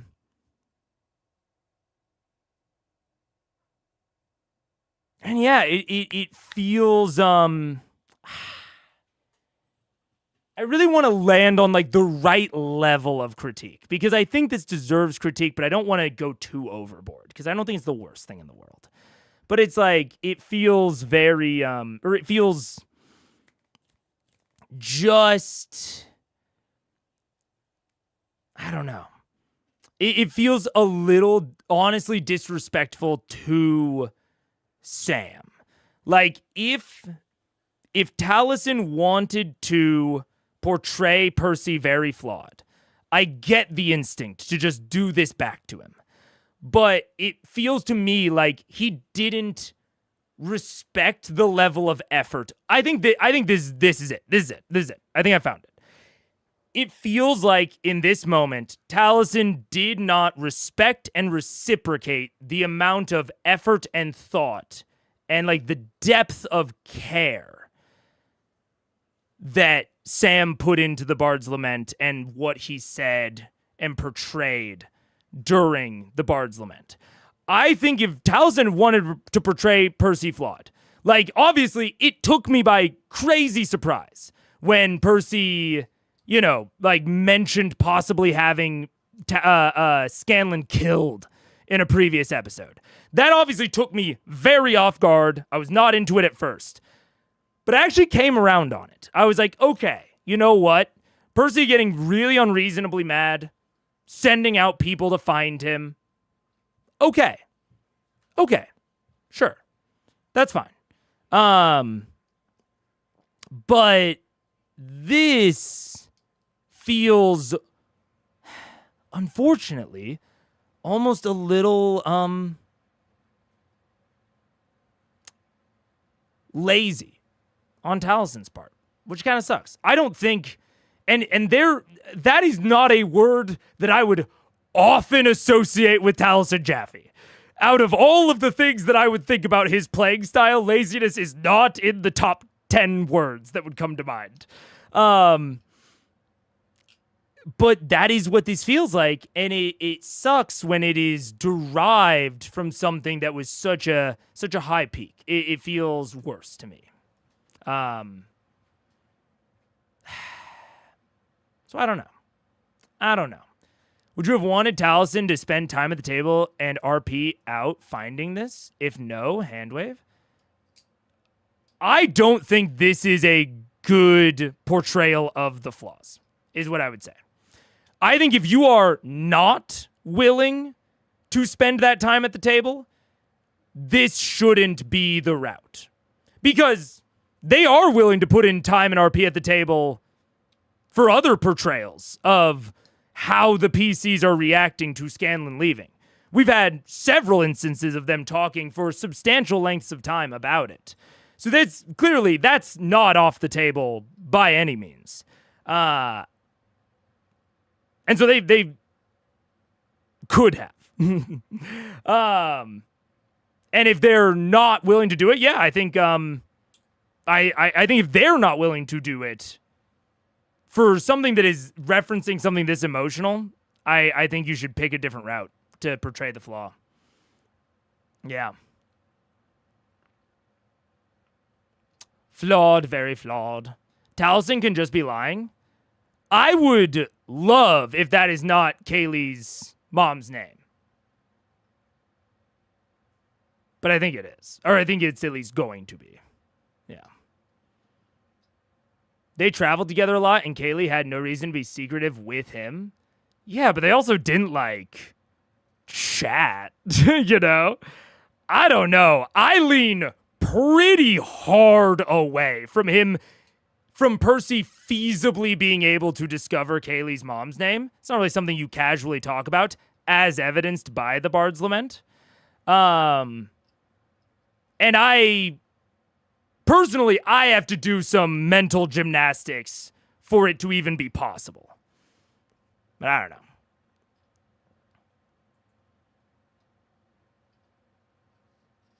It's enough of a revenge move to be in Percy's personality. Revenge is his motivation. He just shifted targets after killing everyone else.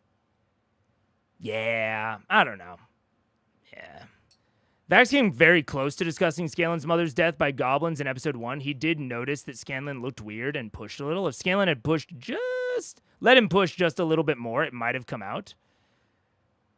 Maybe. I mean, but it didn't, you know. We just, you know, I don't know. Yeah.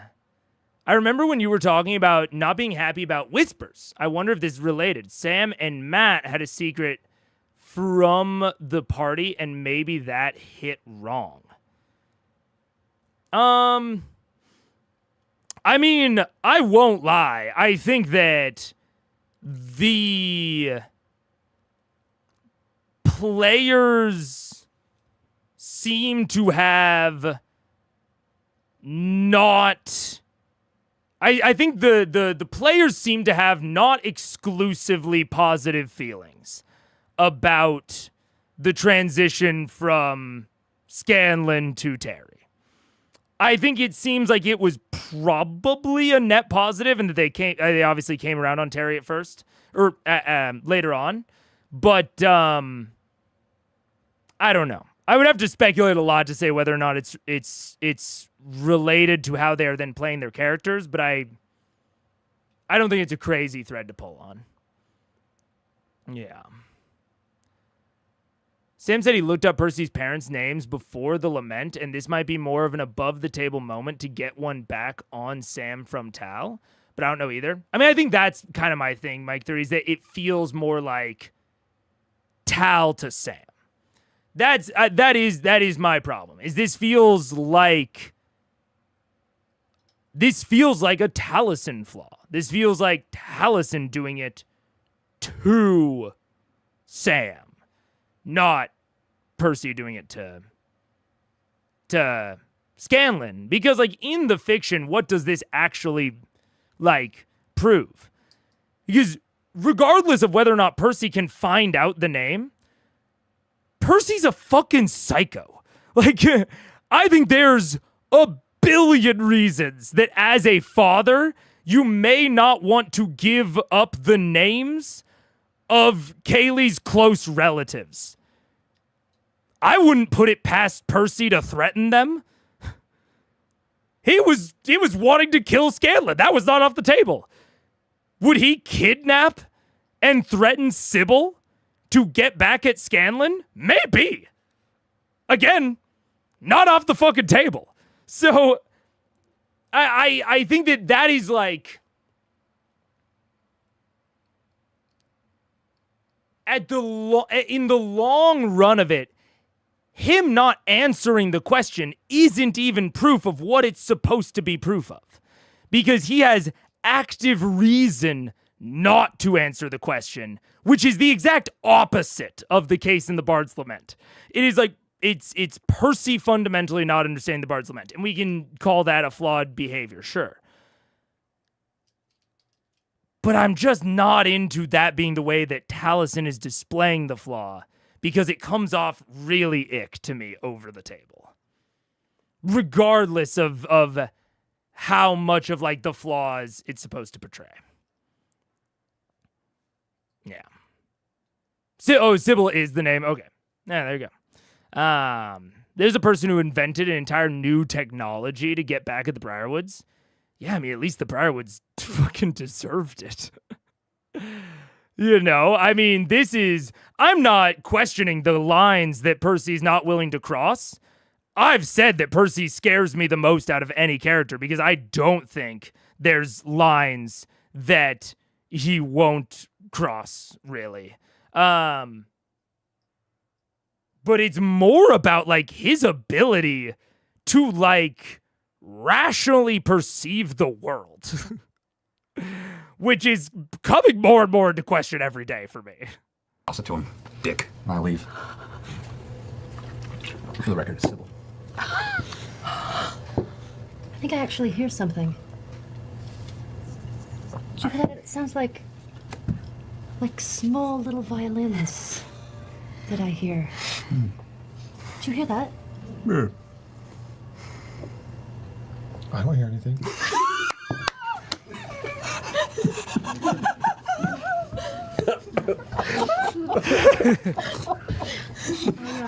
Thank I forgot I had to God for talk to Jon, Percy about dude. something. Bye. Good to see you. You know, you've broken a lot of hearts, Scanlan. Mm-hmm. I think you're still a heartbreaker. And I leave with them.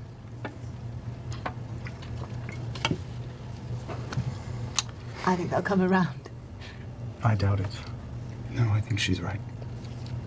I think more than anything, they've just missed you, darling. Oh yeah, I was wrong to identify Vex. Can I tell you a secret? Mm-hmm. All this last year, I've known we would see you again. He's full of shit. He totally said that you're never coming back. I knew. Dude, I know, we do need to keep watching, so I'm not gonna harp on it, but thank God for Jon Heder. He diffused that so incredibly. 'Cause, yeah. Yep. It's good to see you again. It's good to see you all. I don't really know what to do now. I really don't know what to do now. And that's a new feeling for me, so.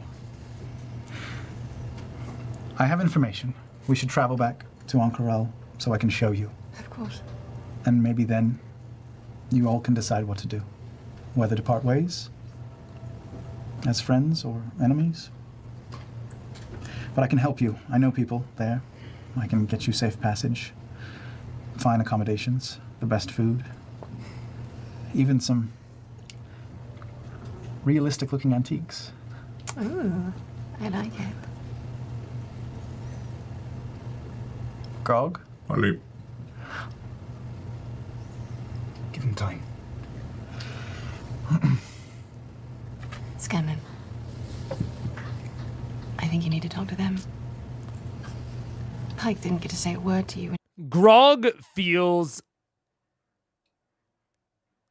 is the one between these three that I think I am most honestly, or I am that feels the most reasonable in the portrayal. Yeah. Yeah.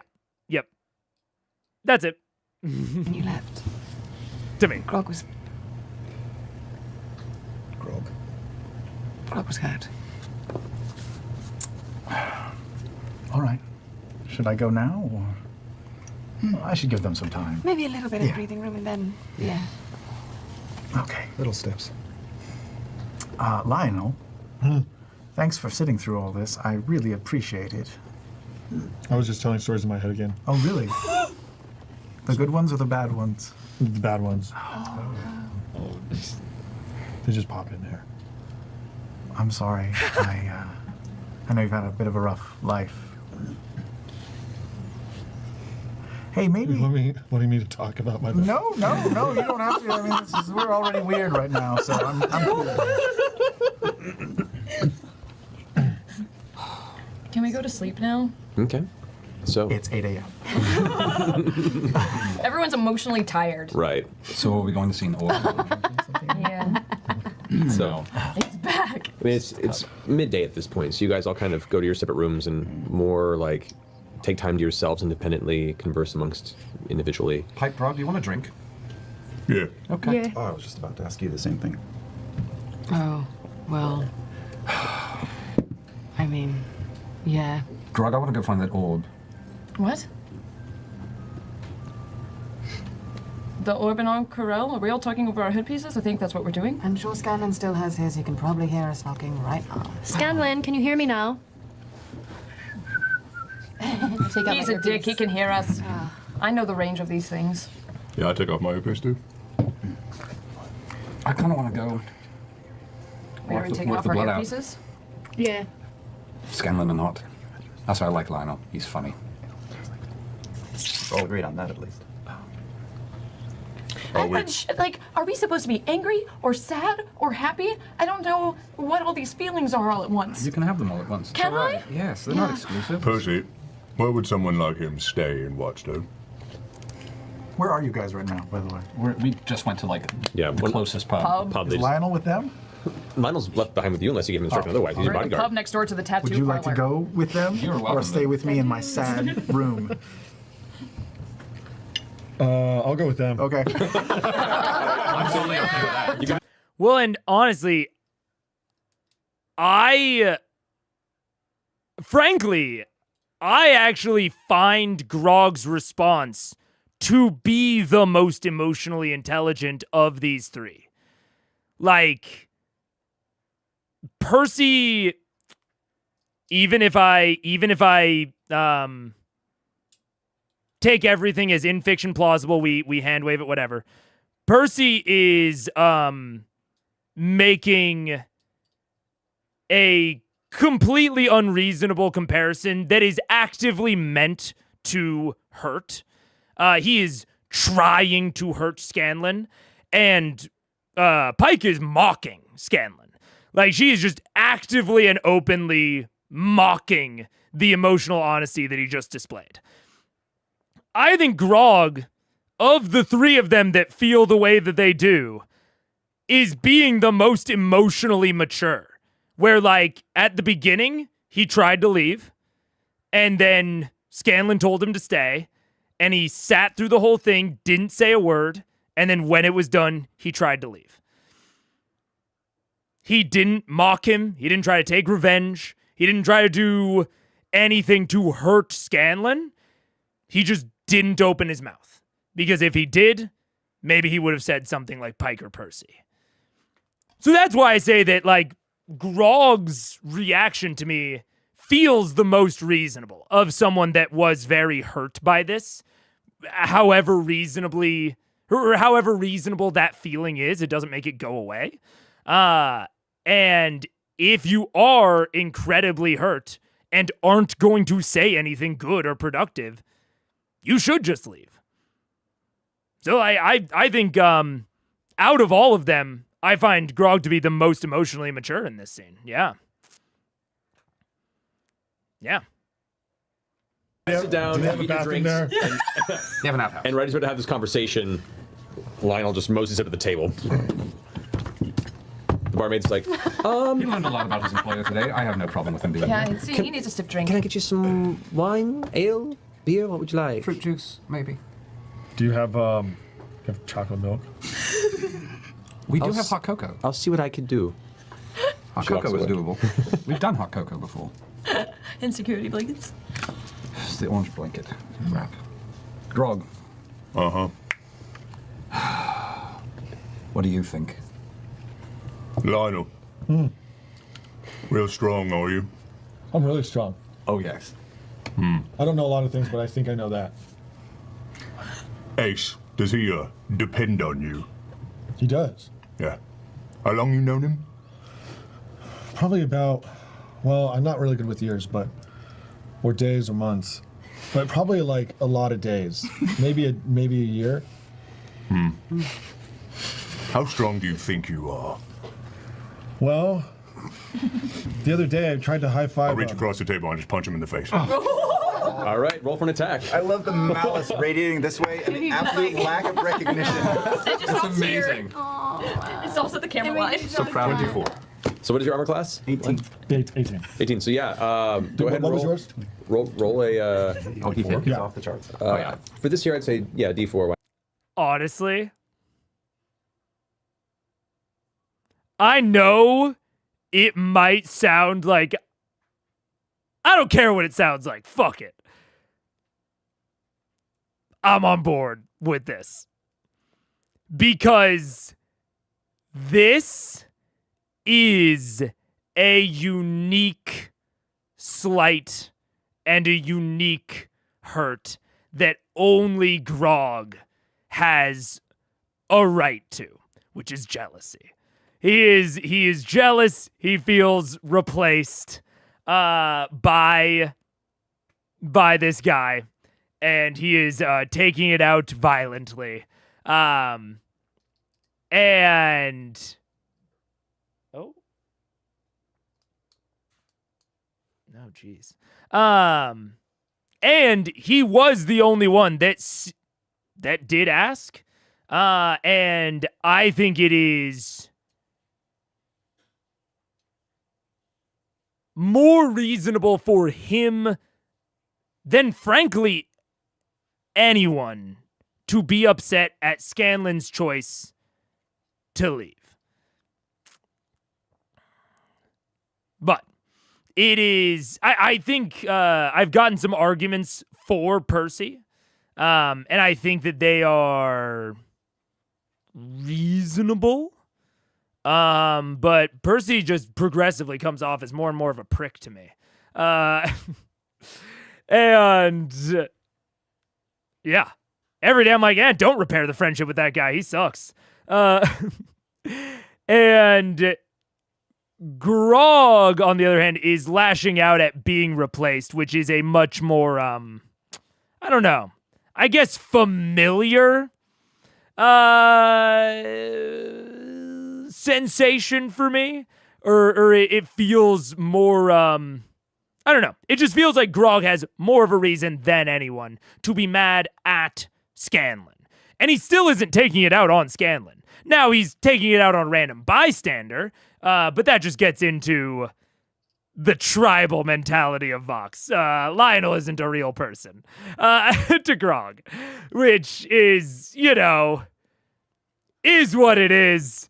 But like the fact that he didn't yell at Scanlan and is taking it out on Lionel lines up with the rest of the way they interact with strangers to me.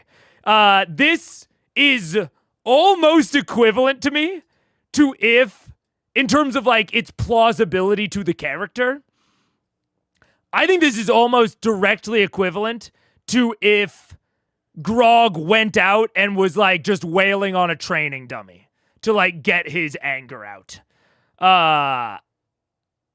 Because I just know at this point that Vox Machina do not see people outside of their tribe as people. So like punching a dude in the face for replacing you, that's the best he can hope for. He should have known better. Grog has no reason to feel guilt. The others should feel guilt and shame, and those emotions can make people act very badly. It's fair. I definitely think that they are, and here's what I'm hoping for, right? All of this is making me think much, much worse of Percy and Pike as the scenes go on. And I've been thinking this about Percy for a while. What I hope for is some amount of emotional catharsis or like an emotional climax for what Percy is dealing with. Because at this point, we finished his original arc and we've kind of just started a new one. And if this is just who Percy is, he's just the person that would do these things, I just like don't fuck with him. However, if he has a big emotional break, honestly, either going in even worse or, you know, breaking down and having a moment of like self-realization, either way,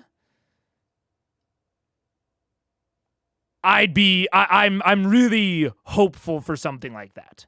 I would say I'm hopeful for it with someone like Pike, but unfortunately with Ashley Johnson's schedule, I think that's unlikely. So, I don't know. Kind of sucks. But like at this point with Percy, I don't think we can have a slow unraveling. This is either who he is or we're going to have a big moment. And I'm very hopeful for a big moment. And I'm worried that this is just who he is.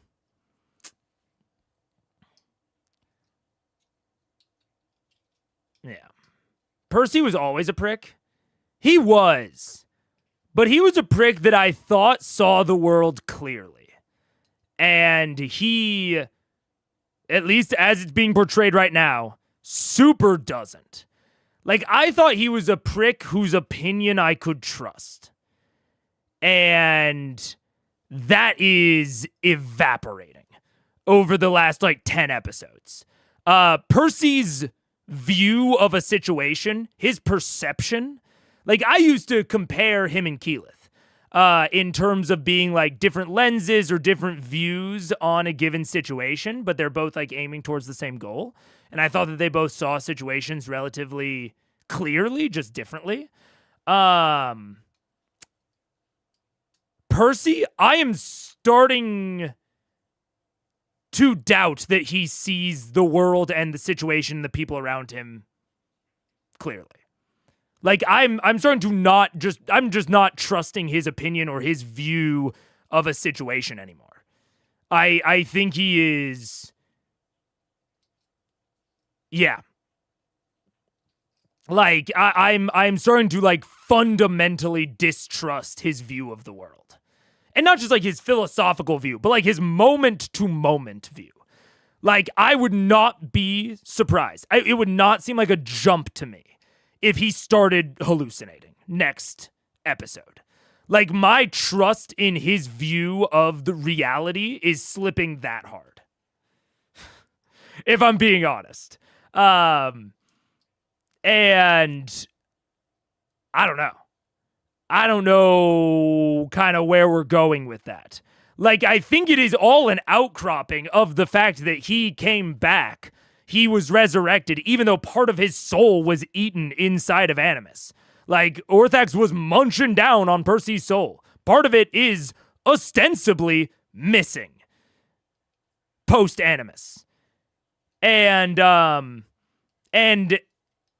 he said it very directly that, he came back for them. He's living his life for them. And that's how I'm understanding his anger towards Scanlan, is that Scanlan is not making the same decision that Percy made. And rather than understand the reality that those things can just be different and that their situations are different, he has wholly rejected that.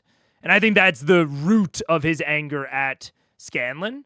But I'm also becoming less trustful of his decision-making in general. I used to think of him as the long-term thinker. Him and Keyleth had a conversation on the top of the wall about how the structures that we build, the actions that we take, they are the legacy that will not precede us, that will come after. The things that we build are the mark that we leave upon the world. And what Percy is building are frivolous public works projects. Whitestone does not need heated sidewalks. And a fucking Assassin's Guild? Is that what I'm meant to understand? An Assassin's Guild and a fighting force trained in the very weapon of destruction that he himself is killing other people to prevent, like, knowledge from getting out about. Like, I am just completely losing my confidence that Percy is, like, in touch with reality. He seems to be nearly off the deep end to me. And this Sybil thing is just like one more piece of evidence on the pie, in my opinion. Damn, I don't know. What's the worst thing that could happen to Percy's character at this moment if he didn't apologize and continued to view Scanlan in the wrong? The worst thing that could happen? The worst thing that could happen to Percy's character is nothing. Is what I would say. I think that's the worst thing that could happen to him, is nothing. Yeah. He had some dubious takes back in the day, but yeah, it does feel like he's become more deluded. No, I mean, deluded's close to the word that I would use. Yeah. It's a wild take. It's the take I'm fucking sticking with, bro. I don't recall the heated sidewalks. Yeah. He talked about laying steam pipes underneath the streets of Whitestone and then pumping heated water through the pipes in order to, like, melt snow. And it's like, my man, in terms of public works projects, that has to be 9,000th on the list of even things that you could just use hot water for. Maybe not 9,000th in hot water, but still. So yeah, man, I am like, I don't know where it's going with Percy, but I hope it is going somewhere. I'm just worried it's not. Why not? Because you guys are pretty beefy. D4 and add your strength modifier. 9. So you... Ow. 10, sorry, 10. He comes across and just cold cocks you in the chin. You take 10 points of damage from a single punch. You feel a looseness to one of your back teeth, and the white hits you, and your vision clears for a second. You look over and you see the beefy, kind of gray-skinned Goliath, his fist still extended as he pulls it back, staring right at you. Whoa, that hurt. Yeah. That was... This bar, there's a lot more where that came from. All Really? you can eat, yeah. Yeah. Show me. That was awesome. Rage. Oh no! Oh no! Total rage. Lionel. We're not here. Yes, we are. Yeah, we are. I thought you and I asked you. Are we at a bar at a table? thought we were all at the bar. They all left. We were behind. This is the problem when everybody's thoughts are in different heads. I thought you all went to a bar together. Be in the same bar or not? That's We my don't question have right to now. be. You have to either catch Okay, up well or then not. no, we're not Okay, there. so you're not. I mean, facts, it was absolutely confusing on where everyone was because Percy just called over Pike and Grog, but then other people were there, but then they took off the earrings, so are they still there or are they not? This did need to be clarified. There. Okay, All right. sure. So, Also- this is happening between you guys. All right. So Grog goes into a rage. Are we at a bar at a table? I won't lie. I haven't seen Napoleon Dynamite in... trying to think.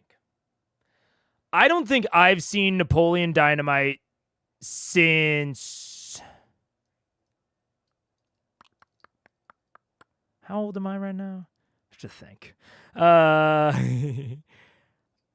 15... Probably 15 years, I think, since the last time I've seen Napoleon Dynamite. And,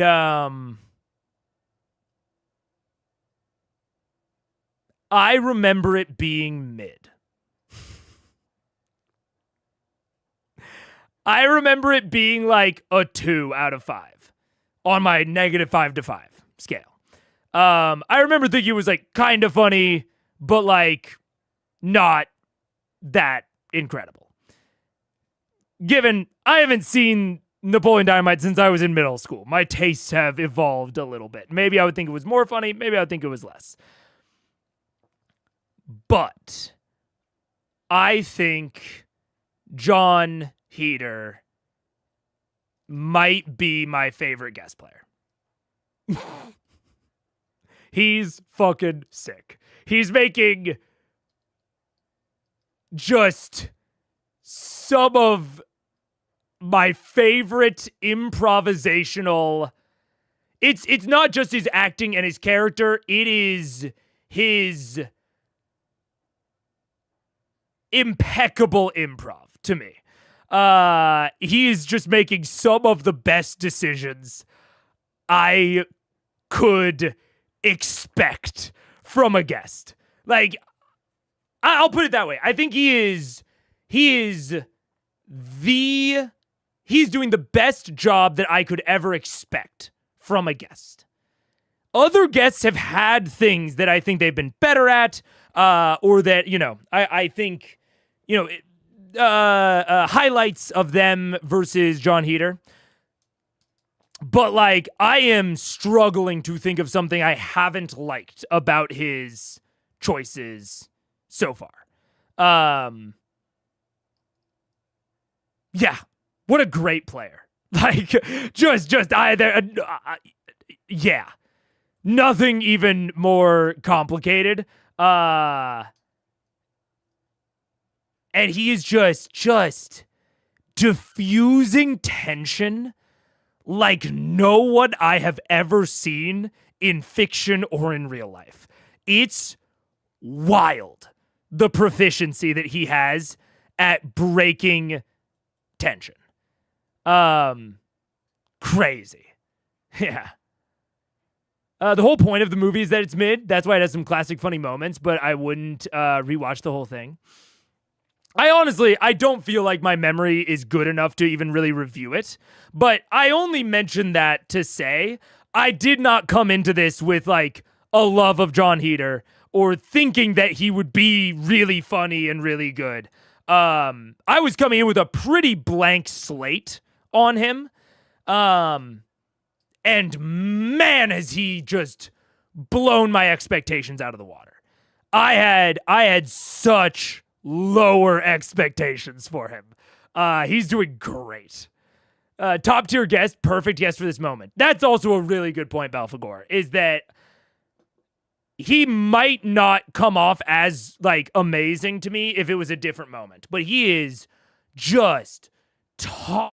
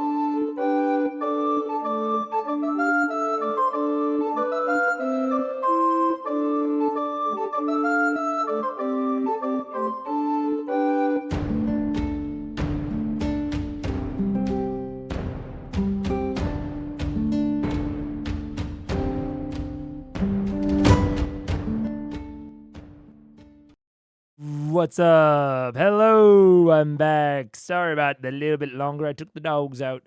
Also, thank you for the membership, Song Willow. I appreciate it. Thank you so much. I will need to add your name to the scroll bar. Also, holy fuck. I don't know if we're gonna make it through the episode, if I'm being honest. It's been 40 minutes of episode and we've been going for 5 hours. I can't keep that pace up. Shit, man. When the fuck is when could I even stream otherwise? I don't even know if I can. I mean, in theory, I could stream on Monday, but I can't stream tomorrow or Sunday. I'm recording both days. Oh, that's fair, Ross. That's fair.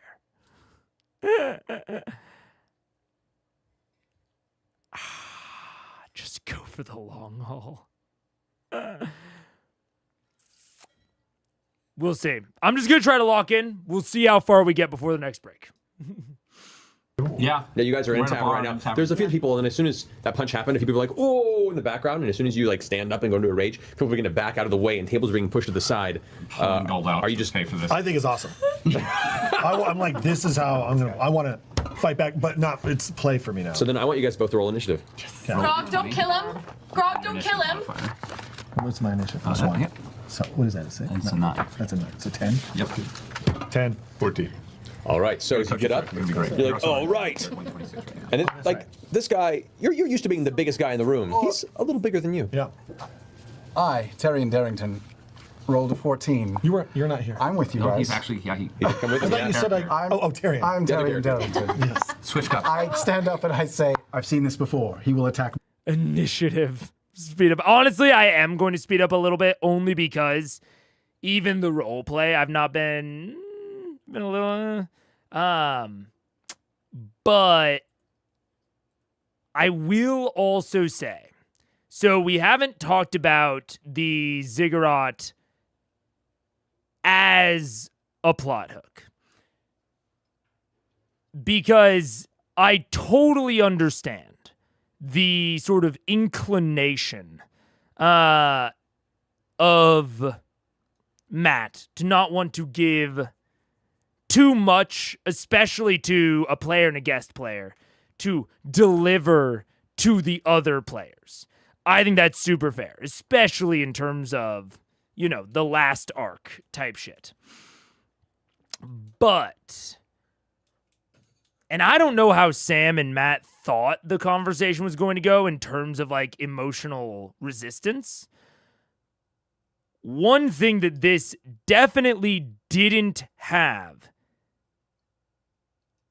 at least I would argue, is like a timer, like a sense of urgency. Like, they're all, if this has been such a long time, my assumption was going into this when they mentioned the ziggurat, and even when they mentioned the siphon, is that there would not be people there. There would not be people doing the ritual. But at this point, it's been weeks to months since Lionel's interaction with the other ziggurat. Whatever those people were planning is in pretty full swing. So what's the difference of them getting there a week from now or 2 weeks from now? Doesn't seem like much. So, you can conjure up a situation in which it might be substantial for them to get there later, but there's no direct implication within the actual story that there's any reason for them to rush this. And that's tough. That's tough when it comes to how emotionally hesitant and sort of resistant this club is being. Although, to be fair, to Taliesin / Percy, he did say, you know, I'm down to go. I want to go. But obviously they're having a fucking discussion about it. Like it's up for debate. Which, if there was a clock on this, if there was a pressure from behind them, it wouldn't be a debate. Yeah, you don't fuck with Scanlan, but you need to go and you know, solve the ritual or whatever. Because that's what you do. Clearly, they don't feel that pressure. They don't feel that push, that time pressure.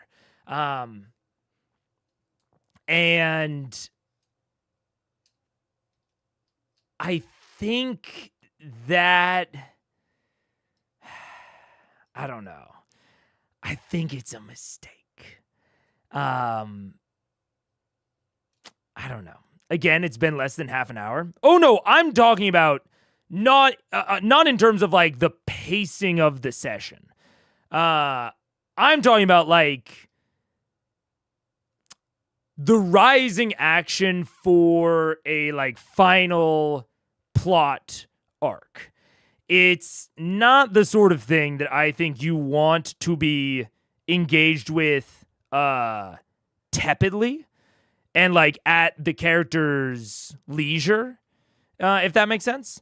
And there is nothing about this that indicates that they need to solve it right now, right? They can wait a day to mope around in their beds. They can have some role play in the bar. I don't blame any of the characters or any of the players for doing that because there is no time pressure. And from my understanding, I might be wrong about this, but my understanding is that not Percy, fucking Scanlan has given them all the information he has. It's not like there's like a timer that we just haven't gotten to yet. At least is my understanding, because he was like, okay, so like that's, you know, the situation. You know, I'll escort you to Ank'Harel. I know people there, and then we can part as friends or enemies. Like, seems like Scanlan's given up all the information that he has. I mean, Percy was saying, I want to go investigate, so I don't think they're necessarily languishing. I mean, look, people can say they want to go investigate for 20 sessions. They said they wanted to go and deal with Hodis for like 20 or 30. Doesn't mean it's gonna happen. And it's their only plot hook right now. Absolutely. But there just is no in-fiction pressure for them to move. It's a debate. Like, Percy's like, I want to go investigate. Do you? Like, the fact that it's even up for debate, I don't love for a final arc plot hook. I don't want my players to be, or my characters even, to be like hesitant, in fiction or out, about engaging in like the final arc. I want this to be the culmination of everything. There shouldn't even be like an in fiction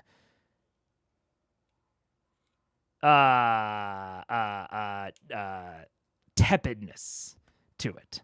Unless they are going to discover immensely, not immensely, unless they are going to very quickly discover more information that will provide some pressure. But like, assuming that this is the entire hook and like this is just how the arc starts, yeah, it's big and emotional because it's Scanlan, but it's, how do I put it? It's certainly no fucking ruination of Iman. It is not the beginning of the Chroma Conclave arc. You know what I'm saying? Like, it's a little bit of a, I don't know. I don't want to call it a wet fart, but that's the only phrase that keeps coming to my brain. is that it's just very lackluster as a hook. It doesn't feel like it really deserves a lot of care. If I'm a player, it's possible to me that this is just another mini arc, like, you know, the like the Trickfoots or the mine or the Darrington mine or whatever. Like, it's just very low key. And so maybe there will be another inciting incident. Like, maybe they'll get to it and then something will happen. I don't know. But right now, I'm kind of like, especially for people that are not that into the ziggurats. Like, if we're being really honest, I'm reading your mind, Belphegor. The ziggurat has been there for 50 episodes, and none of them have given a shit. So I don't think that that's really the thing to motivate this group of players majorly.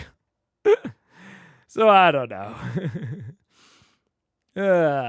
I believe they haven't had a rest yet since before they went into the mine. Sure. That's yeah. Okay. So in that regard, do you think it's messy combining it with the emotional mess that is Scanlan coming back?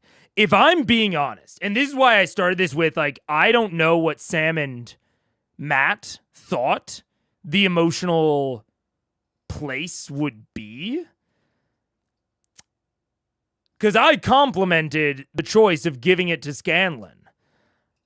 I definitely thought that the entire party was going to be more in line with these three, where they were going to be, like, kind of mad at him, a little annoyed, but mostly happy to see him.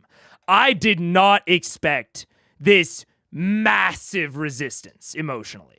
And so I wonder if Matt or Sam expected that either. Because if the entire party had reacted how the twins and Keyleth reacted, I think this would be fine, because it wouldn't have been such an emotional mess, and there wouldn't be so much that would hold them back from potentially just insta-snap saying yes and going to investigate because their friend told them to, right? I didn't expect all that hesitance, and I don't know if they did either. If they did, or if you do, and you're looking at a situation like this, I do think if I had known that there was going to be this level of resistance to Scanlan in general, I might have delivered it a different way. Honestly. I might have... Or, honestly, I still might not have. I still might have delivered it via Scanlan. I think it's honestly even more interesting if there is this internal tension, but they need to go quickly. Like, they, you know, it's a very classic, like, there's a classic trope in movies of, like, enemy of my enemy is my friend. That doesn't exactly apply to Scanlan, but the most of the times that trope is used, the enemy of my enemy is my friend, it is because of time constraints. It's because we need to beat the villain to going and doing their evil plan, or beating us to the MacGuffin. Right? That's why people on different sides of an issue work together in the first place. That's why the enemy of my enemy is my friend. Is because the enemy that you are both enemied with is doing some shit. And you need to stop them. Whereas in this case, this is my enemy told me about a potential point of interest on the map. Yeah, I want to go and investigate it, but I don't know if I want to investigate it with him. I don't know if I want fucking Scanlan's help. Maybe we'll ditch him. And then, you know, and you have to debate all of that before you even set out, right? There's no pressure. If they don't want to work with Scanlan, there's no pressure encouraging them to, right? And so if I had known that there would be this much hesitance about Scanlan, I would have given a little bit more pressure towards doing it, or just towards acting in general. Yeah.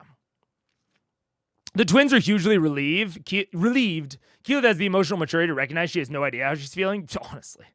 Spike in Buffy season 2, good example. Yeah. It could have been Allura delivering the information, for example, and they could have discovered Scanlan and Ank'Harel. Sure, that could have worked. I honestly do think that it would not be as good for Allura to be the messenger.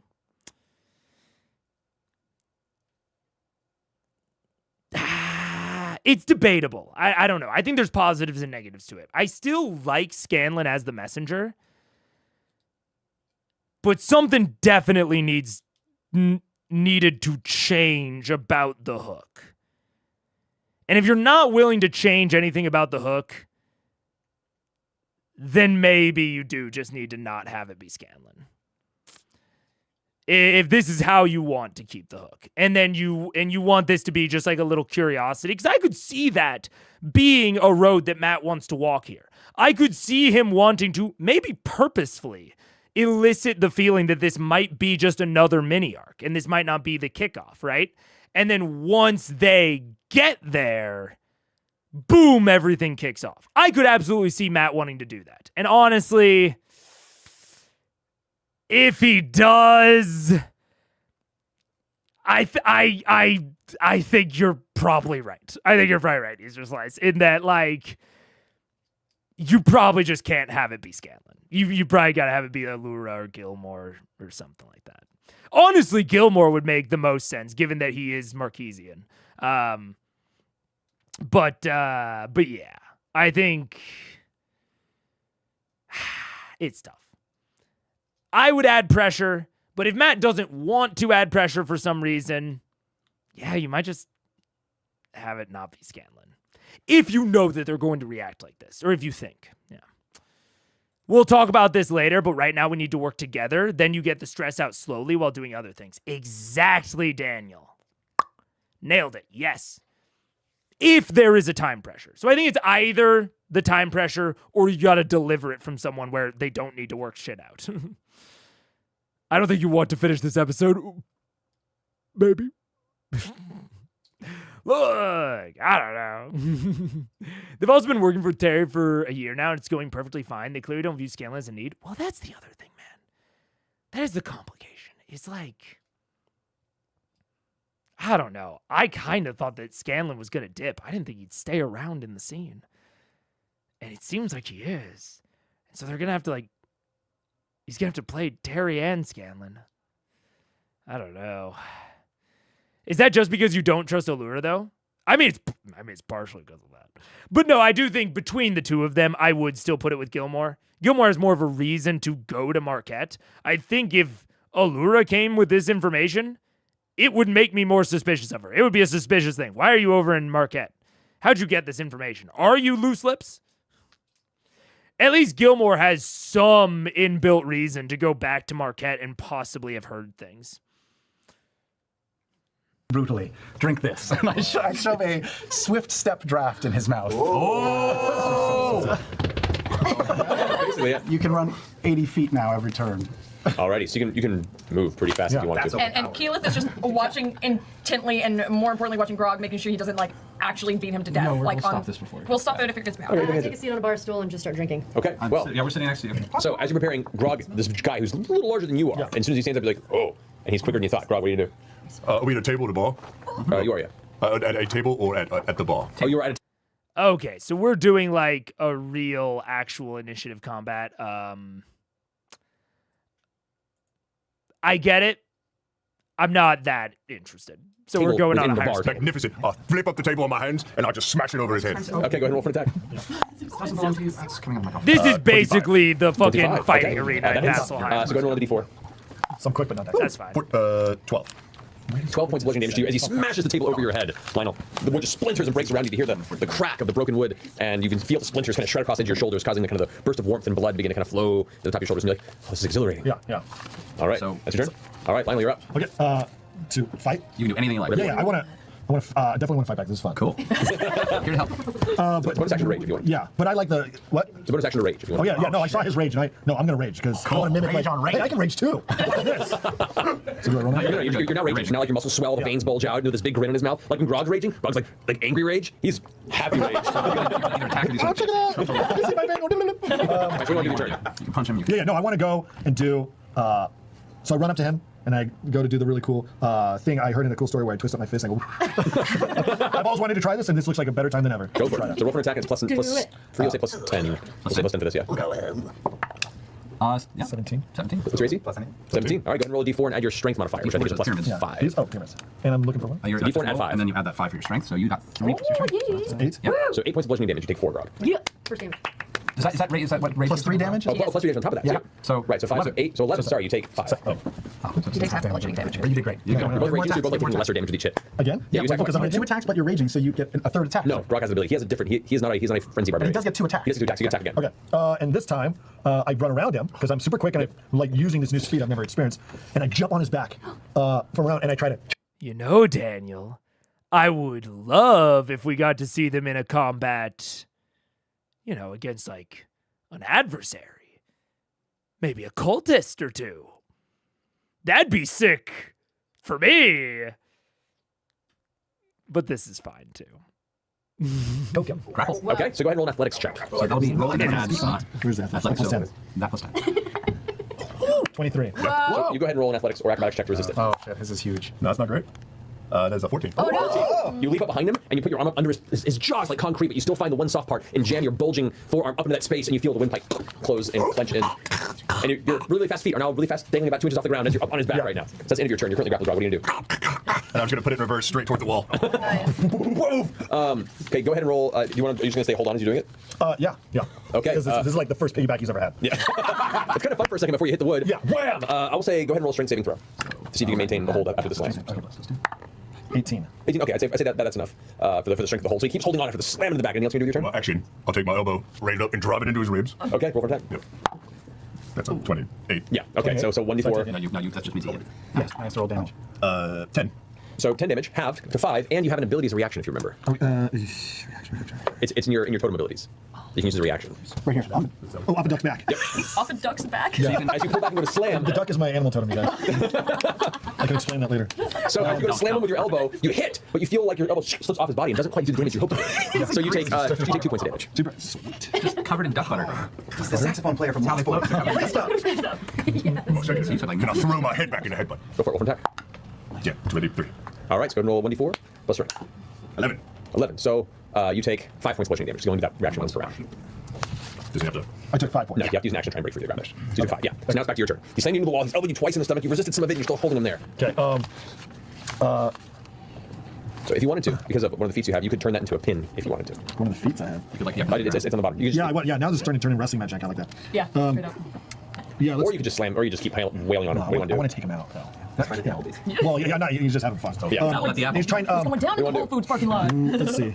So I'm still hanging on him. Yeah, you're holding on to him right now by the throat. He's slammed you against the wall. He's elbowed you in the stomach. I'm again having fun, super speed. I'm gonna, while holding on to him, I crawl up his back and jump over and try to land and try to do the move where I do that and throw him. Oh yeah! Yeah. Okay. All right. All right. Against one of the pillars in the bar, away from the innocent people. Okay, so- pile of gold for these poor innkeepers. So make an athletics check, Okay. Athletics is 10. and you have advantage on this because you're raging, so you roll twice. You can take the higher two. Oh, just the Roll best. again, best of 2. Better. 12. So 22, right? Yep. Athletics. Oh, yeah, so 20. 22. Okay, 22. Grog, I'm gonna see your grapple. Go ahead and roll an athletics check with disadvantage. You got it. Just do one roll because it's Just one roll? because you're raging. You're also getting advantage on it technically. 24. 24. You reach off, you leap over, you grab it, and you go to pull, and it's like, it's like pulling a pillar. It's not budging. You can try again if you want to, or do something else. Oh, because he has a second. Do a second attack, yeah. Ride. So I'm trying to think where, if I try to jump over, so now I'm just kind of like, actually, I did the flip, but I didn't pull him, so now I'm just hanging on in front of him. Yep. I'm still holding on, but now it's like I'm in front of him. Yeah, because he's dangling. he stands spooning you. Yeah, I wrote some stuff in the notes. I don't want to yuck anyone's yum on this sort of thing. I think, I don't know.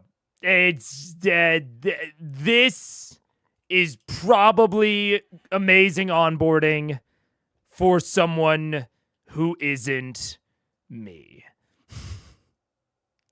This is immensely boring to me, but they seem like they're having a great time, and that's what matters.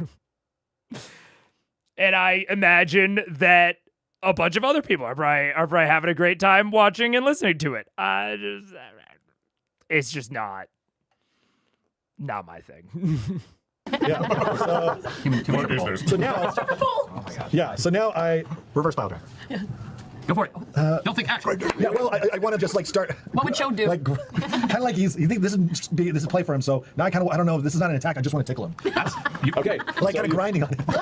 But in a way, like trying to use that to his advantage to like make him uncomfortable. Make an intimidation check. Yes, roll intimidation check. That's intimidation. Okay. Yep, Yes, you're yeah. good. Oh, wait, intimidation. Plus 9. That's some Patrick Swayze. Oh! 27. Oh! Grog's tickling. Grog, make a wisdom saving throw. Yes! He's ruined. I mean, it would spook me. I know. 4. So he's like, so you guys get what I'm doing. I'm gonna say for the purpose of this, it catches you so off guard and someone expected you're stunned for the next round. 'Cause why not? So as you do that, you see he kind of walks up and starts pushing you away. Let go. I can let go. You can let go, yeah. He's kind of like, you get a full another turn. What do you do? I'm gonna.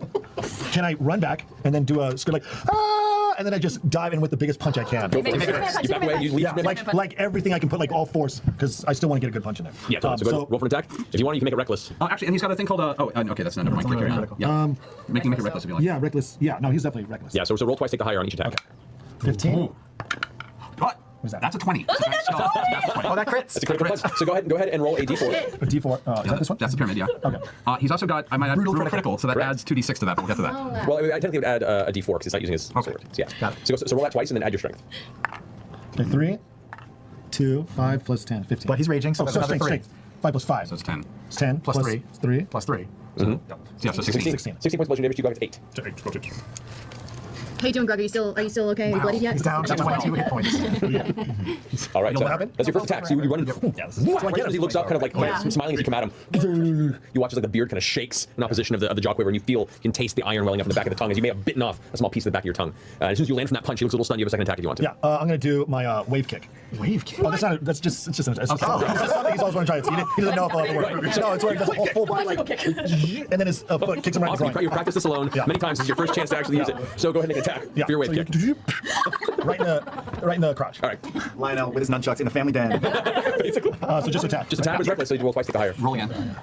Better. 17. Plus, It doesn't matter. It doesn't Yeah, matter. it's you. So go ahead and roll d4 and add your damage.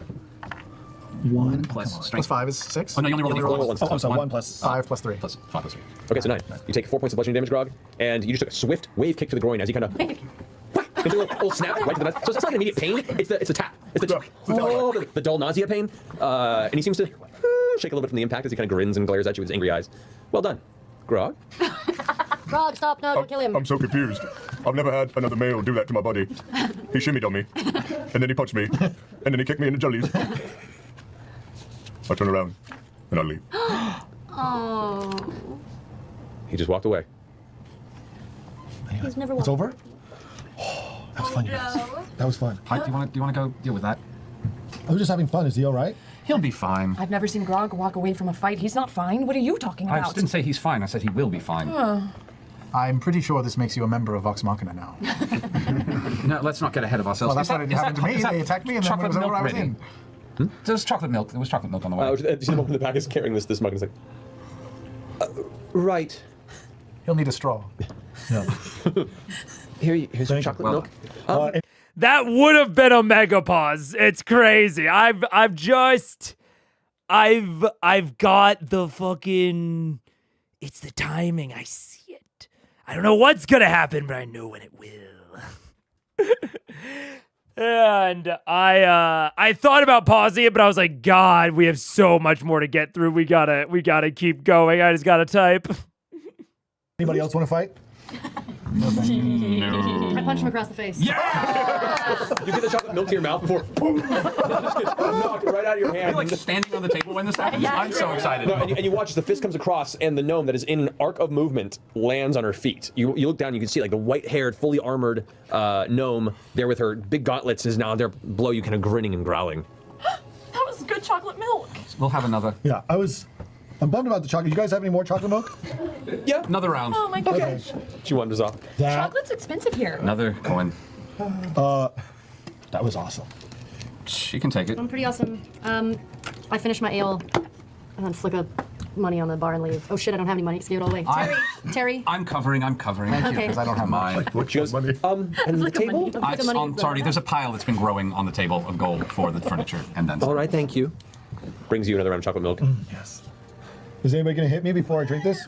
No, I think that's done now. I'm not checking. It's fine if you do. Okay. Just drink it first. I think it's chocolate milk. Maybe I drink too much. I'm not sure. This is really nice.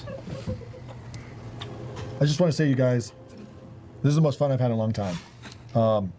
Ace, or you guys call him Scanlan? Ace is fine. Ace is fine. He's all I've known for the past year, and he took me in when things weren't going too well for me, and it's been great. And he had a really cool speech about family. I've never heard him talk like that. It was kind of weird. He's always been this really tough guy, but I don't know if you guys realize that I just found out he lied to me for a year. No, we know. That's why we took you to a bar. Yeah. But we you guys, he's lied to us too. Yeah. well, I know that he lied to you, and I just found out that he lied to me. But Yeah. but it's okay. Yeah. Because I realized that he was always there, and even though I worked for him, and he told me what to do and would bark orders, he always had my back, and he was always the only one who took care of me. So I think you guys should be nice to him. Or That's the trouble, is he does always have your back until he doesn't. The idiot has a point. Half a point. Well, let's not call names. what's an idiot? Oh, hey, Terry. Yes. You're still here. Yes, I am. I get confused because of the cup. Terry and Darrington, pleased to make your acquaintance. Hi, I'm going to be leaving soon. Can I kick you in the nuts? Please don't. I'm very dainty. Okay. Extremely dainty. You guys seem like you all enjoy that kind of stuff. It's awesome. Well, you've met the couple that do. You're not wrong. You're not wrong. Only Scanlan can make Vox Machina speechless. It's happened a few times tonight. Did you notice that? Hadn't. I did. I'm really angry. What do we do? I want to go see that bloody orb. Hey, Chode. Lionel.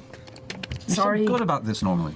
So at least you guys are remembering one of my names. I have to come up with a couple. I used to have 10. Oh, just really? to make it easier for people to even call me. I have quite a few names myself. Chard, where did you come from before you met Scanlan? Well, I lived in the desert. I woke up. I don't remember much when I was a baby. I'm sure you guys all remember when you were babies, but usually not. Sure. Carry on. This is. I always thought that's what I was done. Nope, nobody does. You're fine. So far, so good. Don't break him, please. But the only thing I knew were I was orphaned. I never knew my parents because I woke up in a basket in a small creek, and the only thing that was there were ducks. Wait. No, don't say wait. Go on. Just let him tell Shut the up, story. Arian. Shut up. And ever since then, ducks have been my spirit animal, and I feel like they bring me strength and make me smarter, and they give me courage. So I grew up in the desert. It was a rough time, but Were these desert ducks? I know there were ducks. Normally ducks don't live in the I was just about to ask, why were there ducks in the desert? desert. These have been very interesting ducks. They were actually vultures. You're not there. it's a vulture. No, said a voice that wasn't there. Carry on. There were ducks. Well, it was. Were you? It was a small pond in the middle of the desert. Some people call it an oasis or something. An oasis, yes. Yeah. Now, I never saw ducks again there, so I don't know. But I'm confident they were real. Migratory, perhaps. The ducks blessed you. Yeah. And your birth and your survival. So, yeah, I just He doesn't know what a vulture is. I realized I was strong and I could do really awesome things with my body. So Like I did that. That kind of helped me when growing up, and then finally I came to the city of Acarel. That's a continent, but oh wait, no, the No, continent. No, Marquette is the continent. Yeah, Acarel's the stupid. okay, yeah. That's fair. And Yeah, I've heard that. ever since I got to the city, I started using it, but people would abuse me in my body for its abilities. So until one day I met Ace. He was kind and he brought me into his family. Family. Yeah, a lot of talk of family tonight. He talked a lot of family to ducks. you. And ducks. Did he talk much more about his family to you? No, I didn't know he had. I didn't know he had a daughter. I mean, there was this really killer babe in our group. Where is he? Where's Ace? Ace ain't here right now. Ace not here. I'm not sure. Well, don't tell him, but I always had a thing for her, but now that I know it's his daughter. Oof. Tell me. Yeah, no, you're not the first. Okay, that's good to know. So, but no, I didn't know much about. He didn't tell me much, and I didn't ask a lot of questions. Nobody's ever asked me questions. You guys are great. Boy, that's not true. No. But that's good. You're a fascinating creature, sir. This is a good man. Let's We like you. We like you, Chode. Thank you. Lionel. We like you, Lion. I keep thinking child. Hey, Lion. Come here. Nope. Go. Parchment, boulder, shears. Parchment, boulder, shears. I'm going to teach you. It's like rock, paper, scissors. Okay, ready? Boulder, parchment, or shears. I'm okay? so disappointed ready? right now. On three. Okay, 1, 2, 3. I punch her. Never mind. Not disappointed. As this transpires, I'm going to come over to you two having a drink. So you guys find a separate pub. I figured we just sat under the sentry. Yeah, I got a flask. Yeah. Okay, so you guys sit under the sentry. It's mid-afternoon if now. This is complicated. Yeah. Real complicated. Yeah. Also, okay. I know I'm not pausing a lot right now. For those of you who haven't seen the timer, it's 5 hours and 45 minutes into the stream, and we've covered about 50 minutes of the show. So or about an hour, so we're a little behind. It's about a 5x ratio right now.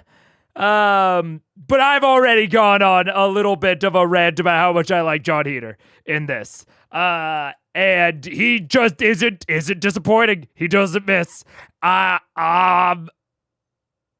Nothing complicated to say. Favorite guest player.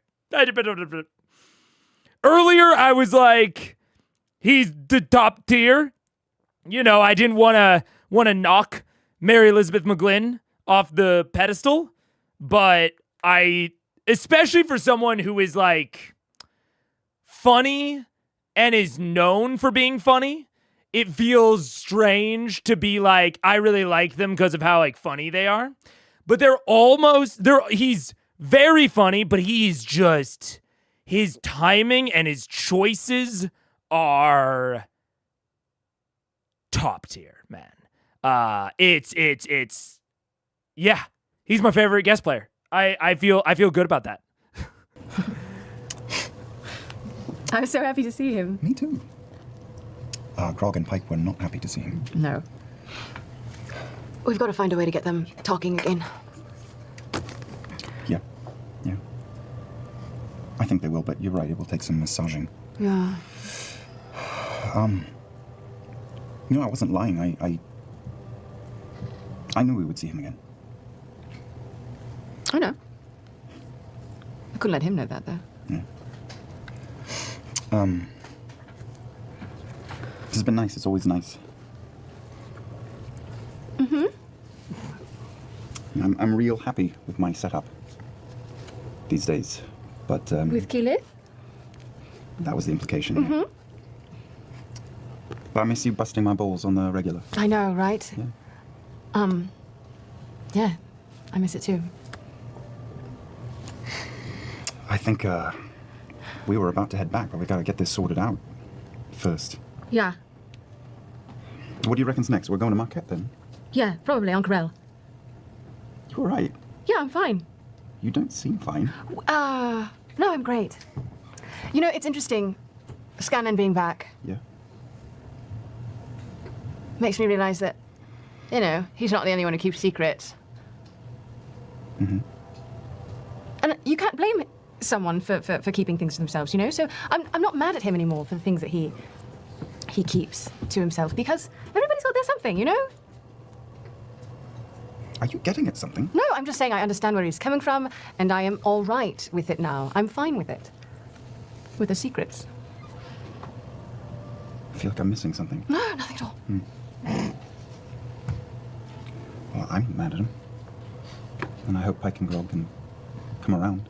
I think they will. He's quite charming. I think everyone will come around. I hope so. I feel like,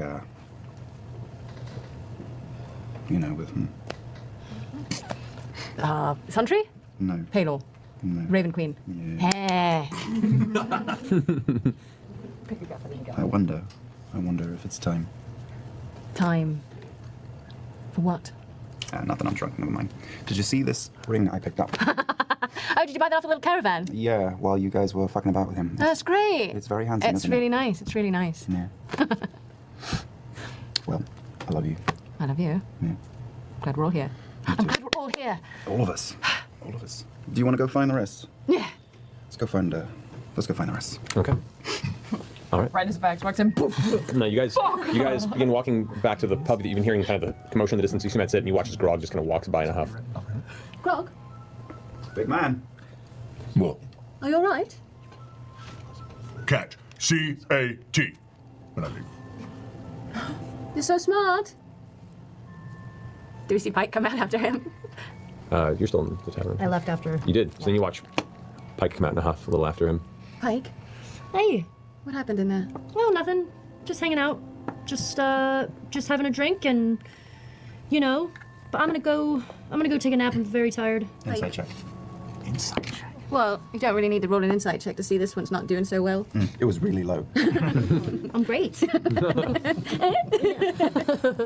I'm alright. Yeah.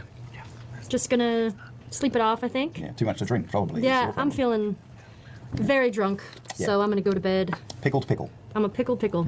Yeah. But I'll see you guys tomorrow. Everything will be better in the morning. Sleep is the best medicine. Okay. Laura Cleric. All right, Pike wanders off. You guys make your way to the tavern where the commotion's there, and you walk in just as you see Keyleth and your new friend Lionel in the process is about to play an intense game of Boulder Parchment Shears before Lionel just decks Keyleth across the face. Hey guys, we're playing Boulder Parchment Shears, and then I alter self my my fist into like a rock elemental like fist, like key to your fist, and I go, see, look, Boulder, poof, and I backhand Lionel. Okay, well, first off, you roll damage for her now. Yeah. So that's going to be a D4 plus your. No, two for her. Oh, yeah. D4. I can't even begin to guess. The only thing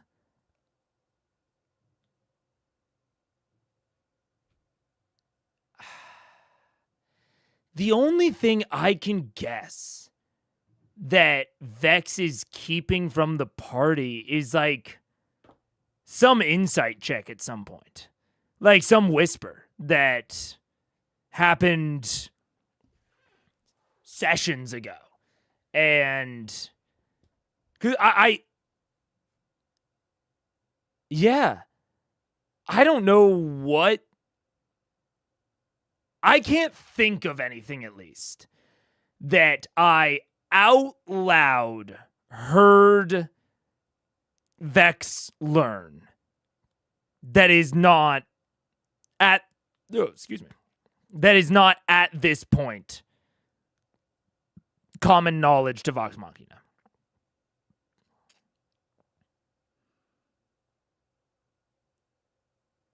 It's not the Oracle arrow that like went through the hole. She told everyone about that. I think she told everyone about the Grey Render. Yeah, she killed the Render and told Vox Machina. I don't think there was anything there, but maybe she... Did she not tell them about the kid? Like the... Like the it wasn't there like a baby Grey Render? And she's like out looking for that? Is that what she's referring to? I don't know. I literally have no idea what Vex could be referring to here.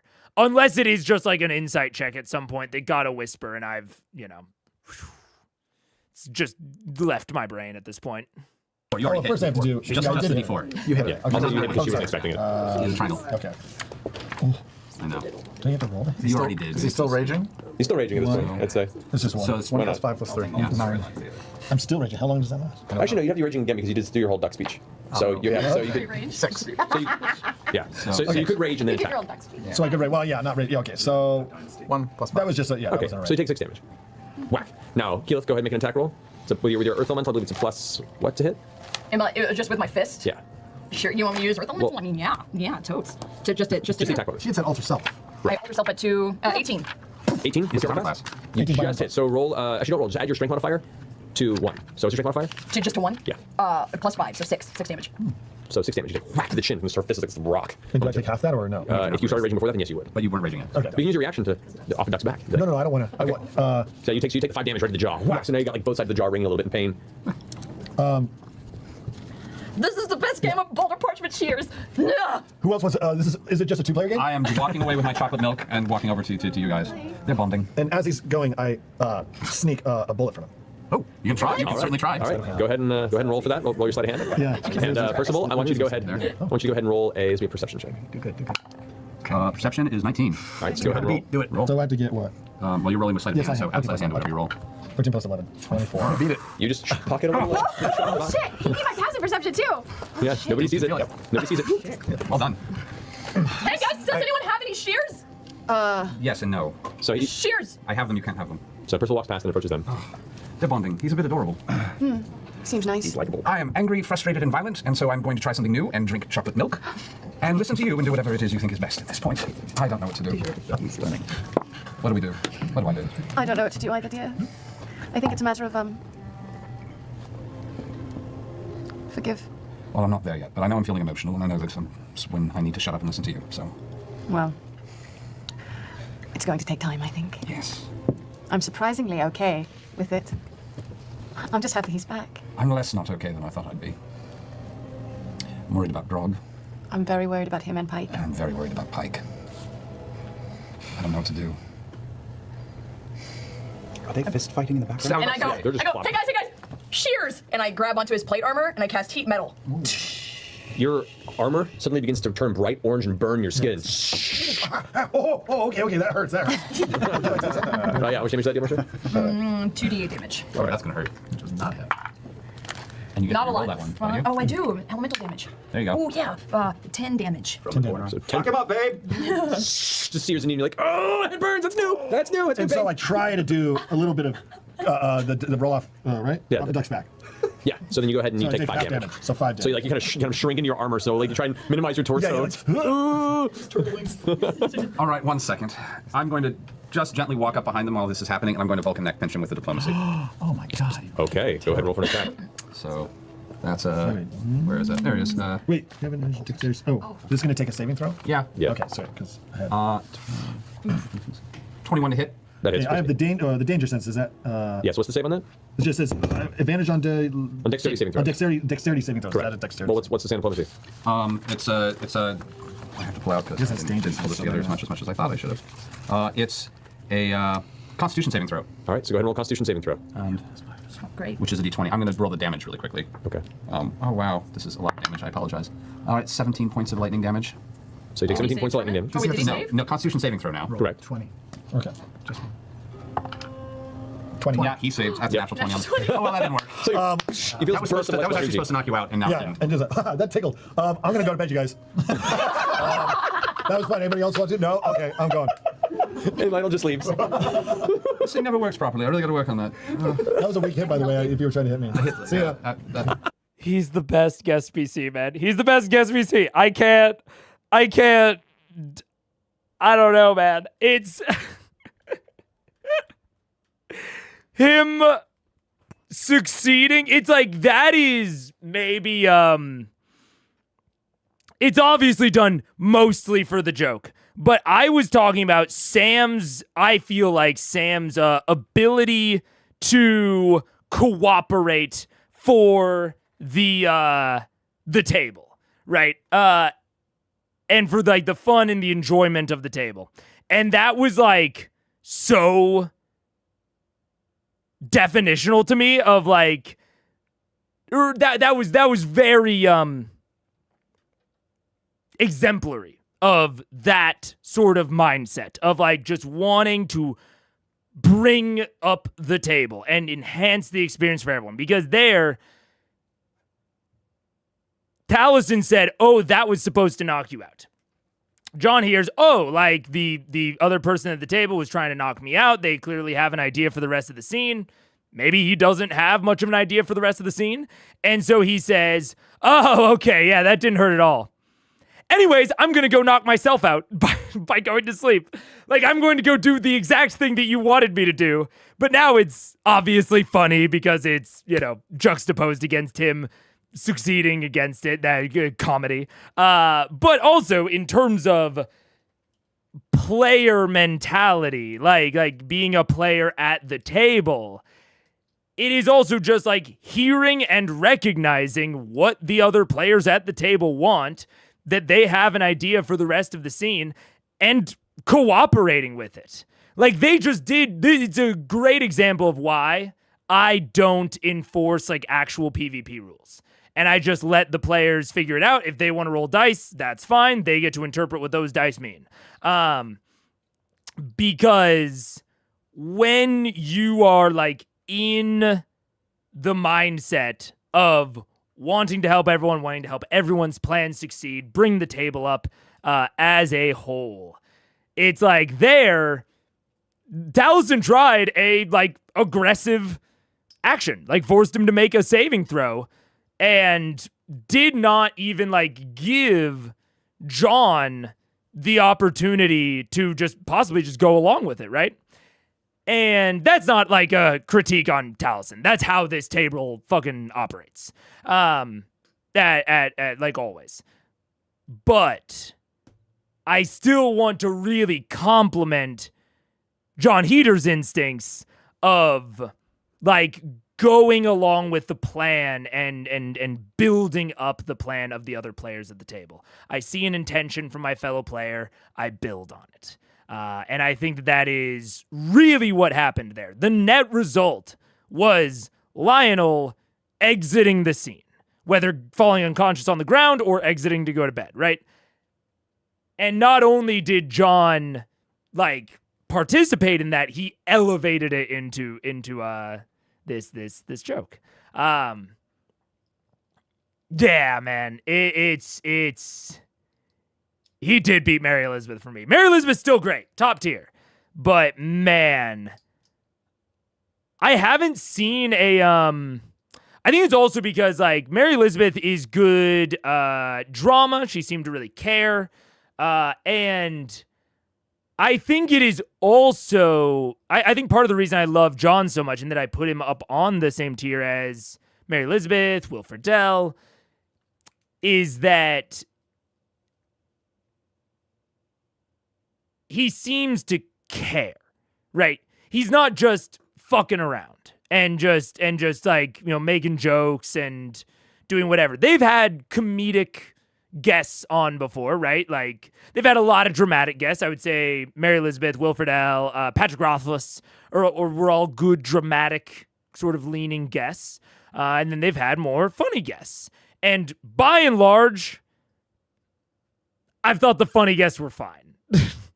I've thought the funny guests were occasionally funny, but I mostly felt that they were like almost similar to original Scanlan, of like funny at the expense of the table and at the expense of the story.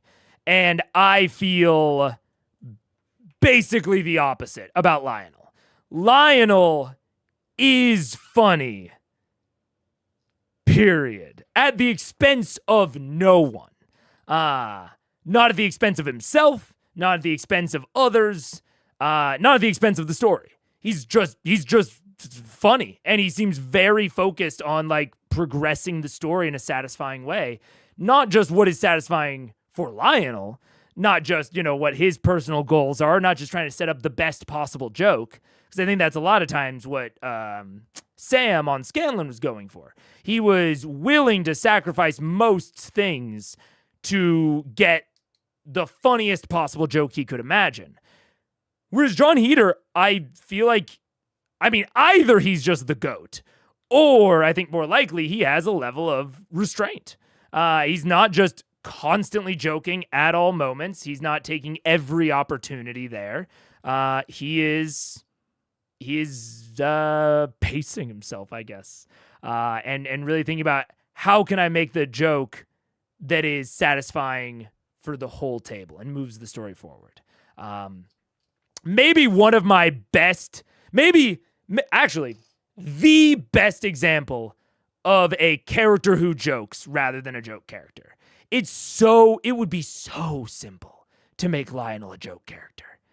But like Lionel is everything, which is a little bit serendipitous given the context of everything. Lionel to me is everything that Scanlan wasn't. Everything that I think Scanlan was, as a character, was aiming for and failed to hit for me is embodied within Lionel. I think debatably Terry is still, a funny character, a character that jokes.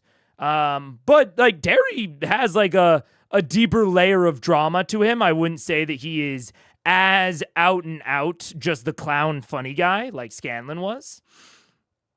Lionel is just out and out the clown funny guy. But he is that the best way you could do it, I think. Yeah. Love it. Love it. Wait, hold on. You're gonna drink this chocolate milk? You can take it. You've earned it. Just use the bar with the glass. Another gold coin goes on the table. Did you stop it? No. All right, so the four of you now sit there in the bar. Replayed. So best Terry is there. What's that? Terry's there. That's right. Would You be guys good for the brigade.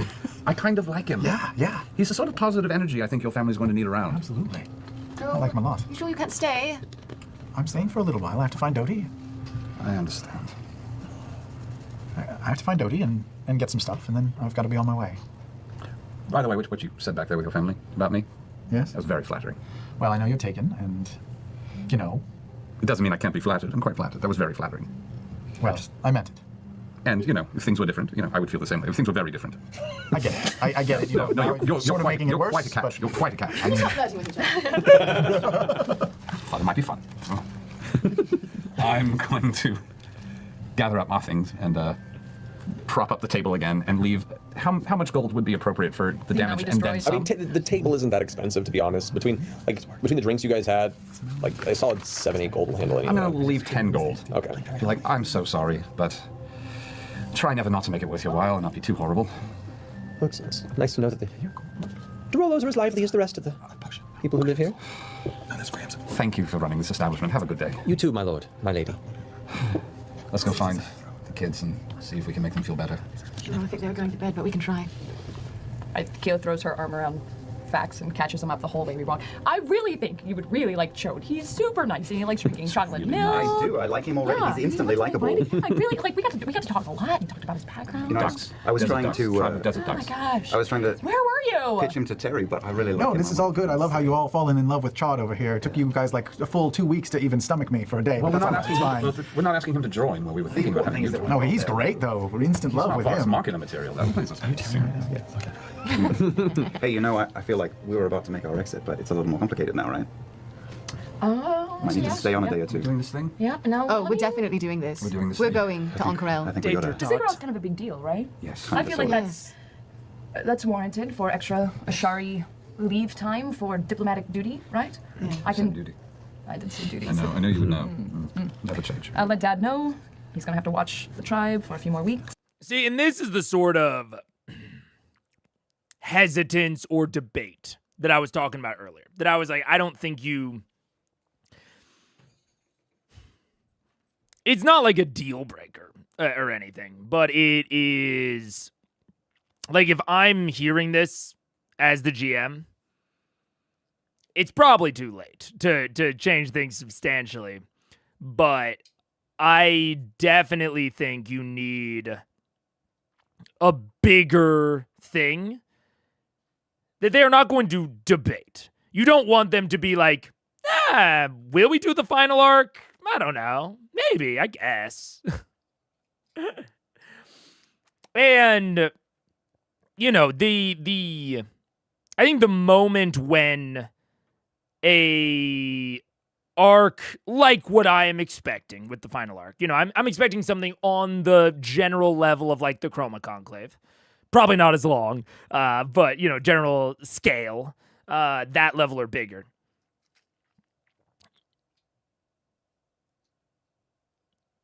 I think there's still an opportunity to sort of capture it, right? Even if this is the hook, it doesn't have to be the inciting incident. A lot of times they're the same thing.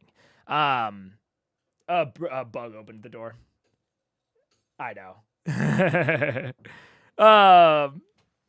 A lot of times they're the same thing. I think debatably the Amon falling to the Chroma Conclave was, it could be considered the hook and the inciting incident.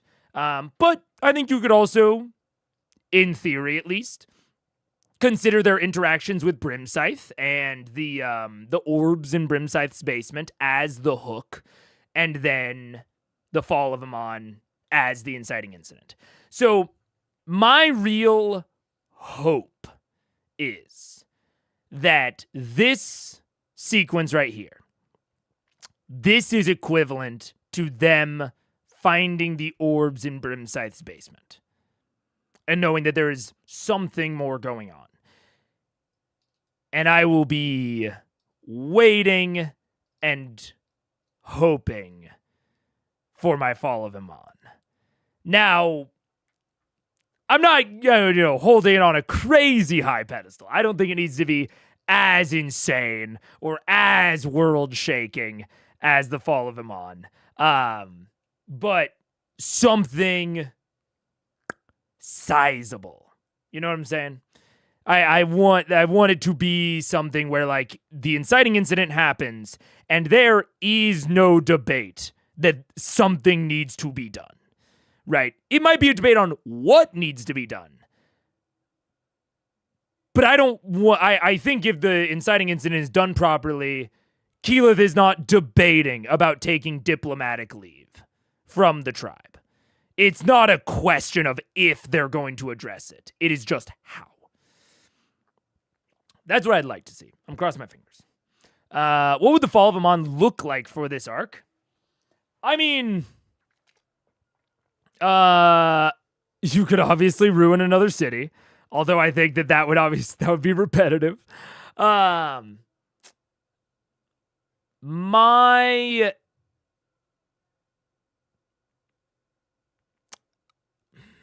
don't know how well this would work in a TTRPG. I had a thought for, like, if I was making a movie about it.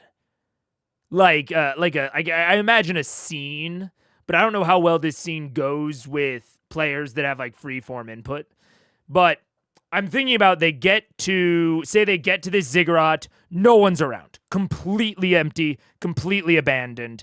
And they find, like, weird shit. Not just, like, your bog standard necromantic weird, but, like, they find, like, a series of scorch marks or something, or like ringing the thing. And maybe they even ask, Jon Heder's character, Chonk, whatever his name is, Lionel. They're like, is this what it looked like when he jumped in? And Lionel's like, no, that's not what it looked like at all. And so they're like, what? And just put some weird shit until Vex remembers about the Oracle Arrow. And she shoots the Oracle Arrow through. And on the other side, I think you narrate it out loud, they see the gathering horde of Vecna.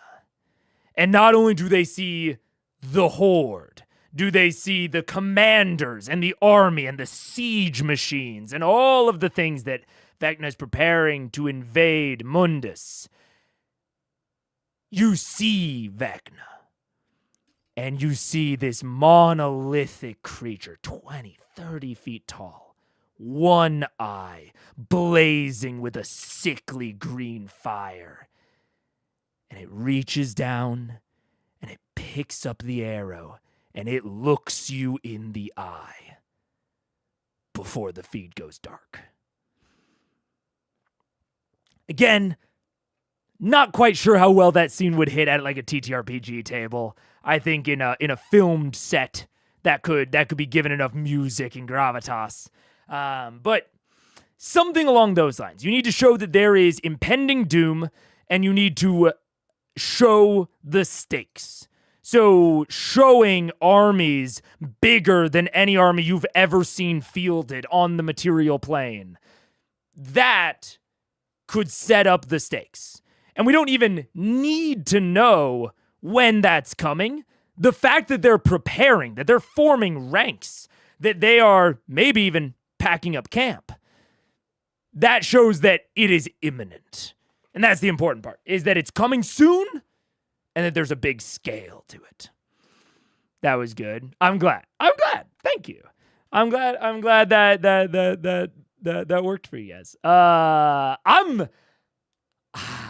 I'm not good at giving those sorts of speeches as a GM. I get It's something I'm working on. I've been actively working on it in my campaign of like being more comfortable giving like a very serious monologue and not, trusting my players not to interrupt. Because I started DMing when I was very young and my players were not good at not interrupting. So I just learned not to do monologues. But yeah, something along those lines. Maybe the Tower Vecna saw in the Shadowfell was Vecna. I mean, yeah, that I think absolutely you narrate to Vex, you see another obsidian tower, like the one you saw at Whitestone, and another, and another. And as you look, you start to see the towers shift, move. These aren't towers at all. They're giant creatures. I don't know. But something along those lines. Now, I do think the problem with setting that as the inciting incident, it requires Vex to shoot the arrow. And that is something that she has done like once before. Admittedly, it was in a very niche scenario, and it really worked. So, like, there was a lot of positive feedback from the one time that she did it. But that makes me nervous as a GM, is pinning my hopes on the player using the Oracle Arrow.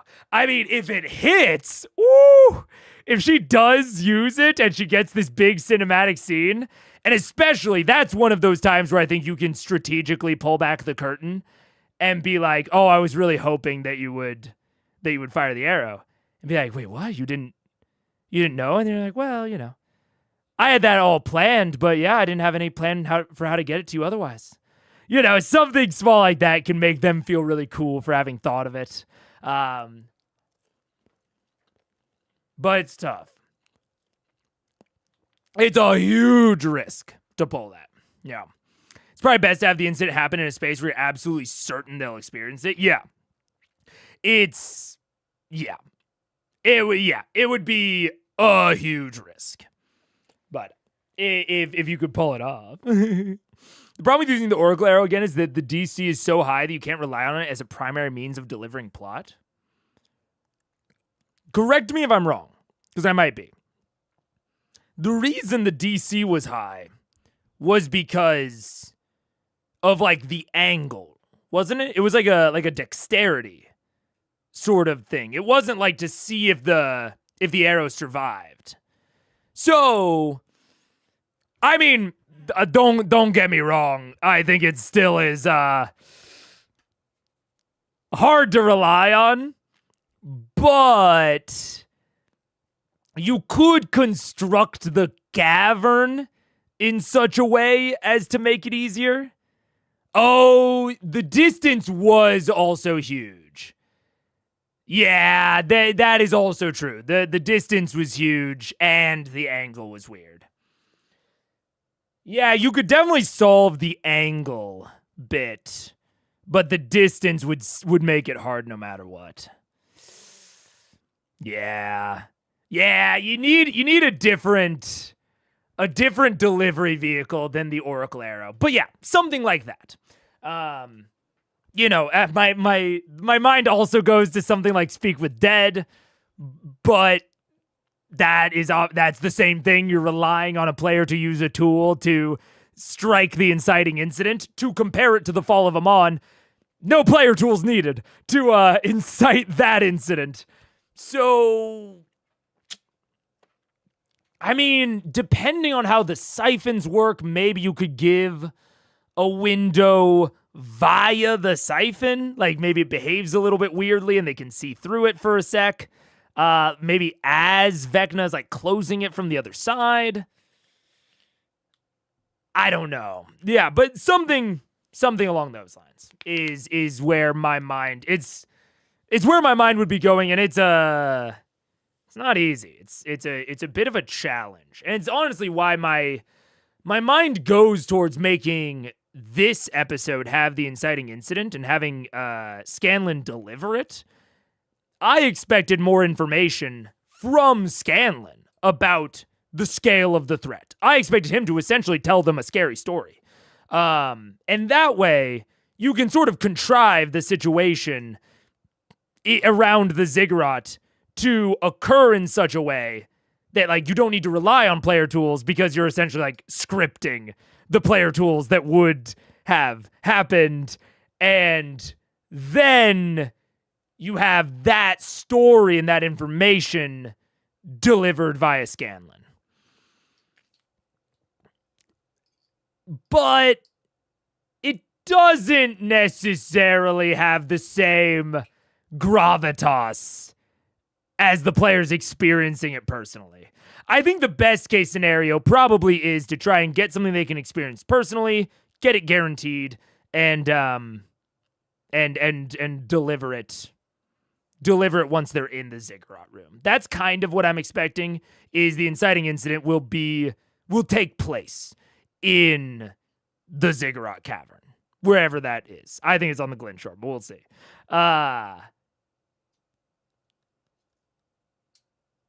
And it's tough from the outside to come up with a good one. It'd be easier if I was Matt. And I knew more of the lore and the surrounding scenario. But I'm hopeful. Honestly, after thinking about it more, like letting it marinate a little bit, I think this is fine. It felt a little slow to me at first, but I think that's honestly because this entire second half has felt very slow because I haven't been able to connect super well to the emotions of the characters. I think this is fine as a hook, as long as there is a bombastic sort of inciting incident coming up. Yeah. Getting the info via Oracle Arrow from the siphon has to be bonus info, not an inciting incident. Yeah, I think I agree. Yeah. How much of this episode do we have left? We're approaching the end. I think 20 minutes. 20 minutes. We're fine. We made up some ground. This really reminds me of the sketch where the dead person answers too many questions on Speak with Dead, and it turns out to it's actually undead. Yeah. I think another way to deliver a good inciting incident is to have the siphon suddenly change properties rather than discovering people are messing with it. That's fair. I think you have to be delicate with that. It has to feel like how do I say it? The fact that they are it either has to feel like they trigger it to change properties, or you have to be convincing. You have to convince the players that it is coincidence that they are in the cavern to witness it change properties. And I think that that's a tall order, but it is not impossible by any stretch. I think it's very possible to do that, depending on how you change the properties. But they have to really feel like they just happen to be here to witness it. It is not happening, because they are here. Or you have to make it really obvious that it's doing it because they're here. Essentially, you have to remove, like, the hand of the author. It can't feel like a contrivance to move the story, that they, got to see it. It has to feel truly coincidental or truly causal. And I think those are both, like I said, those are both doable, but yeah, without knowing more about how the siphons actually work and, like, what the Briarwoods are doing and, like, what Vecna's plan is, it's hard for me to pin down how I would do that. Otherwise, yeah. In his defense, they did all run away and abandon Scanlan at this point. A little bit. Little pile of plot exposition letters on a platter near the siphon waiting to be delivered. Deliver it all through documents. Reading is the most compelling of story of plot devices. Get them on the grind of books. I'll let Cass know. But one of these days I will have to be getting back. Very soon. Let's talk to Pike. Let's talk to Grog. Let's see how they feel. Grog, did you put your earrings back on? You hear nothing. Scanlan. Yes? think they're really depressed, yeah. I think they're angry and sad. What? Percy? What? Oh, this is like a one-channel frequency we can all hear. It's just a party line. It's a party line. Yeah, definitely, yeah. I'm just letting you know, their earrings are off. They can't hear us. Oh, they're not talking. What should I do? Say you're sorry. But they can't hear me. We'll go fucking find them. Something like this is better done in person as opposed to over a communication device. I shouldn't text my apology? Nope, you should not. Boy, there's a life lesson.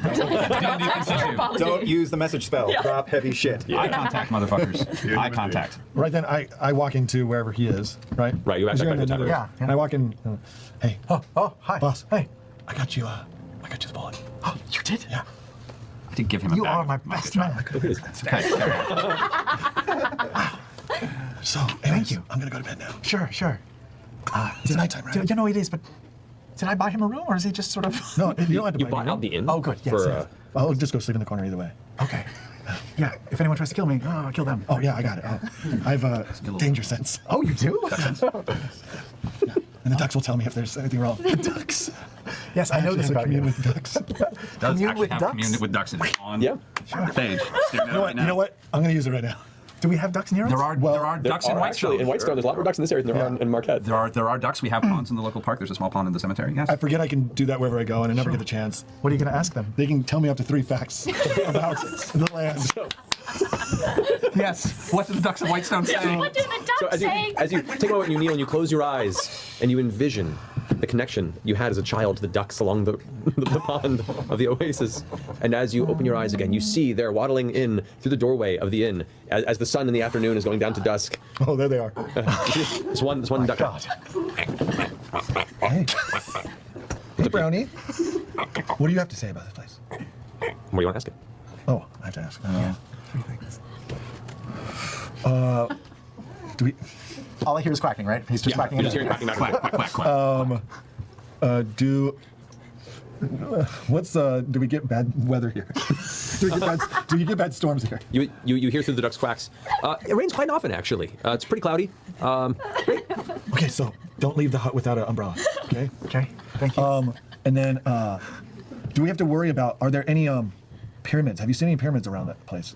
The duck's head turns the other way and says to the quacks, actually, there's one below the city. How do the ducks know that? They wander everywhere. How do they get down there? Essence of nature. The same reason why pigeons are in Costco, okay? You said there's another pyramid under the city. The duck knew that? Yeah. That is crazy. Should we go? Okay. Well. No. Okay. Well, is there anything you would need to know, Master, Yes. about this area? It's pretty limited. Have Vox Machina been happy? Ducks, do you know if that group over there have they been happy? Okay. Have they been happy? They didn't look happy when they left the tavern. I mean, I think we all knew that. You kind of wasted that last one. I mean, I didn't have any Okay, it's okay. We did it. duck-based All right, knowledge. see you, Brownie. It was awesome. Can we go to another city sometime soon so I Yes, can do that again? we will definitely do that. Absolutely. Oh my God. Yes. You need to use that skill more often. You know it's what the great. problem is? We don't have as many ducks in Uncarel. I know. And most of the time I just find out if it's going to rain or not. It's not that useful. You've been great this whole trip. Thank you. I'll tell you what. I'm going to buy some ducks and just keep them back in Uncarel for you. They can be your little birds. And I go to hug him, but then I forget that he's in. Is he still enchanted? No. I know I'm a little. Look at it. So I'm like, I squeeze him hard. A little too hard, probably. Because I forget. Yeah. All right, I'm going to go sleep in the corner. Please do. He slips in the corner. All right, Scanlan, you do anything? I mean, I was told to come apologize and find them, so I was told. I'll go seek my friends out there in the world. All right, where do you go? Well, where am I going? Hello, it's me, Scanlan Shorthalt. Where do you want to go? I don't know, where is everybody? Well, Pike and Grog went back to their rooms. I don't want to disturb them. They're by themselves alone. Should I go knock on their doors? It's up to you. Okay. I'll go find. Do I know where they're staying? You do. You've been to Whitestone Castle. You know where the rooms are in the castle. It's just been a while. I'll go knock on Grog's door. Do you need me for anything? No, you sleep it off. Are you sure? Yeah, you've had too much chocolate milk. Yeah, I'm feeling a little bloated down there. Make way to the castle. You let in because the guards still recognize you as a member of Vox Machina. Which room do you go to first? Grog. Grog. Are you in your room? Bye. It's me, Scanman. Can I come in? I dimension door into the room. kind of appears in the center of your chambers. You okay? You didn't come to the door, big fella. I leave. I'll let him go. All right. Take a shit on his bed now. Grog leaves the chamber and exits. I'll walk over to Pike's room then. Okay, Pike in your room. Yeah. Hello, it's me, Scanman. What do you want? Just to talk and say hello. Oh, but we already said hello. Just to apologize again. I'll open the door. Yes? Hey, listen, I know that we haven't seen each other in a while, and we left on weird terms. And everything that's happened between us. But I want you to know that I held no ill will towards you. And I thank you for agreeing to my request a while ago to look after Kaylee if I should fall. And I'm glad it didn't come to that. But it's an honor to know that you would have even considered it. Yeah. Yeah. I slap him across the face. Sure, sure.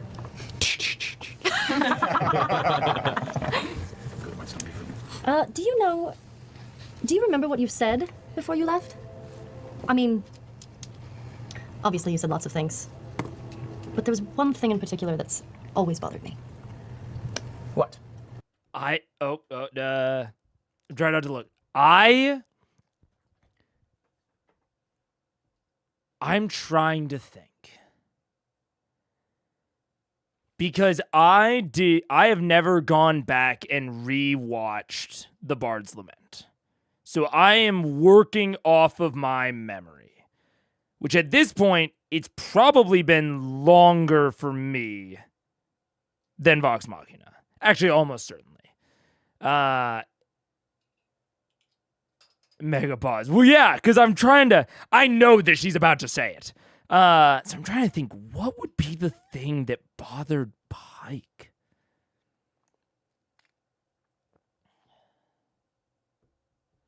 He talked about how they didn't care. He was a little clown boy. Like, I mean, I guess maybe it's going to be like that, like, I don't know. I could see Pike being frustrated or being upset that Scanlan lumped her in with all of the others, which is unfortunate because I don't think he would have had Ashley Johnson been there for the Bard's Lament. But she might be like, we had a different relationship than you and the rest of them did. You owed me more, essentially, before leaving.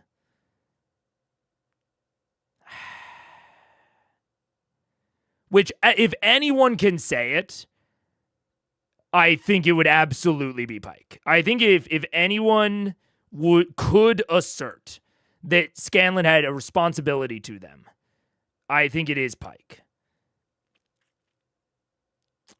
But one thing that he said, I have no idea. I can't, unless it's not even from the Bard's Lament, I'm not sure. Slapping in fiction is different than IRL, a fun conversation I actually had at a party with an author this week. Fair enough. I mean, I agree. Yeah. Slapping in real life is way more like dramatic and intense than in a story.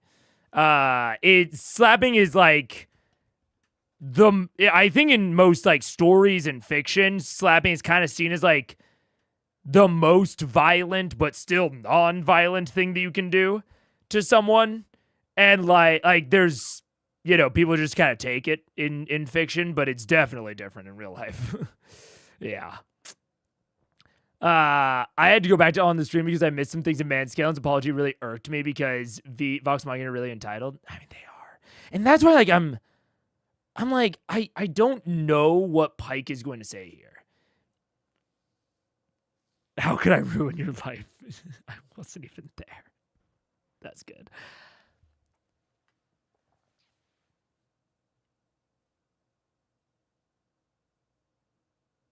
And I can honestly, I hope that we get some vocalization from Grog at some point. I hope that Grog eventually says, I couldn't find any words that, like, you deserved. Or something along those lines. Like, every word that I thought of to say to you, you didn't deserve. So I just had to remove myself from the situation. I'm hoping that that is, like, Grog's mindset. Because I think that's a really mature mindset for an anger-bound fucking 3-ton Goliath to have. But yeah, I'm truly, I'm at a loss for what Pike could say here. I hope that it feels thorough. But there was one thing in particular that's always bothered me. I hope that it feels like she put effort into it. You said that you were kept alive by some weird fucking magic. Yeah. And that's what I do. And I brought you back so you could be with your daughter. So fuck you. Fuck you, Pike. Oh my god. Sure, and you know what? I apologize for putting you in my clothes, but just the Scanlan that we know would have thought that was funny. I'm sorry I didn't know your mother, but I imagine you don't know my mother's name. I don't. Pike, I don't have anything to say in my defense. I was wrong about the whole thing. No, you weren't.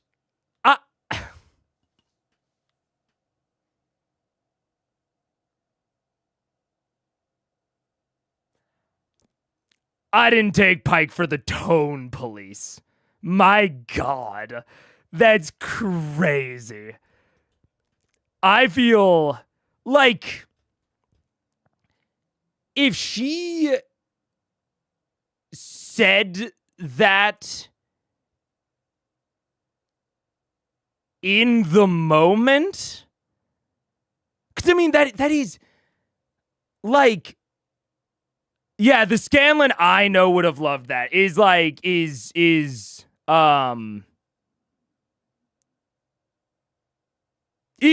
just intensely self-centered and, like, again, missing the point of the Bard's Lament. Like,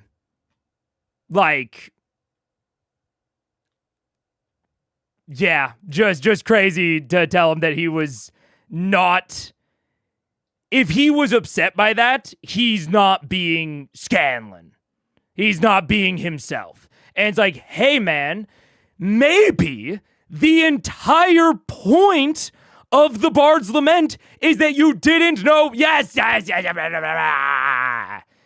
That was the point.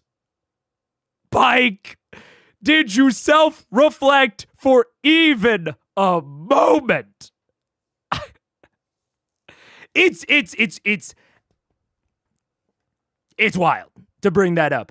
And I could be wrong, but I believe someone brings up the, like, do you know my mother's name during the Bard's Lament.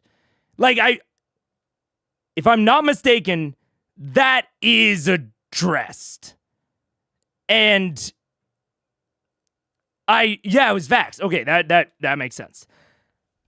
And I honestly cannot remember the exact exchange, but the whole point, like, they're so fixated on that line, and I get it. And, like, I get it even from, like, a realism perspective. You fixate on the lines, and you sort of miss the forest through the trees. I think it could be easily argued that that is what Pike is doing. She's missing the forest through the trees. She is hyper-focusing on weird fucking magic, mother's name, and you should find that funny. You always found it funny in the past. But the whole thing about these three things is you don't know me. That's the whole point. It's not about any of them individually. It's not about the fact that it's weird magic. Scanlan's magic. Scanlan has a cube cock. He fires lightning out of his penis. It is... To take offense at the idea that he called your magic weird is being purposefully obtuse. He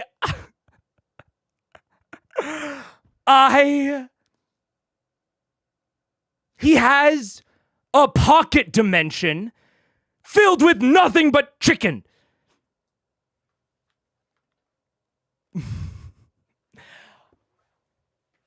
It's wild to be like, you called my magic weird, but that's me. That's what I do. And it's like, yeah, man. The point of it was not the weird magic. It was that you brought him back to life against his wishes. And she says, I brought you back so you could be with your daughter. And it's like, yeah, man. He knows.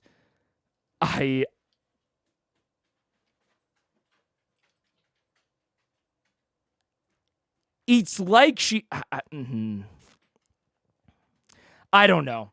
I feel bad because it sucks that he would not want... Or it sucks that he never...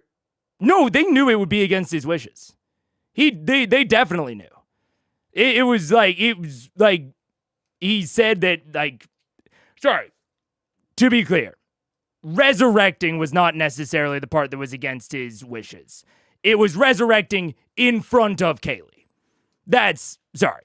The whole point was that it was explicitly against his wishes to, like, show Kaylee his body.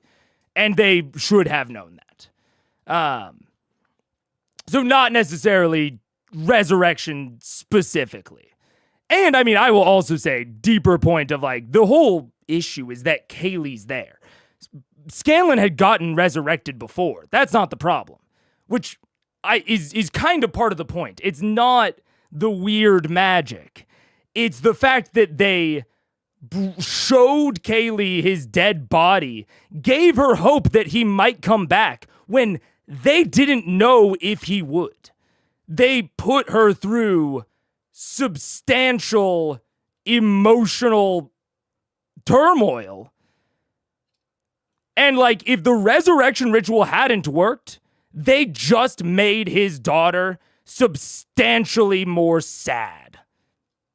Like, it's not that they did not know about his promise to Kaylee. Are you sure? Even if they didn't know about his promise to Kaylee, again, the whole point is not that they did anything explicitly to him. It's that they didn't know him. That is the whole point. That is and that is what Pike is missing here, is not any specific thing. It's not that they made him look ridiculous. It's not that they resurrected him. You're right. It's not even that they resurrected him with Kaylee there. The whole point is that they didn't know him.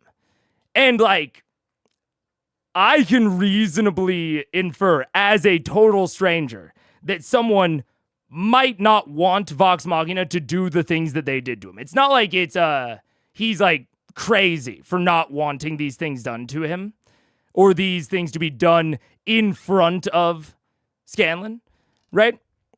Or sorry, in front of Kaylee. Like, I truly think that is something that like a reasonable person should kind of just intuit. But it is the whole point is that they don't know him. And they did not, I don't know. They don't know him. That's the point. You know. They didn't know because Scanlan saved against every insight check they ever made when he lied to their faces. it shouldn't be predicated on insight checks. Like, I get it. And if anyone here, not specifically any specific comment, but if anyone here does not know my history of Scanlan, I'm not normally a Scanlan defender. But the whole point is that they treated him very poorly. Like, they did not treat him like an actual friend. They did not treat him like the member of the group. They didn't know him. And yes, he was an active part in preventing them from knowing him. But it is still the case that, like, and they should have known that they did not know him at a deep enough, at the same level that they all knew each other.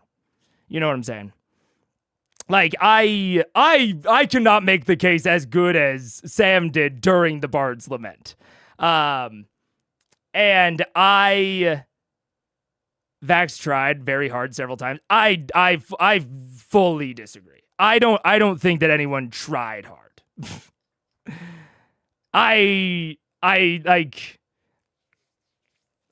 don't think that anyone tried to get to know Scanlan nearly as well as Scanlan got to know anyone else. Regardless of people who like put up walls, like him deceiving and them not making the insight checks. And honestly, this is sort of a tangent that I don't want to go too deep on, but this is kind of why this is one, I don't know, point of evidence as to why I'm not a huge fan of actually using statted out stuff to represent character interaction. Like, the idea of they failed insight against his deception, I think is reasonable to bring up,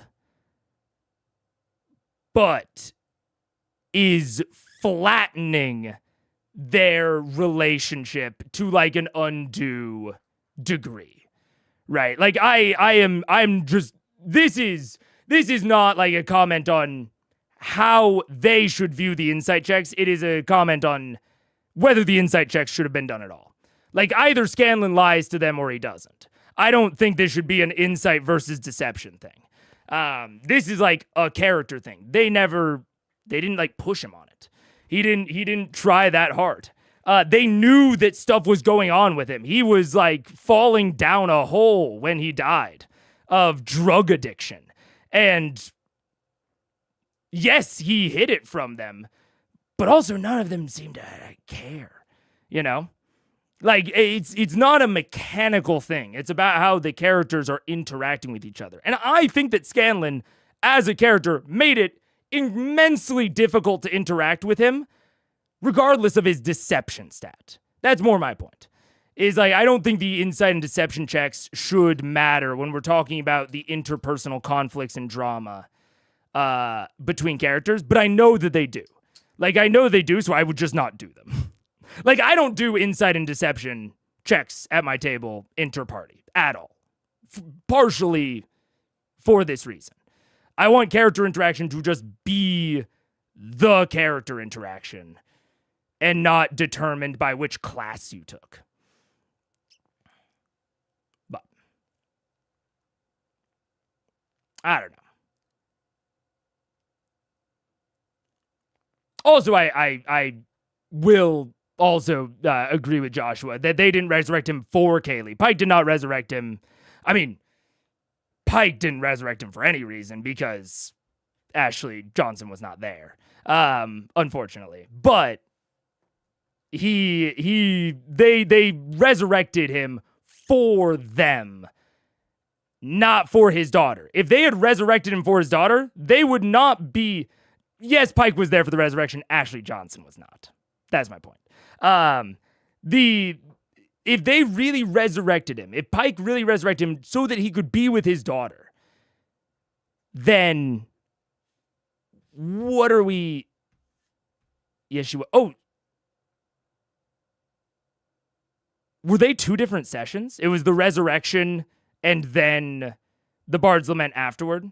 Because I guess it would have ended when they were yeah. Sorry, I did mean Ashley Johnson wasn't there for the Bard's Lament, which is when they actually had a more robust conversation about it. So that's more of what I'm saying is like, when she says, I resurrected you for Kaylee, it's like Pike didn't say that originally, but also Ashley wasn't there. So I don't blame it. Like, this is me saying I don't blame Ashley for communicating that now. It's just awkward because that would have made more sense to communicate in the moment, but she wasn't there in his room when that could have been communicated.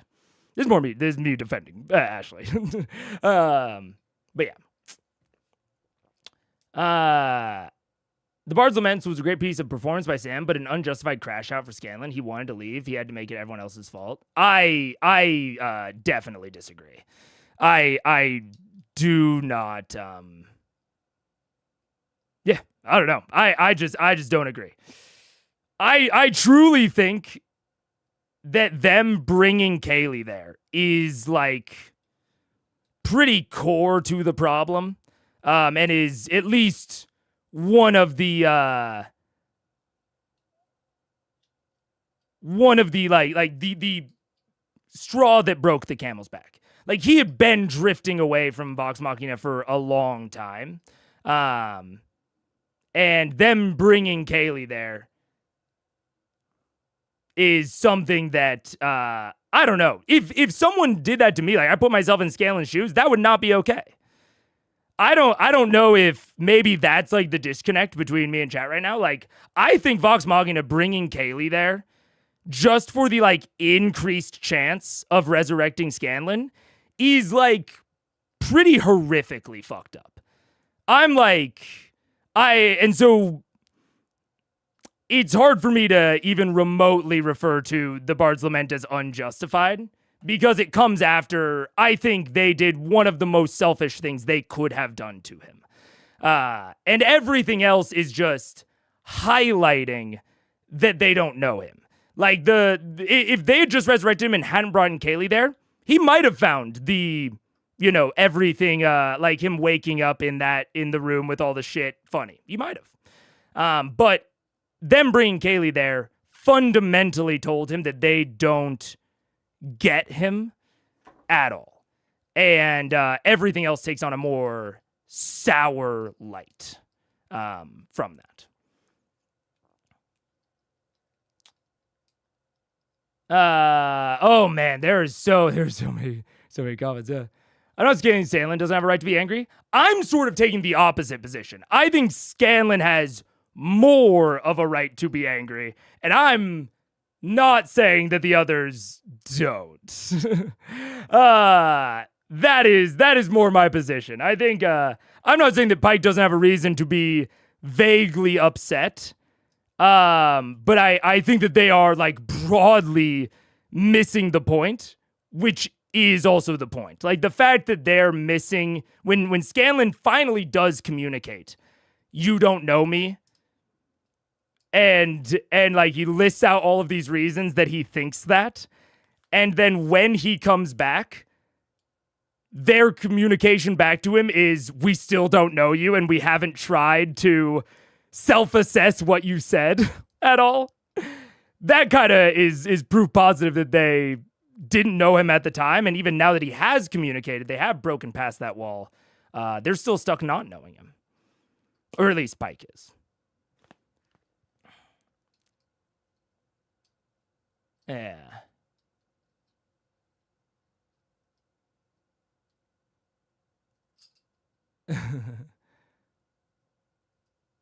Is to show his hypocrisy. Scanlan asks of others something he never even attempted.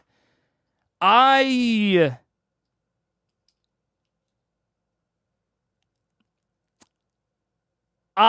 disagree. I don't know. I talked through my opinion about it on the Bard's Lament, so I can only I'm gonna try to stick to what is going on right now, because my memory is obviously hazy. I'm not good at remembering things in the exact ways that they happened. But I think for Pike to ask, this is sort of similar to like Taliesin asking, what's Kaylee's mother's name? To me,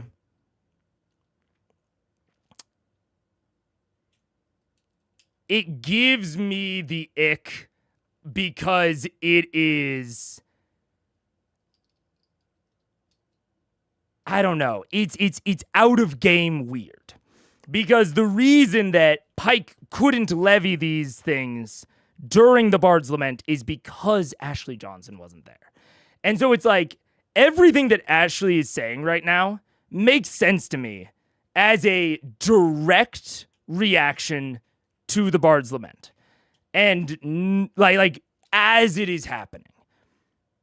Every single thing she said, if she said that mid Bard's Lament, totally get it. It feels very odd to me, and like she is actively avoiding self-reflection for her to say these things a year later. And like especially the what's my mother's name? I don't know. I don't blame Ashley too much. It's a tough spot she's in. But like if we're being real with each other, the reason that Scanlan doesn't know Pike's mother's name is because Ashley's never at the table. That's not the sort of thing they're discussing. To my recollection, he did know Vax's. Maybe he didn't. I don't know. But like, it is, I don't know. Bringing it in now, all this time later, regardless of what Scanlan does or does not know, feels very strange to me. And especially because, like, I don't know, we're talking about all of this as if he, like, cut off contact to go and join a new adventuring group, just, like, got new friends. He left to go and be a dad. Like, at the end of the day, they had this fight. And then Scanlan said, I need to leave to go and be a dad. Not, fuck all of you. I'm going to go find better adventuring buddies. You know what I'm saying? So that's also where it's like, I don't know.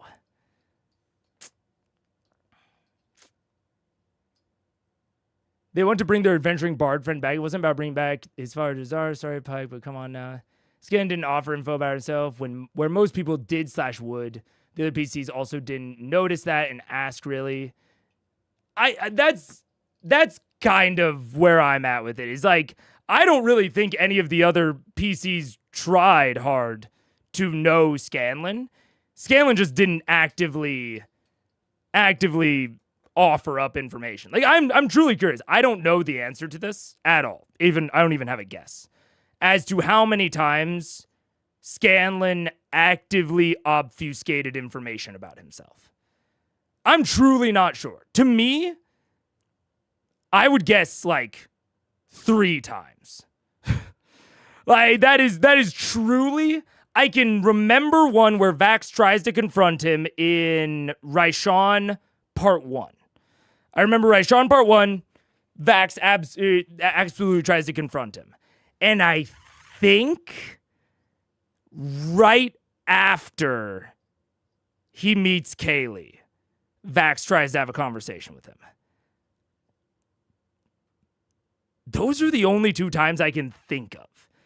Now, as has been demonstrated in the past couple minutes, it's not a good idea for me to rely on my memory of these things. But I am truly curious. Like when we talk about like Vox not asking about him or not knowing or what have you. I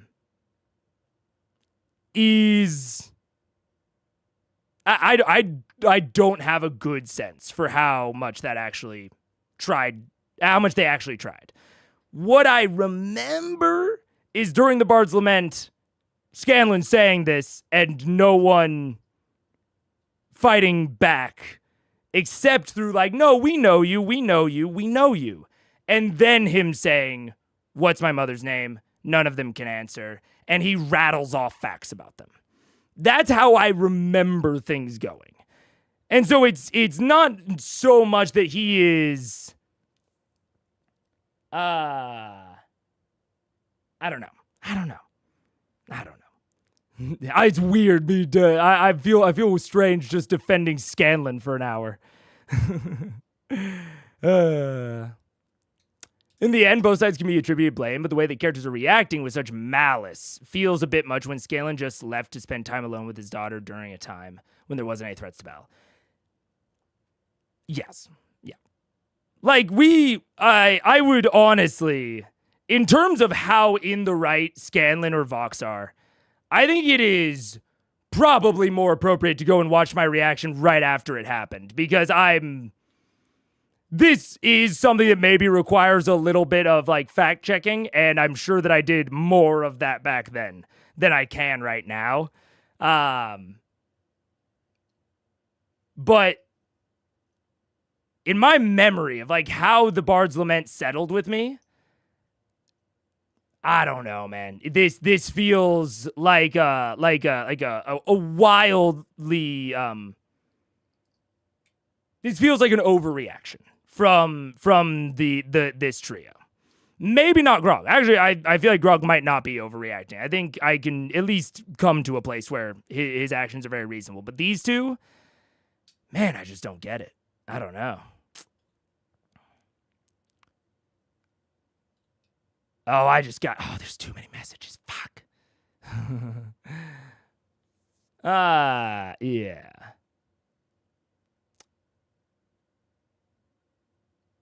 I still need to show messages from sorry. We don't know Pike well, but I think it's actually real characterization. She's stubborn. She brought him back. He's with his daughter. She did the right thing. That's how Pike sees it.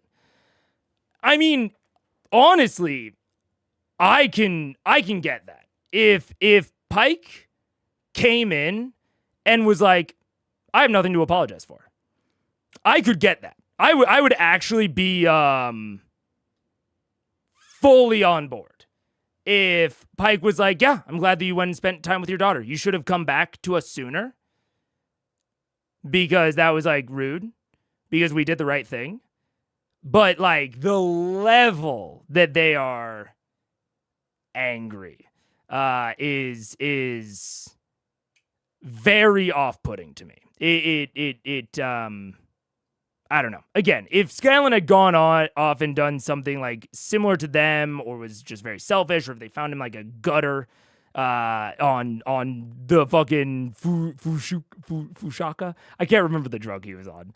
But if they found him and he had just like pissed away his life, that'd be one thing. But he's like actively reconnecting with Kaylee. You know, so I don't know. If their stance is purely, I did the right thing, you shouldn't be mad at me. Okay, why are you mad at him? Because he's not mad at you, clearly. You know, I don't know.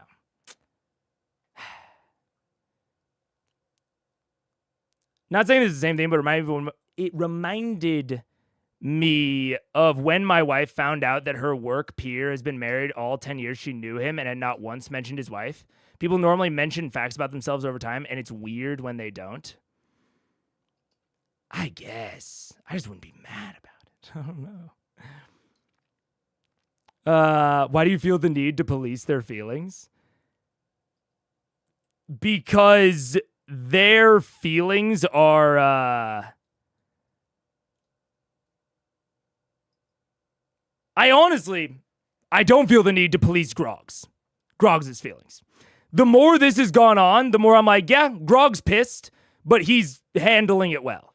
I'm not policing their feelings. I'm policing their actions, because they're being pricks. I don't feel bad saying it. Pike and Percy are being huge dickheads. And that's what I think. I think they're being dicks. I think even with everything else that has been said, I just think they're assholes, and I don't fuck with them. I don't fuck with people who process their feelings by being mean to the person apologizing. That's my big issue here. I agree their actions are petty and dickish. Okay. We might have just been talking past each other then, because I get the flawed origins of their emotions, but I think they are acting in an incredibly childish way, and an incredibly, like, entitled way. I'm hearing a lot of people saying that their feelings are invalid. I don't think you can control someone's feelings. I do think that you should have, I do think there's like a certain responsibility that you have to not take out your feelings on other people. So like, that's why, again, I'm not really blaming Grog, because Percy and Pike are taking out their feelings on Scanlan, even as Scanlan is attempting to reconcile. And like, I don't, I don't know. I don't fuck with that. That's the part that I'm not pleased with, especially because, again, to me, it shows I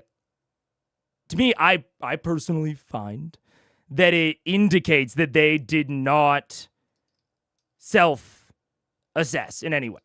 Like, there was they had a big fight and, like, did not listen to the interlocutor at all when they talked. And, like, have not thought about it. And have not, like deeply self-reflected since. And so it's not even that, like, I don't think that they should be feeling the way that they're feeling. It's more like, oh, if you're still feeling this way after all this time, to me that indicates a lack of self-reflection. And I'm not, I don't know about that. Not even to the person that apologized, they beat you up on Lionel, that's true. Like Scanlan did, taking out his feelings by being, like, mean to them. I mean, that is a way to interpret it. I think there is a bit of a difference, I would say. Like when Percy came back from being resurrected and was talking about how he has nothing to live for, I understood that he was in a bit of a different headspace at the time. And again, after them doing something that hurt him, and him expressing the reasoning that it hurt him, they attempted to, like, argue back with him of like, hey, no, we were in the right.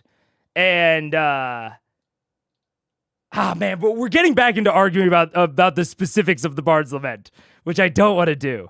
Because, again, my recollection of that is that he attempted to say, I do not approve of the way that you brought me back. And they said, you should approve of the way we brought you back.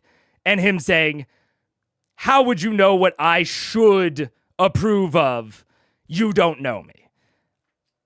I would not say that he was being malicious in the Bard's Lament, personally. I would say that he was, like, just expressing his internal state. And trying to communicate the things that he had been holding back from them. This is not things that they've been holding back from him. This is them trying to hurt him because they feel a certain way. I don't know. It's also, I mean, the context of him just having happened, the wound being fresh.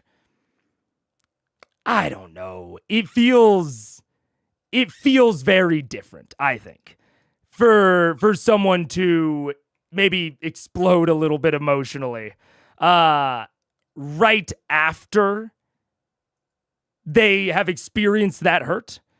And as people are pushing them, I keep wanting to bring up things that I remember about the Bard's Lament, but I can't trust my memory on it.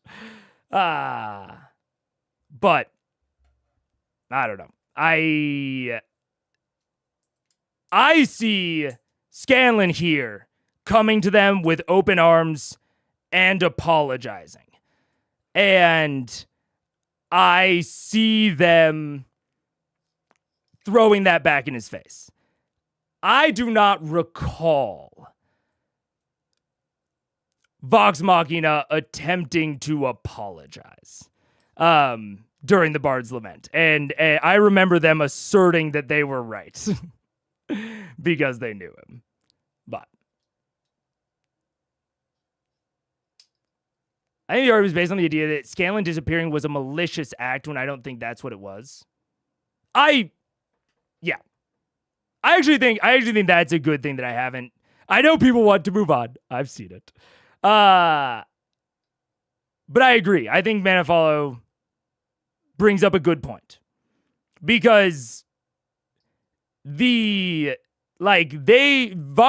did something to Scanlan that hurt him, and he reacted. And they are being hurt by his leaving, right? And they are viewing that as a malicious act or an act that hurt them. And I think that is displaying a level of entitlement to Scanlan's person, to his presence, because he never said he wasn't coming back. They're mad that he hasn't come back sooner. I mean, the twins aren't, but I don't know. I do agree that is sort of predicated on this. I don't think that is correct. But yeah, I honestly think Grog is feeling certain ways, and maybe walking away, is slightly painful or hurtful to Scanlan. But I think he is handling it the most responsibly. His actions are the most responsible. Oh, wait.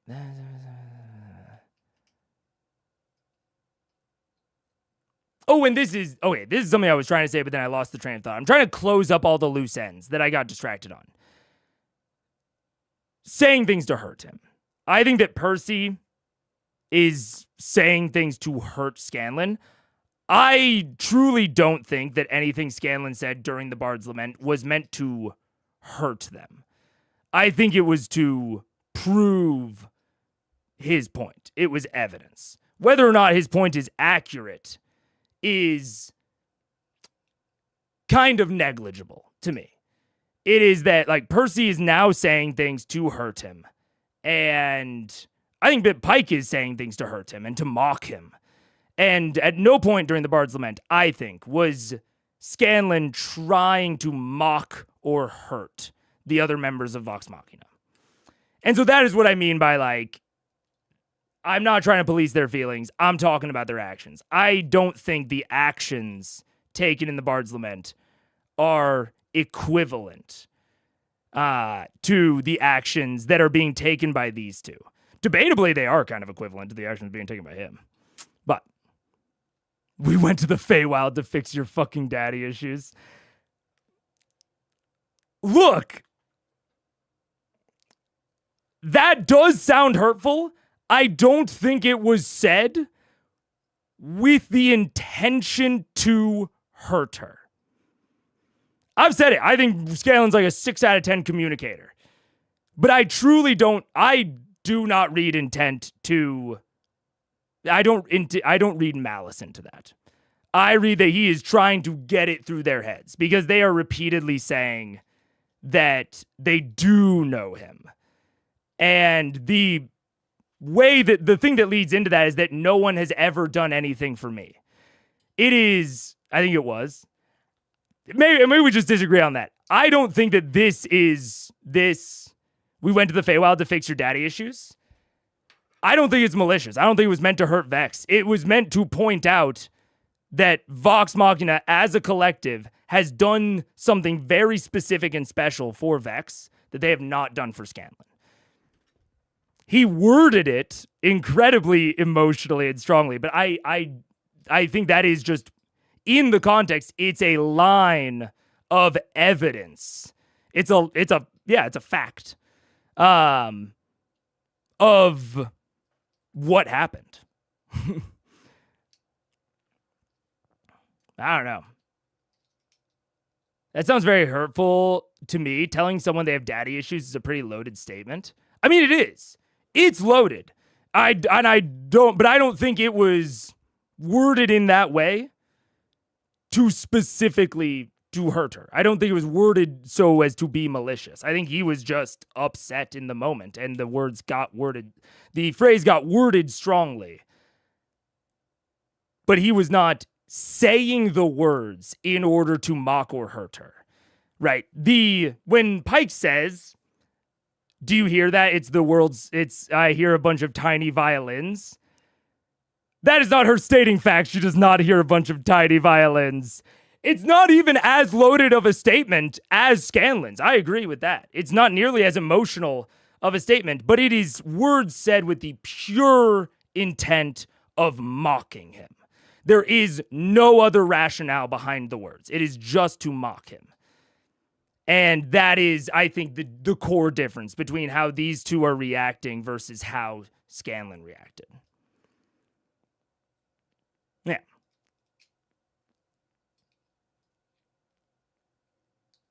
Just because something is a fact doesn't mean you can't be careful about how you word it. Sure, absolutely. I don't think that Scanlan presented his feelings well during the Bard's Lament. But I also, frankly, don't fault him for it, given the context of what led into the Bard's Lament. And they have had plenty of time to process this and ensure that their words are not mocking and not hurtful. And they are choosing actively to make them hurtful and mocking. Do you think... Oh, and then this is the last thing. Did you think VM did something wrong before the lament? I think Scanlan made their genuine efforts out to be far more selfish than they really were. I think this is a good question. Because watching a D&D actual play, I didn't. I didn't think of them going to get Kaylee as bad. Because broadly, resurrection and death, I think, genuinely loses its sting in D&D, especially in D&D without Matt's rituals. Absolutely. So it did not clock to me. But the moment he said it, and the moment that I took seriously the fact that this is a daughter looking at her father's cold, dead body, and if this doesn't work, they will have given her hope for nothing. Scanlan didn't need to convince me of that. He just pointed it out. And I don't think that Scanlan at any point ever said, imagine if the resurrection didn't work. That is a conclusion I have come to all on my own. So I definitely don't think that I thought VM did something wrong before the lament.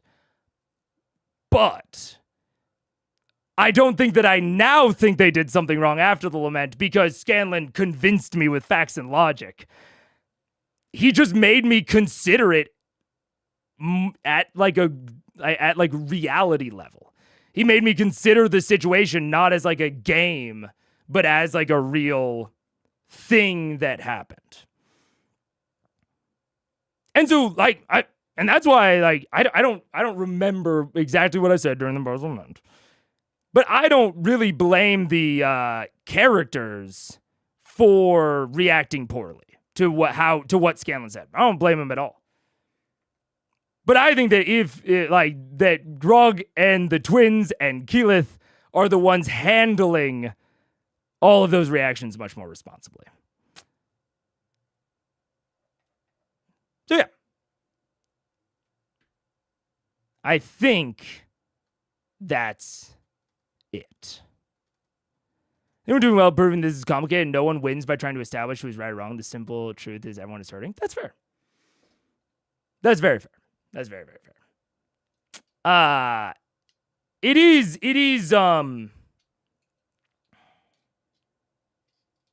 And I don't want to, I'm not going to reignite the conversation. I'm not even going to read another chat before I press play.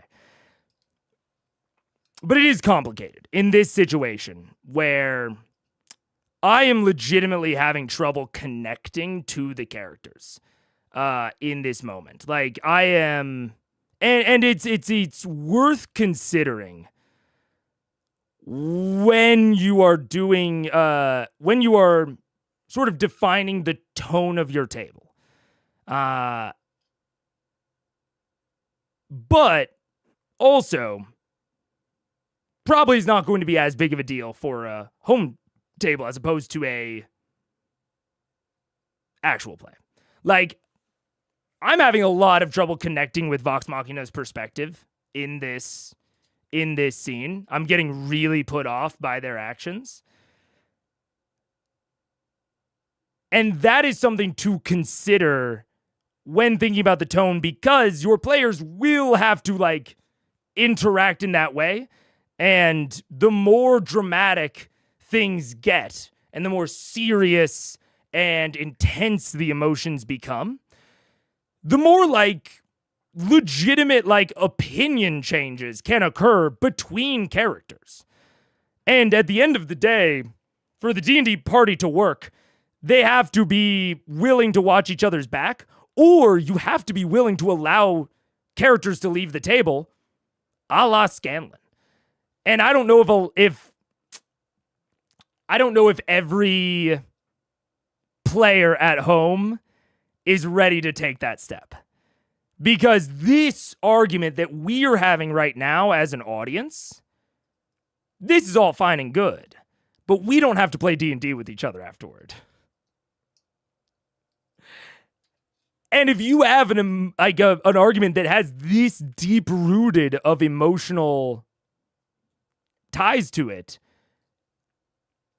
you have to be prepared for the fallout to potentially not allow characters to travel with each other anymore and to have each other's backs and to truly trust that they will like look out for them in life and death. Now, I say it's not as much of an issue for a home table as it is for an actual play because you don't have an audience that you're trying to connect with, right? Like I'm saying, I'm not connecting with any of Vox's perspectives. That doesn't matter at a home table because everyone is playing their own character and will just have their own character's perspective. But it can still be an issue if one player's character is not able to connect to the perspectives of the other characters at the table. And there is like a fundamental schism on how they view something. You either need to, be prepared to like really get deep on it and like try to really reconstruct, or you have to be ready to let characters leave. Which clearly Vox Machina was ready to let characters leave. So yeah, it ultimately doesn't matter that I can't relate, but it does matter if players can't relate with other characters. I was not a good friend, and I was not a good teammate. And I'll have to live with that. But I can tell you this. I like who I am now. And I didn't then. So, maybe someday we'll meet and you'll get to know the new guy. But if it's not meant to happen right now, that's okay, and I understand. And I will just go back to what I was doing before. So you like who you are better without us? No. No, that's not what I meant. I meant I like who I am now that I know my daughter, and I know that no matter what, I have someone out there who's rooting for me. And no matter what happens, I've got that. And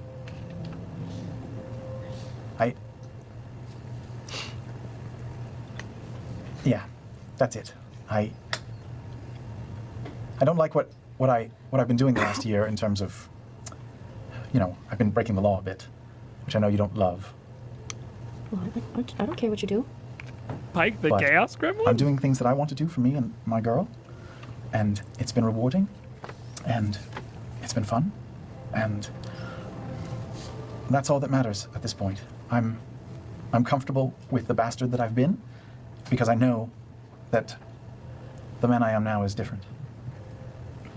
So I can't make everybody happy anymore, and I think that was my problem before. I was trying to make everyone happy, and that's not my goal anymore. I'm sorry if I hurt you. I'm sorry how I treated you when we first met, how I ogled you and... speaking of actual apologies and good communication, I'm sorry if I hurt you. I'm sorry how I treated you. I am sorry for this thing that I did. Not, I am sorry for something that may or may not have happened. I'm sorry how I treated you when we first met, how I ogled you and flirted with you relentlessly. That was disrespectful. But what I'm most sorry for is that you met me then and not now. And that's all I can say. Well, perhaps we'll meet again under different circumstances. Okay. Okay. Good night. Good night. I'll leave. Okay. You can And I'll just phone Vex real quick and say, hey, didn't work. I'm gonna go back to Uncle Rel now. No. Yeah, it's not work. It's not great. Scanlan, So it nope. takes time. Things take time. I'm sure it does. Scanlan, where are you? I'm outside Pike's room. Weirdly. Stay there. I mean, I think she can hear me talking She through the can't. door. I don't think she's wearing the earring. And then she No. I'm outside her door. Okay. Also, not to reopen the can of worms that I just shut, but I did think of a good argument against myself. I did think of a counter argument to what I was saying, or to my frustration with Pike.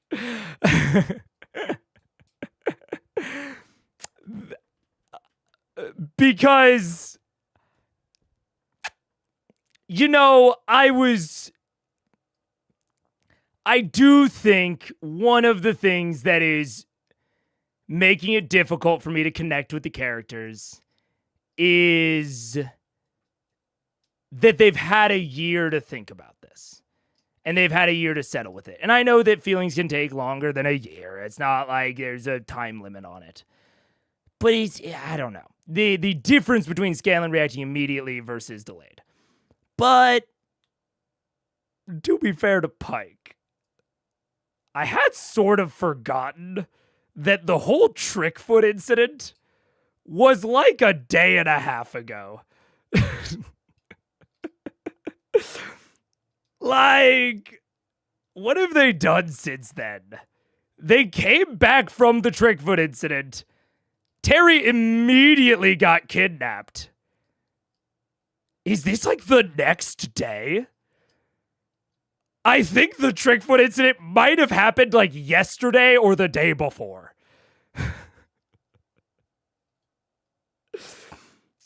So,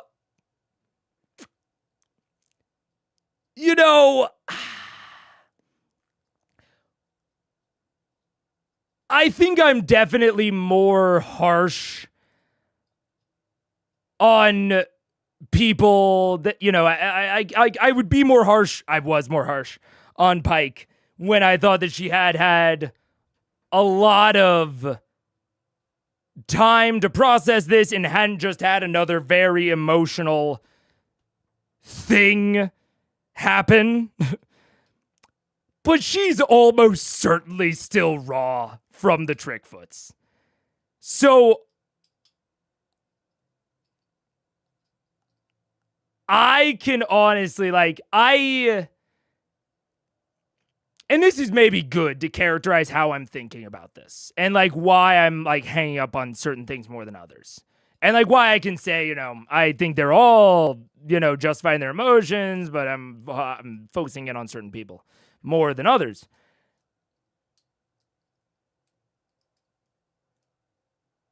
I am willing to give people more emotional leeway in the period right after something very bad happens, or they receive an extreme hurt, right? I'm willing to give people more emotional leeway. I understand that things get said in the heat of the moment that aren't phrased perfectly properly. That doesn't mean you don't still have to like apologize for them. That doesn't mean you don't have to like own the actions that you take during that time. But I have a much higher patience and I have a much higher understanding bar that fades as time goes on and people gain space to self-reflect and process. And so I'm still going to be a little catty about Percy. But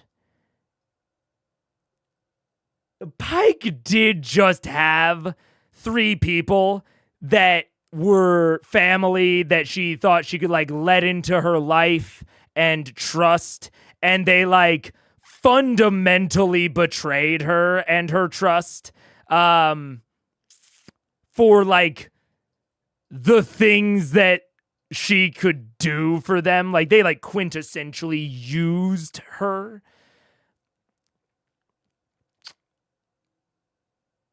And regardless of how rational it is, it does actually provide me a little bit of a guide or an anchor stone on why she would focus in on the points that she did from the Bard's Lament. Of my weird magic, the things I can do for you, and I resurrected your daughter. I mean, again, the things I can do for you, but also I don't have a family. I gave you a chance to have a family. A thing that I'm not going to get. What was your third thing? I'm trying to remember. It was the weird magic. I brought you back for Kaylee. Oh, and then the mother's name. I mean, again, it's a family thing. Like I can see Pike being much more. I can get on board with Pike being much more sensitive to those things and maybe reacting more poorly than I would expect had all of the Trickfoot stuff not happened.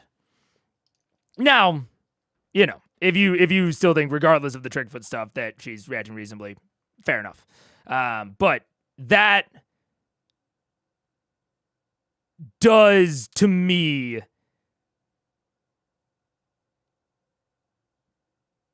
I don't know how to say it. I won't say that it, like, justifies her actions, her being a dick, but I do think it means that Scanlan should be more patient with her. I don't think it, like, really changes the quality of her actions or of her emotions. Like, they just are what they are. But I think that an understanding friend and person should give more patience and more leeway in light of how recently all that happened. So I'm yeah. He'd have to know that it happened for that. Yeah, Jonathan, but like blah, blah, blah. I, as an audience member, can be more patient with this character. It's also why, like, you know, people are reading about how Scanlan phrased things during the Bard's Lament. I can be patient and I can extend some grace during that because of the recency of what happened. I'm much more, and I mean, maybe this is something that is not universal, but this is definitely a quality of how I interact, is I don't forgive things that are done under the influence, whether the influence is drugs or drink or emotion. But I am far more willing to give grace and patience and understanding and to ride it out longer than I otherwise would. And that is like proportional to how long it's been since the hurt and how major the hurt was. So yeah. I'm still impressed that you were still talking about the same thing this semester class. Bro. Every single adult in my life until I think after I was 18. Yeah. I think until like my freshman year of college. Like the summer between freshman and sophomore year. Every adult in my life told me you should go and be a lawyer. While I was in college, not in pre-law, they were still saying you should go and be a lawyer. I've been like this. This is certainly not a skill I've developed over streaming. This is why I stream. But it colors a reaction in a different way, yeah. I still think that, I don't know, Percy's nearly off the deep end for me, personally, but... We're talking, I'm sure she can hear me through seriously? the door. Like right there? Yeah. Hi, can you hear me? Just walk down the hallway. Yes, I can hear you. Yeah, she can totally hear everything. We can all, this is an open channel. We can all- Hi, Scanlan. Oh, hi. Hi, Keela. Maybe you should just sleep on it before leaving town, buddy. Well, no, we're coming with you. You're not just leaving us. Again. Again. You just got here. And some of us are happy to see you. We're gonna go see the pyramid. Yeah, you can go to Ankarel, but we'll be right behind you, I guess. Yeah. We know who you are now. Aegis. Terry, you in for one more adventure? Before heading home? That would be a sweet close to it. I met you in Uncle didn't I? Yes. I'm down. Excellent. To Ankarel in the morning, then, because I'm trying to sleep, you motherfuckers. Take your earring off. You have It's to put it hard. on silent if you ever want to fall The asleep. clasp is like rusted from when we were in the water We take planes, ours so I off. can't take it off. I'm taking mine off now. Good night. Stuck Good night. there. All right. You all eventually find yourselves to rest for the evening. Scanlan, you make your way back? I'm gonna leave the little rock thing that Grog gave me right outside his door, and I'll get Lionel up at first light, and I guess we'll set out for Uncle. Oh. We're heading there. We'll see him there. Okay. It's a 2-week journey for you. I got no other way to get there. Okay. You could come with us. As good as a year. When we get there, you Yes, use the you bloody will. Wait till you stone and then go. instantly Scanlan, join you us. said go. You totally Didn't you just say? No. We'll see you there. Somebody just said we'll see you Keela said there. that. I said if you run away, we'll still find you. We'll still be right behind you. We're not We'll be telling you right to behind fucking you. go. Wait, so you want to travel with me? Yes. Oh, okay. Well, then I'll stick around. All over the earring. All right. You know, I missed this drama. I missed. This is great. So we'll say, the next morning light, as you all come to consciousness, you find there, spry and waiting in the center of town, one Scanlan Shorthalt and one Lionel Gayheart, ready to join you on a trip back That's to where Ankara. we'll end the session. And that's what we'll pick up next week. I'll pick up next week. Is there something you wanted to do? Wait till next week. Something you wanted to put on? Do it now. Do now. As you guys are gathering in the center of the city, on your way to the Sun Tree, they stand there in the light. You guys have your equipment on you. You're prepared for whatever may come on the other side of the world, in the deserts of Marquette, wherever this mountain may be. Oh, you're still here. Yeah, you need me to find this thing, so I'll lead you to it. I throw him a bag of cookies. So we opened a bakery while you were gone. We have these. They're called Shorties. They're after you. So hopefully you like them. Much like you, a bit disappointing. Yeah. I'll try. Well, does it have any cookies? And that's what we'll end the episode for this week. You were so fun. Oh! Yay, Chode! Dude. John? By the way, I forgot earlier to mention that Pseudo something won the thing in. John is the best. Also, man, that entire argument. Again, I still think that Percy's going off the deep end. I'm not even changing my position on that. But thinking about Pike that hard ultimately just makes me sad. Because it is like I can come up with justification of how she can be reacting in any like would react in any given moment, and like I feel how do I say it? I'm sad that the first time I have seen Ashley really emotionally RP beyond the Trickfoots, which is tough because she wasn't emotionally RPing with any of the other cast. She was RPing with NPCs, which I think is a little bit of a different experience. And she was like RPing with NPCs who had done like such a crazy explicit wrong. There was no question about right and wrong in that scenario. And I'm sad that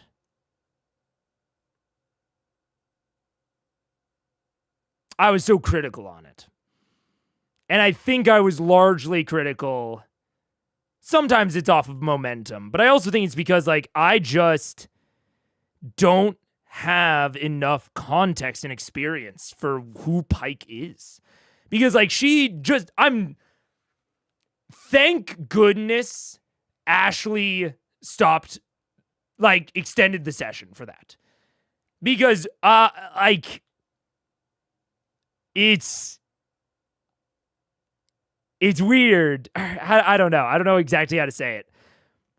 But that scene, like that little beat right at the end where she like throws him the cookies, it makes it all make sense to me. Of like who Pike is and why she is like interacting in the way that she is. G. Herka brought up earlier that she is stubborn, and I think it is more than just she is stubborn. It is that there is no degree of words that are going to heal this rift, and it is not going to be, how do I say it? It's not going to be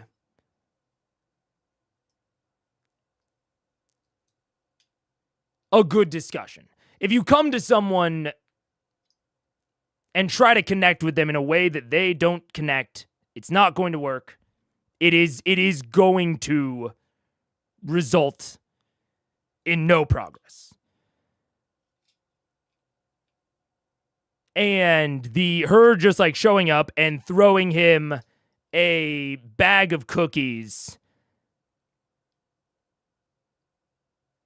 shows to me that she is like, I think it shows to me and to Scanlan, and like it is a display that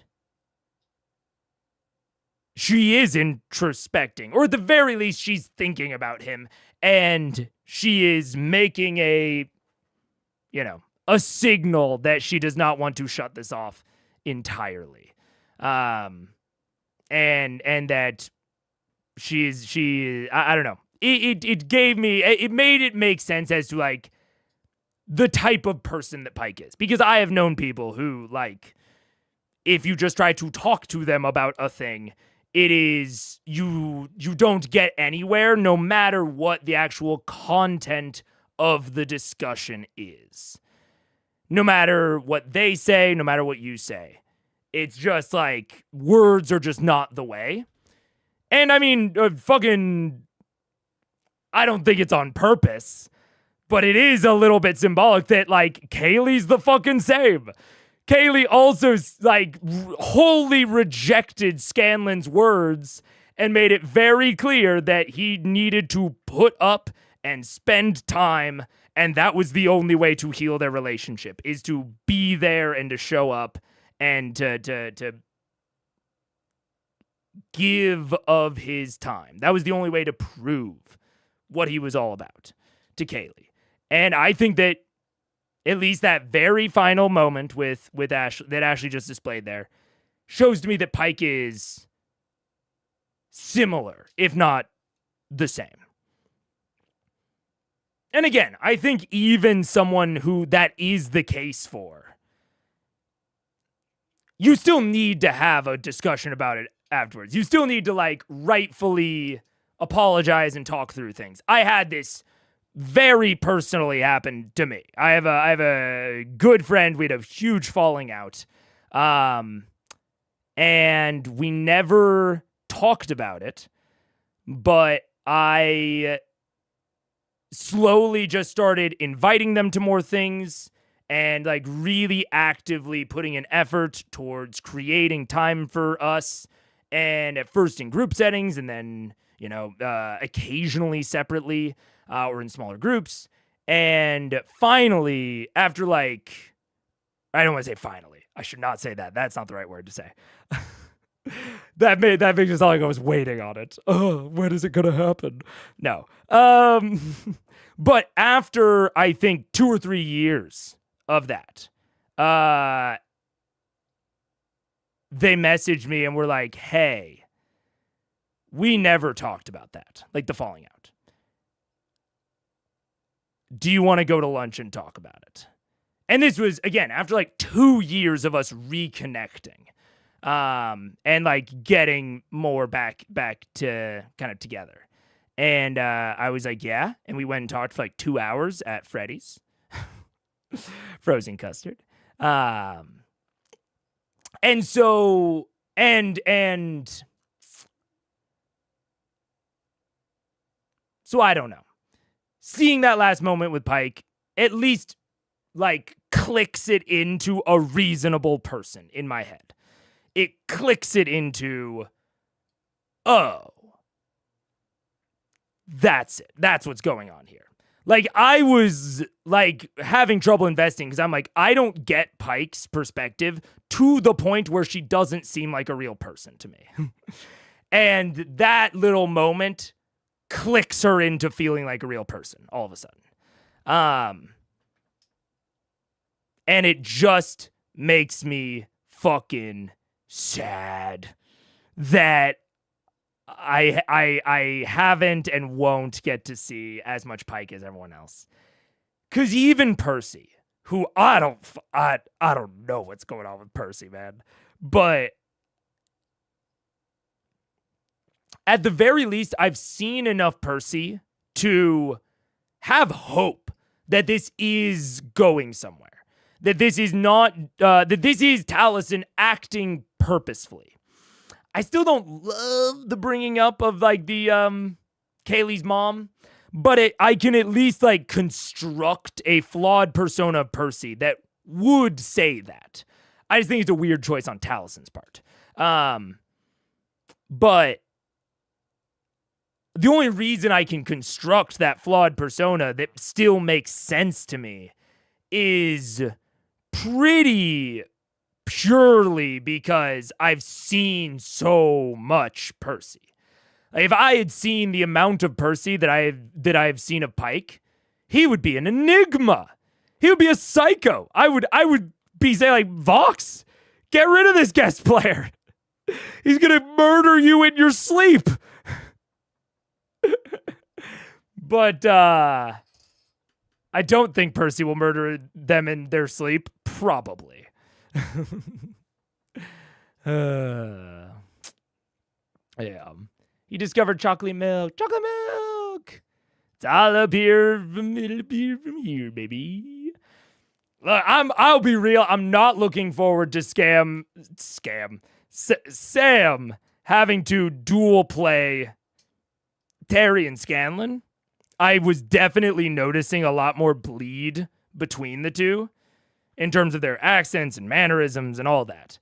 I still think he did fucking as good as could be expected. But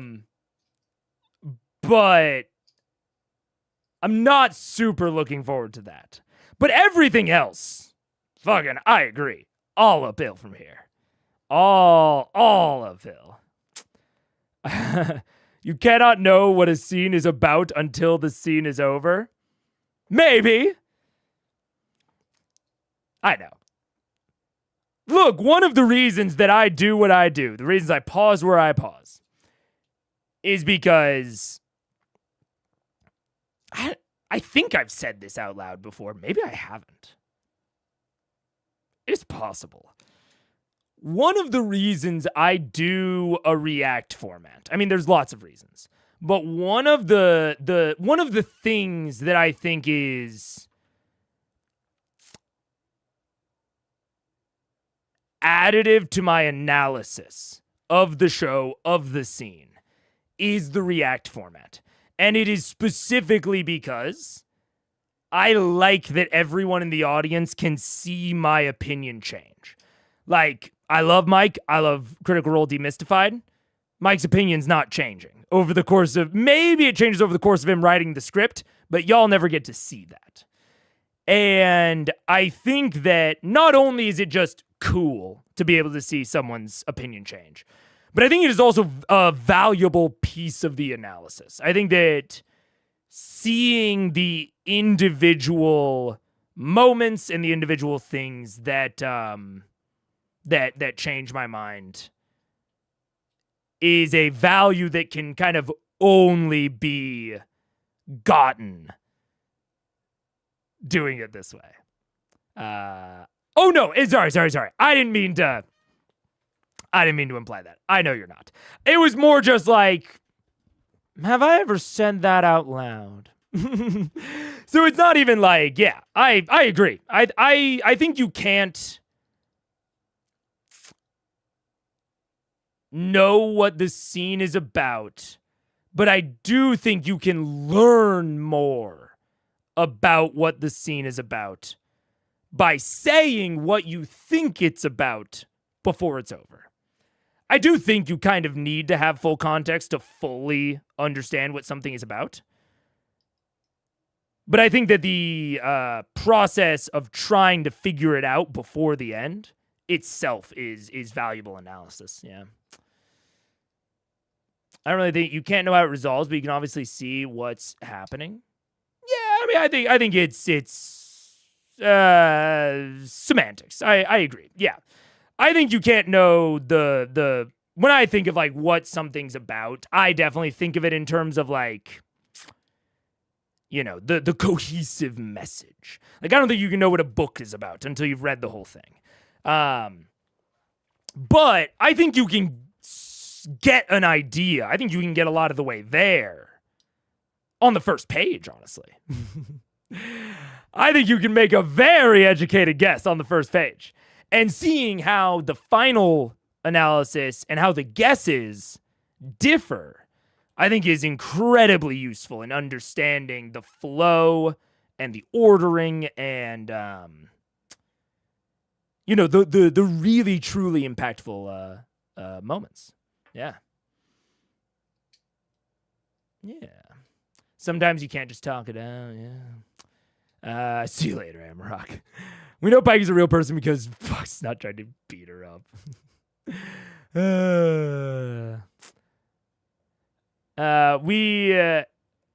Why? Your opinion change on trusting Ace was hilarious. I trust this guy. Watching. That's what that is. That's what wahing is. Watching. Your opinion on trusting Ace was hilarious. I did trust this guy. I did trust that guy. This fucking Scanlan shapeshifter looking ass. So yeah, I don't know. It's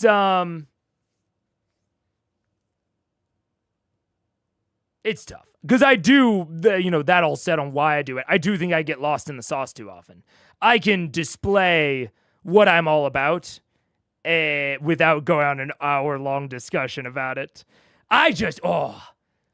If I feel like I'm not being understood, it's one of the things that bothers me most in life. I don't care if someone disagrees with me. That's totally chill. But if I feel like someone disagrees and they don't understand what I believe, it's like a little itch that I just can't scratch. But I need to get better about it. I haven't been this bad about it in a while, honestly. This is the first time I've gone on that long of an argument. Progress? I don't know, maybe. Normal post-session cooldown with commentaries and jokes. Congratulations to you. Denova will contact you if they haven't already get your information. What was under the blanket the whole time? We'll have to wait next week. Next week is what's under the blanket. That or Possibly. cake. Possibly. Oh my gosh. Yeah, I think so. Actually, I was about to say because he's never seen he's not seen a proper battle map, so maybe once I'll show him once you guys leave. I'll show it But, to him. but yeah. Dude, thank you so much for coming and playing with us. Seriously. That was so much fun. Amazing. It's just gonna be. Oh my God. It's gonna be like a 50s study. It's just gonna be ducks everywhere. Oh, I love it. Mallard art. Oh my god, next week's our 100th Next week is our 100th episode. episode. How fucking weird is it that we got the t-shirts released? Oh, dude, the minute that you showed that the t-shirts showed up, they were on the show tonight. Me and Sam were like, Like, if people didn't think we had a writer's room before, they definitely are now. This feels like a marketing campaign. We didn't know it was not. We got the shirts until we showed up. That's just been in process. What were the t-shirts? I have to imagine it's something about Scanlan. It wasn't in the... Yeah, okay, it wasn't in the time codes. It was probably during the break, if I had to guess. Oh, no. If people didn't think we had a writer's room before, it's a Scanlan. Oh! Enter the Meat Man? You're joking. Yeah, they're not beating the allegations with that shit. No way. The fact that it says Scanlan enter the Meat Man. No wonder they got it. No wonder they got it. That's crazy. But I also absolutely see it. Like it does not surprise me in any sense. Those are the sorts of coincidences that I do believe in. Oh man. It was in announcements. Oh, I might just have glazed over it because I didn't know. Maybe it's how they recognize the Meat Man name so quick. I think it probably was. Almost certainly. How he was, yeah. It's crazy, dude. Crazy. Also, regardless of Percy himself, cool and how sweet of Taliesin to be so supportive of Jon this step. Oh my god. I mean, Talisin's a sweetheart. Out of everyone at the table, and maybe I want to say this to cut all of the shit I gave Percy, and even some of the shit that I gave Taliesin this, or the critique that I gave Taliesin this episode. I truly think after watching this for this long, you can never know. I don't know these people in real life. They're ghosts on a screen. But if those ghosts were to come to life and be real people, I think Taliesin Jaffe is the one that I would enjoy hanging out with the most in real life. He seems great. He seems super up my alley. And I would just love to hang with him. Dinner, drinks, fucking some weird hookah bar that fucking smokes the tears of angels. I don't know. I'm so down. He seems awesome. And he seems like truly a delight at the table. And yeah, that's it. Not everyone bats 1,000. I'm going to critique the people I like if I think that they did something that I didn't like. Would you want to DM for Taliesin? Oh, so much. Oh, I would love to DM for Taliesin. Oh my god. Are you joking? The person at the table most likely to take a warlock contract? Yeah. Oh my god. I would have so much fun DMing for Taliesin. Because here's the thing. Here's the thing about it. That's soft. Hey. Fucking lock me up. That's a little soft sometimes.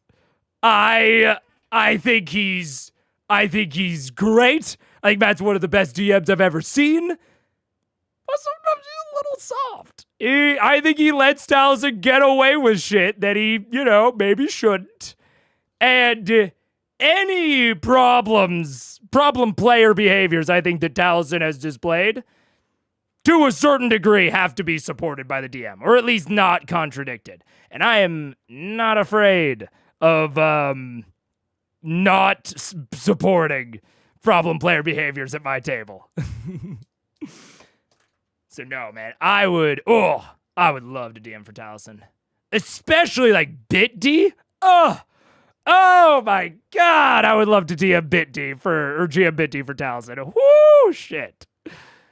Oh my god, I can imagine him. I can imagine him on like any of the classes, but he's either a spider, maybe he would stretch and play a hound. But I mean, he's a whisper, he's a spider. Oh my god. He'd be incredible. Or the what's the charismatic? What's the face class? Fucking Blades in the Dark classes. Slide. Fuck you, AI overview. I'm gonna look for the answer separately. Slide. I think he'd also be great at slide. Oh, or a lurk. Maybe not a lurk. But no, he'd be great to DM for. I think. My specific kind of DMing. I think he might be a problem for other DMs, but we align on a lot of the shit that we are into. Because I'm also like a fucking push your luck fucking devil deal taker. I just think that Percy's flaws, which also I think Taliesin has done the best job at characterizing Percy's flaws. For all the shit I'll give Percy, are just I think the place that we diverge is Percy's flaws are a little bit too anime protagonist than like desperate power seeker, which is much more of the camp that I fall into in terms of people that are taking Faustian bargains. He's a little bit more Chainsaw Man. I'm a little bit more Vecna. At least from what I know about Vecna. But yeah, man. To be in the entourage of Lord Taliesin at the Red Fair. Oh, sacré. Oh my god. Fucking Paula Magnifique. I don't speak French. TVH, I would love to jam for anyone at this table. This is also true. I would love to jam for anyone at this table. If I knew them. If I didn't know them, I'd be very nervous. But though I would make a different campaign for each of them all at the same time seems stressful. Oh my god, yeah. Yeah. I was just thinking of the whole, do I have TNT supplies on me? And that's where I say that Matt is soft. Matt should have disabused him of these fanciful notions earlier. The fact that we've gotten to 99 and he's asking do I have TNT supplies on me? He's not asking that shit in my campaign. I'll tell you that. No way, Jose. I'd probably put Taliesin in a softer system where I can more reasonably say yes. I'm with you. I think I would like DMing Taliesin more in Blades than D&D. And I think you point out one of the factors as to why. I totally agree. I would much rather say yes to Taliesin's weird and wacky ideas. Also, like, do I have any TNT on me? I'd love to put him in a system where the answer can be yes. And I have actual mechanical backing for how to handle it as a GM. The reason it would be no at a D&D table is because that shit is not easy to improv. The economy does not, and the mechanics of the economy do not support that sort of shit in D&D. But they do in BitD. There's an entire class that is really good. No, these are the crew types. These are also the crew types. No. Come on, give me one full list so I don't have to rely on the AI overview. Get it out of here. I think it's the Leech. It is the Leech. The Leech is like an artificer. It's like an artifabrian. And I think that you know what? I said all of the others. I think I'm thinking of Bolaire when I say the others. Taliesin would make a killer Leech. Killer dude. Ooh. Anyways. He lets Taliesin get away with stuff and then he kills him. That's true. I think Liam might be the only player that strikes me as crunchy. What? You mean the guy that asks if there are traps at every door? I think you're stretching a little bit, Daniel. That doesn't seem reasonable to me. No, I think you're right. I think you're spot on. Sam playing Paranoia would be hilarious. Unpopular opinion, I'm sure, but Percy is my least favorite of Talison's characters. I heard someone say it earlier in the stream. Earlier in the stream, someone was like, Percy's my least favorite of Talison's characters. And I'll say it. I like Bolaire a lot. I like Bolaire a lot more than Percy. And they share a lot of aesthetic similarities. They've got a weird hair color, and they've got a mask, and they're weird and creepy. Might as well be twins. But I like Bolaire quite a bit more than Percy. But Leech is Victorian slang for doctor. Ooh. Yeah, I didn't know that. That's sick. Yeah, Leech is like the they're more honestly of an alchemist than an artificer in Bitty.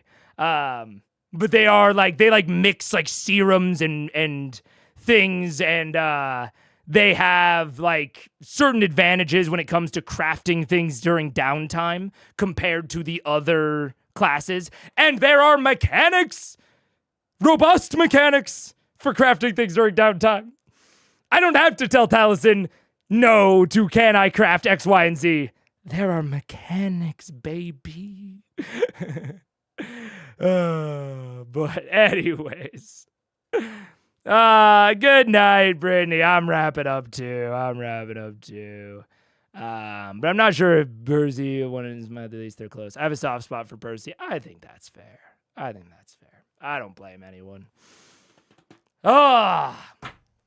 That is... Oh, wait. Did I watch to the point that I was supposed to watch to? 54:21. Oh, wait. Yeah, we've just been working on this show for a while, and it came out. We need like 10 more seconds. Just to make sure. It's kind of amazing. But anyway, guys, we're going to go into stuff. There we go. All right. That's it. And just a quick 8 hours. Thank you so much for joining. I think this is probably the last stream of 2025. Unless I totally lose my mind and stream on the road. But I don't foresee that happening. So this is sick 2025. Thank you all. I'm excited to be back next year. I've been working on a lot of stuff. And watch out for an announcement. Because I think... How do I say it? I think you will see me before the next stream. And possibly not even on my own channel. And you might see quite a lot of me. So, with that, I will sign off for 2025. Thank you so much. I'm excited for you guys to see what I've been cooking up across the year. And I'm psyched for episode 100. Crazy how it lined up. That's it. Goodbye.